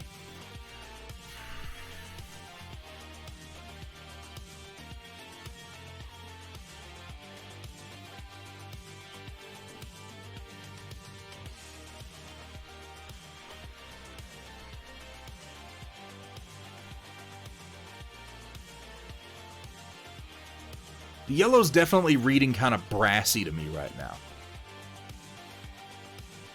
And it's not quite coming up high enough to read as like a shiny metal. It's kind of right in the middle. It's missing its highest highlight. But I definitely think you want some more color in the deep part, because it's really just going down to sort of a brown. And if you did like a more of a red undertone here, that would sort of pick up this red from down here. Because if you really look at gold, it has a lot of purple and red in the undertones. I'm gonna suggest This Mechanic Games. Are you at all familiar with the painter Wombat Combat Prime? He's here on Twitch. He's often in chat. He's a buddy of mine from down in Texas. He does much chunkier work than you do, but he has recently been having a whole lot of luck with doing non-metallic metals in oil. And I would pick his brain on the colors that he's been using for his, yeah. Okay, good. Pick his brain on the colors that the color and technique that he's been using for the armor on his old Dominion Legionnaires right now, because they look fucking fantastic, and I feel like if you did what he's doing, that would be the gold that you want. And I think it would work really well with the purple and the red, which I love, love, love that deep purple. Yeah. I'd say ask him, try what he's doing and see if you like that, because he's got a lot of color down in there. He's on right now? Well, that's perfect. That's just, we might even raid over there. Who the hell knows? We'll see. We'll find out. All in all, nice work, though. Yeah, I think a little bit more work on that gold is going to help the whole model pop. And then, of course, we've got something up next from Sam Mini. Oh my god. Advance on Naraya from Robot Rocket. Holy shit. Here I am trying to give advice on non-metallic metal, and then I have to go and show something like this. And the orange and the fucking, and like, you see the really subtle warm tones next to the cool tones, next to the warm tones, next to the cool. God damn it, Sam Mini. It's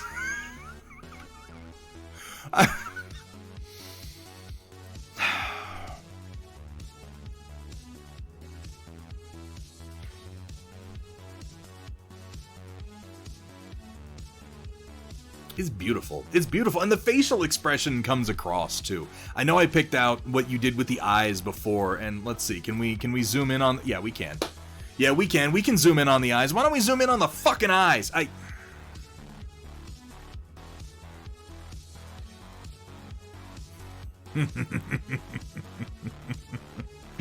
Sam Mini, your work, man. It's intense. She's getting there. She's getting there. I can't wait to see what you consider finished. Sam Mini, can I just say that I love your finished work, but more than that, I love that you continue to share your works in progress. A little while ago, you did the Barbarian Girl. I think it was a Diablo figure, and I loved the work in progress photos that you shared more than the finished one. getting to sort of follow along with your work process is far more educational to me than just seeing the final product, as gorgeous as it may be. I love the OSO glow work from the center of the forehead there, but the face reads so damn beautifully. The subtle cool tones from above, the warm flush from below, the texture on the lips, that subtle sneer. That subtle sneer there around the nostrils is beautiful. This is beautiful. This is beautiful work.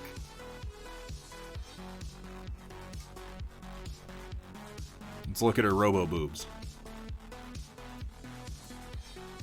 And again, we have a lot of cool tones here in the gray, offset by the really warm oranges, and then this just little band of warmth right here, kind of in the pocket there. It's so simple, and these are the things that I do occasionally try to teach myself as far as just how to, because so much of painting is essentially fooling the human eye and the human mind, and it's things like this. It's the subtle temperature contrasts. It's the sort of bands of light, the believable volumetric highlighting. Same up here, warm, cool, warmish, like, it's beautiful. This is Minnie, this is fucking beautiful work, man. I don't know how many more times I can say that. I just, the sketching on the skin, I don't know that I'll ever, I don't know that I'll ever be at this level of painting in my own style, but it is absolutely joyous to see your work in progress. Nega Mona Lisa. Yeah, right? It's the Mona Lisa sneer. She looks like she kind of hates me. She's just looking at me like I'm beneath her, which I kind of feel like I am. I'm not even gonna lie. God. Alright, let's see what's up next.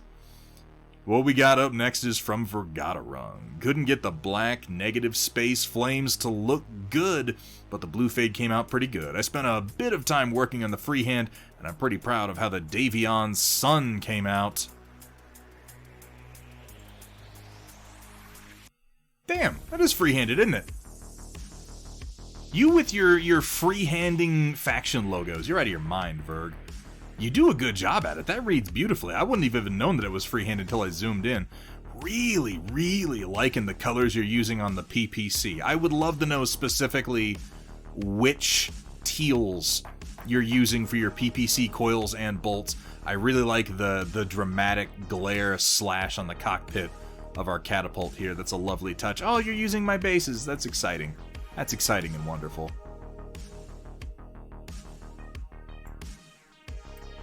This looks great.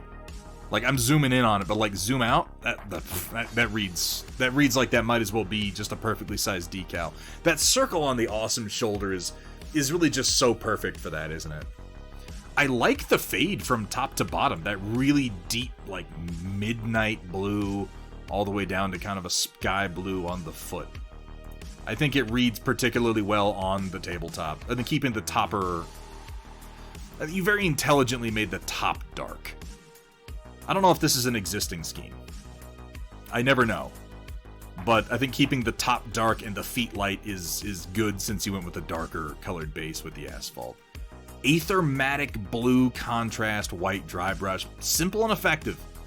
Simple and effective, Vergatarung. Very nicely done.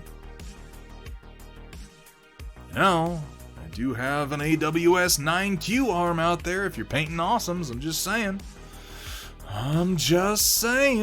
Let's see what we've got up next. Here we have from Bridget Wolf, 5th Wedding Anniversary Dinner, St. Louis style toasted ravioli with hubby's homemade red sauce and my homemade vanilla chai bubble tea. What? And what's the word I'm looking for? Oh, my vocabulary is failing me right now. Not diverse, that's the wrong word, though it's right along that line. Well, now I just look stupid. and poorly spoken. So, I guess we're getting a pretty accurate reading then.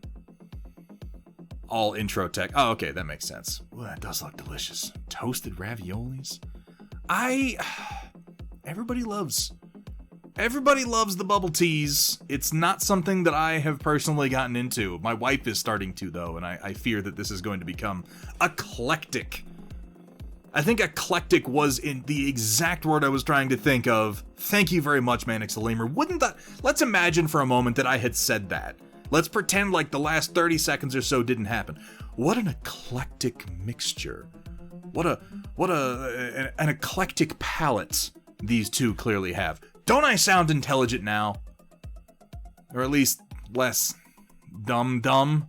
Fucking hell. Guys, seriously. Techno Sugar, Project Dark Fox, happy anniversary, you guys. The Big 5, that is a major milestone. I'm incredibly happy for you guys. I hope that you had a fantastic anniversary, and it looks like you've been taking some time to make sure that you do, so I'm glad to see that, you guys. And thank you for, taking some time out of your anniversary to come spend a little bit of it with us. You don't have to, by any stretch of the imagination, but it's wonderful to see you regardless. You hate everything, Kursala. I'm not even going to listen to you. Here we have from Automat Americana. I'm actually taking an idea Thunderhead offered back when I did my True Bird legs for my Raven. We'll see how it turns out. Would have done more, but I'm out of time and need to rest anyway. Yeah. The double joint specifically off of the AT-ST design from Star Wars. This was a suggestion I made a long time ago, and I'm very curious to see how it works out on the Locust.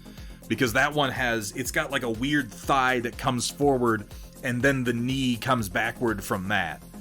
And it's subtle, and you almost don't notice it, but if you watch the AT-ST walking, you can see how it has an extra joint in there, and it really works well. It gives it an overall interesting profile for a reverse jointed leg that still has sort of a forward knee joint.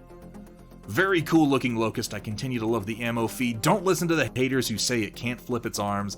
I don't give a shit, Automat. That's wonderful work. Here we have from Achilles Rain, work in progress, but we'll take any and all advice. My advice is... Oh, I didn't pull it up. This is a weakness of my methodology now, is I have to remember to click on the thing.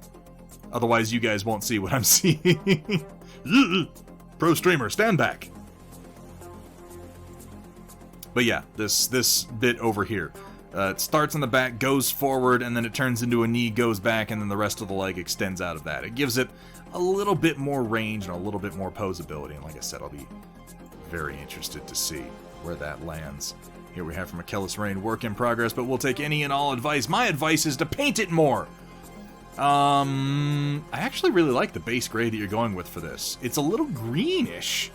It looks like. I like what you did with the concrete. It's dark and grimy. I like the kind of browns mixed in here. I think that if you go with greenish or bluish overall, that's going to work well. Now, my own Ultron is not the best looking. I used fluorescent paint on it, and it came out okay. It didn't come out anywhere near as good as my MODOK, and I keep meaning to get back to painting another Ultron to try to do more of a chrome job on it. I don't know. This model is tricky.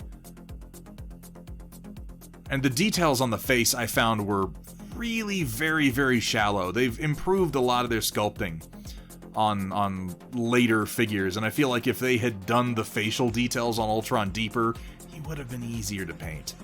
Overall, he really is. This is a tough model. It's a good one to do OSL on, though. I would say keep most of the body pretty monochrome, and then just focus on doing some glow effects, like here on the thigh splits.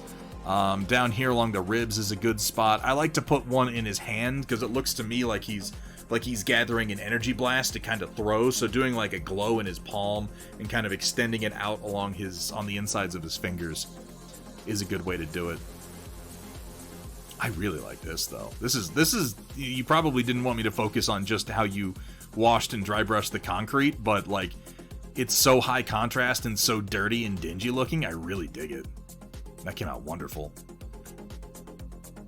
Well, I mean, continue to share your works in progress on this one, because Ultron took me a while, and again, I don't think I did that good a job on him, so I'm hesitant to give too many tips. I'm more curious to see what your interpretation is going to be. Here we have from Meow or Mittens. Finished when I started showing symptoms for... Oh, is this Commander Mittens? Oh my god. Let me pull this up. I love the...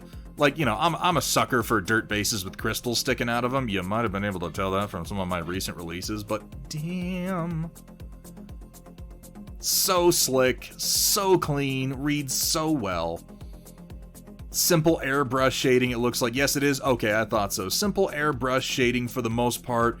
Really, really nice, slick, smooth edge highlighting, good deep panel lining.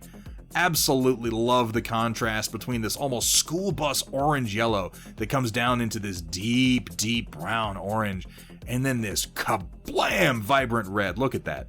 Which again leans orange, so the overall impression is orange. This is one of the cases I was just talking, Commander Mittens, about the struggles of highlighting red and how it unless you take the red down to blue shadows or green shadows, which also work really well, it has a tendency to either go pink or go orange. And this is a case where going orange is the right fucking answer, because having this bright scarlet primarily and then the orange edge highlight just matches up so well with the kind of school bus yellow for the rest of it. Really nice, smooth job on the canopy. Nothing too complicated here. And this is like, you know, I try to pick out things about my favorite painters that I like about their particular style. And one of the reasons I always love rating Commander Mittens uses very traditional painting styles. Commander Mittens isn't out there trying to shake up the world, trying to shift the painting paradigm with new things that nobody's ever thought of. These are all things that are easy to analyze, but what they are, Commander Mittens, in my opinion, what sets you apart as a painter is that you do simple techniques really well. Just clean and meticulous and well considered, and these are things that are lost on far too many painters. But really, if you just practice the fundamentals, if you make some good decisions, if you go in and you learn how to do the clean work and like simple stuff, like if you look at the edge highlights here, like really look at it, like why it pops out so well. It's sort of a dark yellow until you get to the corner, and then it's a brighter yellow.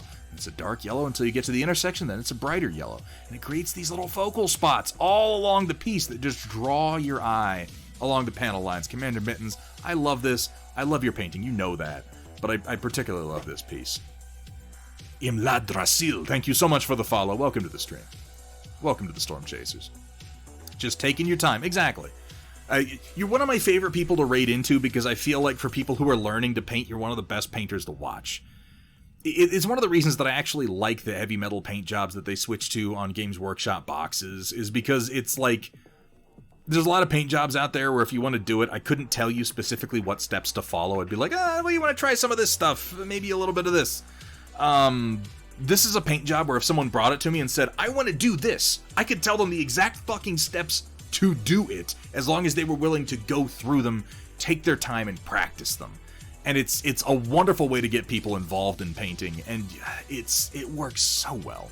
It works so well, Mittens. Thank you for sharing. Here we have from Torn Lens Synthwave Goblin, just one picture this time, no problemo. Oh man, oh man, oh man. Synthwave Goblin indeed, I am loving this. Magenta spider with like some deep blue purple shading on. This is cool as hell. This is just, yeah. I always applaud creativity in paint jobs. I'm glad you like it, Imladra. We do this every stream. This is a major part of why I stream, is the community involvement, the people who sit here and hang out with me and watch me work through my own paint log. We have a lot of really, really talented people on the Discord. Talented sculptors, talented people who do cross-stitch. We've got talented writers. We've got talented painters. And I'm really, really lucky to be surrounded by so many creative and talented people. And I also, on top of that, I'm a firm believer that in order to create art, you must consume art. You have to take in what's out there in order to express what you've got inside. And so this is me consuming your art as well as I can. This is the ass stage. We call that the threshold, Tornlin. We call that crossing the threshold. Every mini, you have to have some faith, you have to have some trust in that initial vision that you have in your mind, because nobody can see it but you. And for a little while, it's not going to look like it, but eventually you're going to hit a point where you cross the threshold. And I usually have a button that I push right now, but I don't have it on this overlay. I should put it on this overlay, because it's my favorite. Inspiration's everywhere, and you have to be looking and be open to it. And you gotta share, too. You gotta share with people. And I love to be able to put eyes on. No, like, clearly we're just blocking in colors right here, but what you've got so far is fucking great. And I love how then we come up into the greens and blues for the gobbo, and I like the kind of rusty detailing that you have up here on the spear. Please, please, please share some more of this with us. I'm glad that I encouraged you to work on the spiders, because I'm liking where this is going. I want to push the button. I want to push the button, so I'm going to go back to the other overlay so I can push the button, and y'all can just fucking deal with it, because this is what I do when I say... Where is it? This is usually what I do. I say, no, we call that the threshold. Threshold! Take us to the threshold! I love that. I love that so much. Alright, let's go back to this now. Please do, Tornlin. I look forward to seeing him. Alex Lazama T, thank you so much for the follow. Welcome to the stream. Welcome to the Storm Chasers, but that will be our last entry for tonight, which brings us to the end of the Storm Report, and as is tradition, the end of tonight's stream.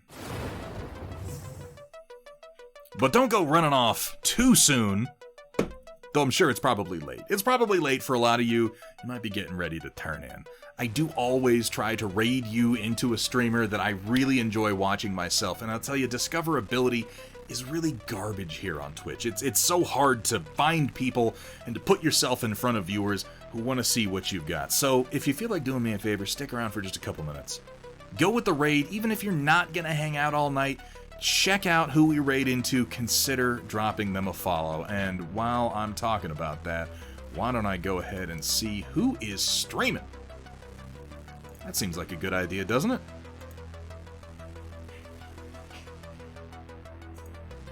Teal Security's getting going.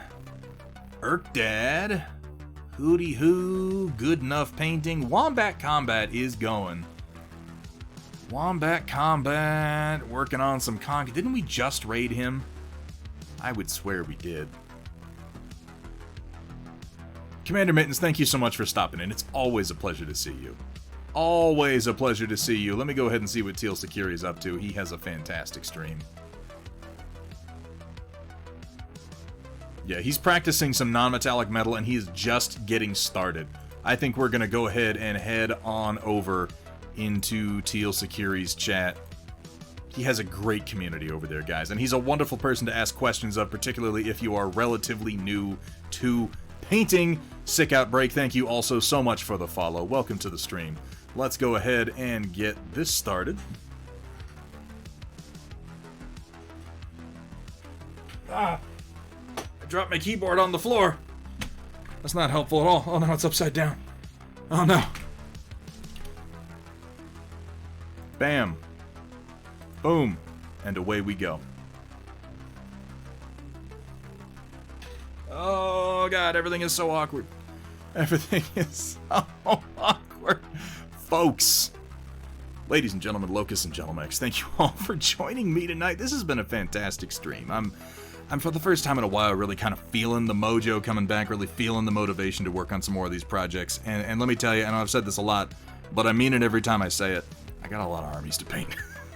Right now, I have a number of armies to paint. I'm really going to try to just kind of turn and burn through them. So I'm going to ask you guys to do me a favor, and if you catch me stalling on things, remind me that I don't really give that much of a shit how they turn out. I just need paint on plastic. For the next few painting streams, keep reminding me of that. Bigger brush, slap faster. Thank you all for joining me tonight. Thank you to everybody who contributed to the Storm Report. We had a fantastic Storm Report tonight. I love seeing all of your work. We had a couple of big raids, a bunch of new follows. It's always wonderful to add new people to the community. Fire Spray, thank you so much for hanging out tonight. I love seeing you in chat too. As always, a massive thank you to my incredible mod team that makes all this possible, and a huge congratulations to Project Dark Fox and Techno Sugar Creations on their 5-year anniversary. That is massive. We'll be back Tuesday doing more painting. Thursday the 4th doing some gaming with Riot Sister, probably playing some Resident Evil 6. And then Saturday we're going to be getting back to Band of Brothers on the Discord. Pop in there if you're interested in watching some episodes with us. Sunday the 7th we'll be back to painting. Oh, I'm out of time. I'll see you later. Until next time, keep on painting.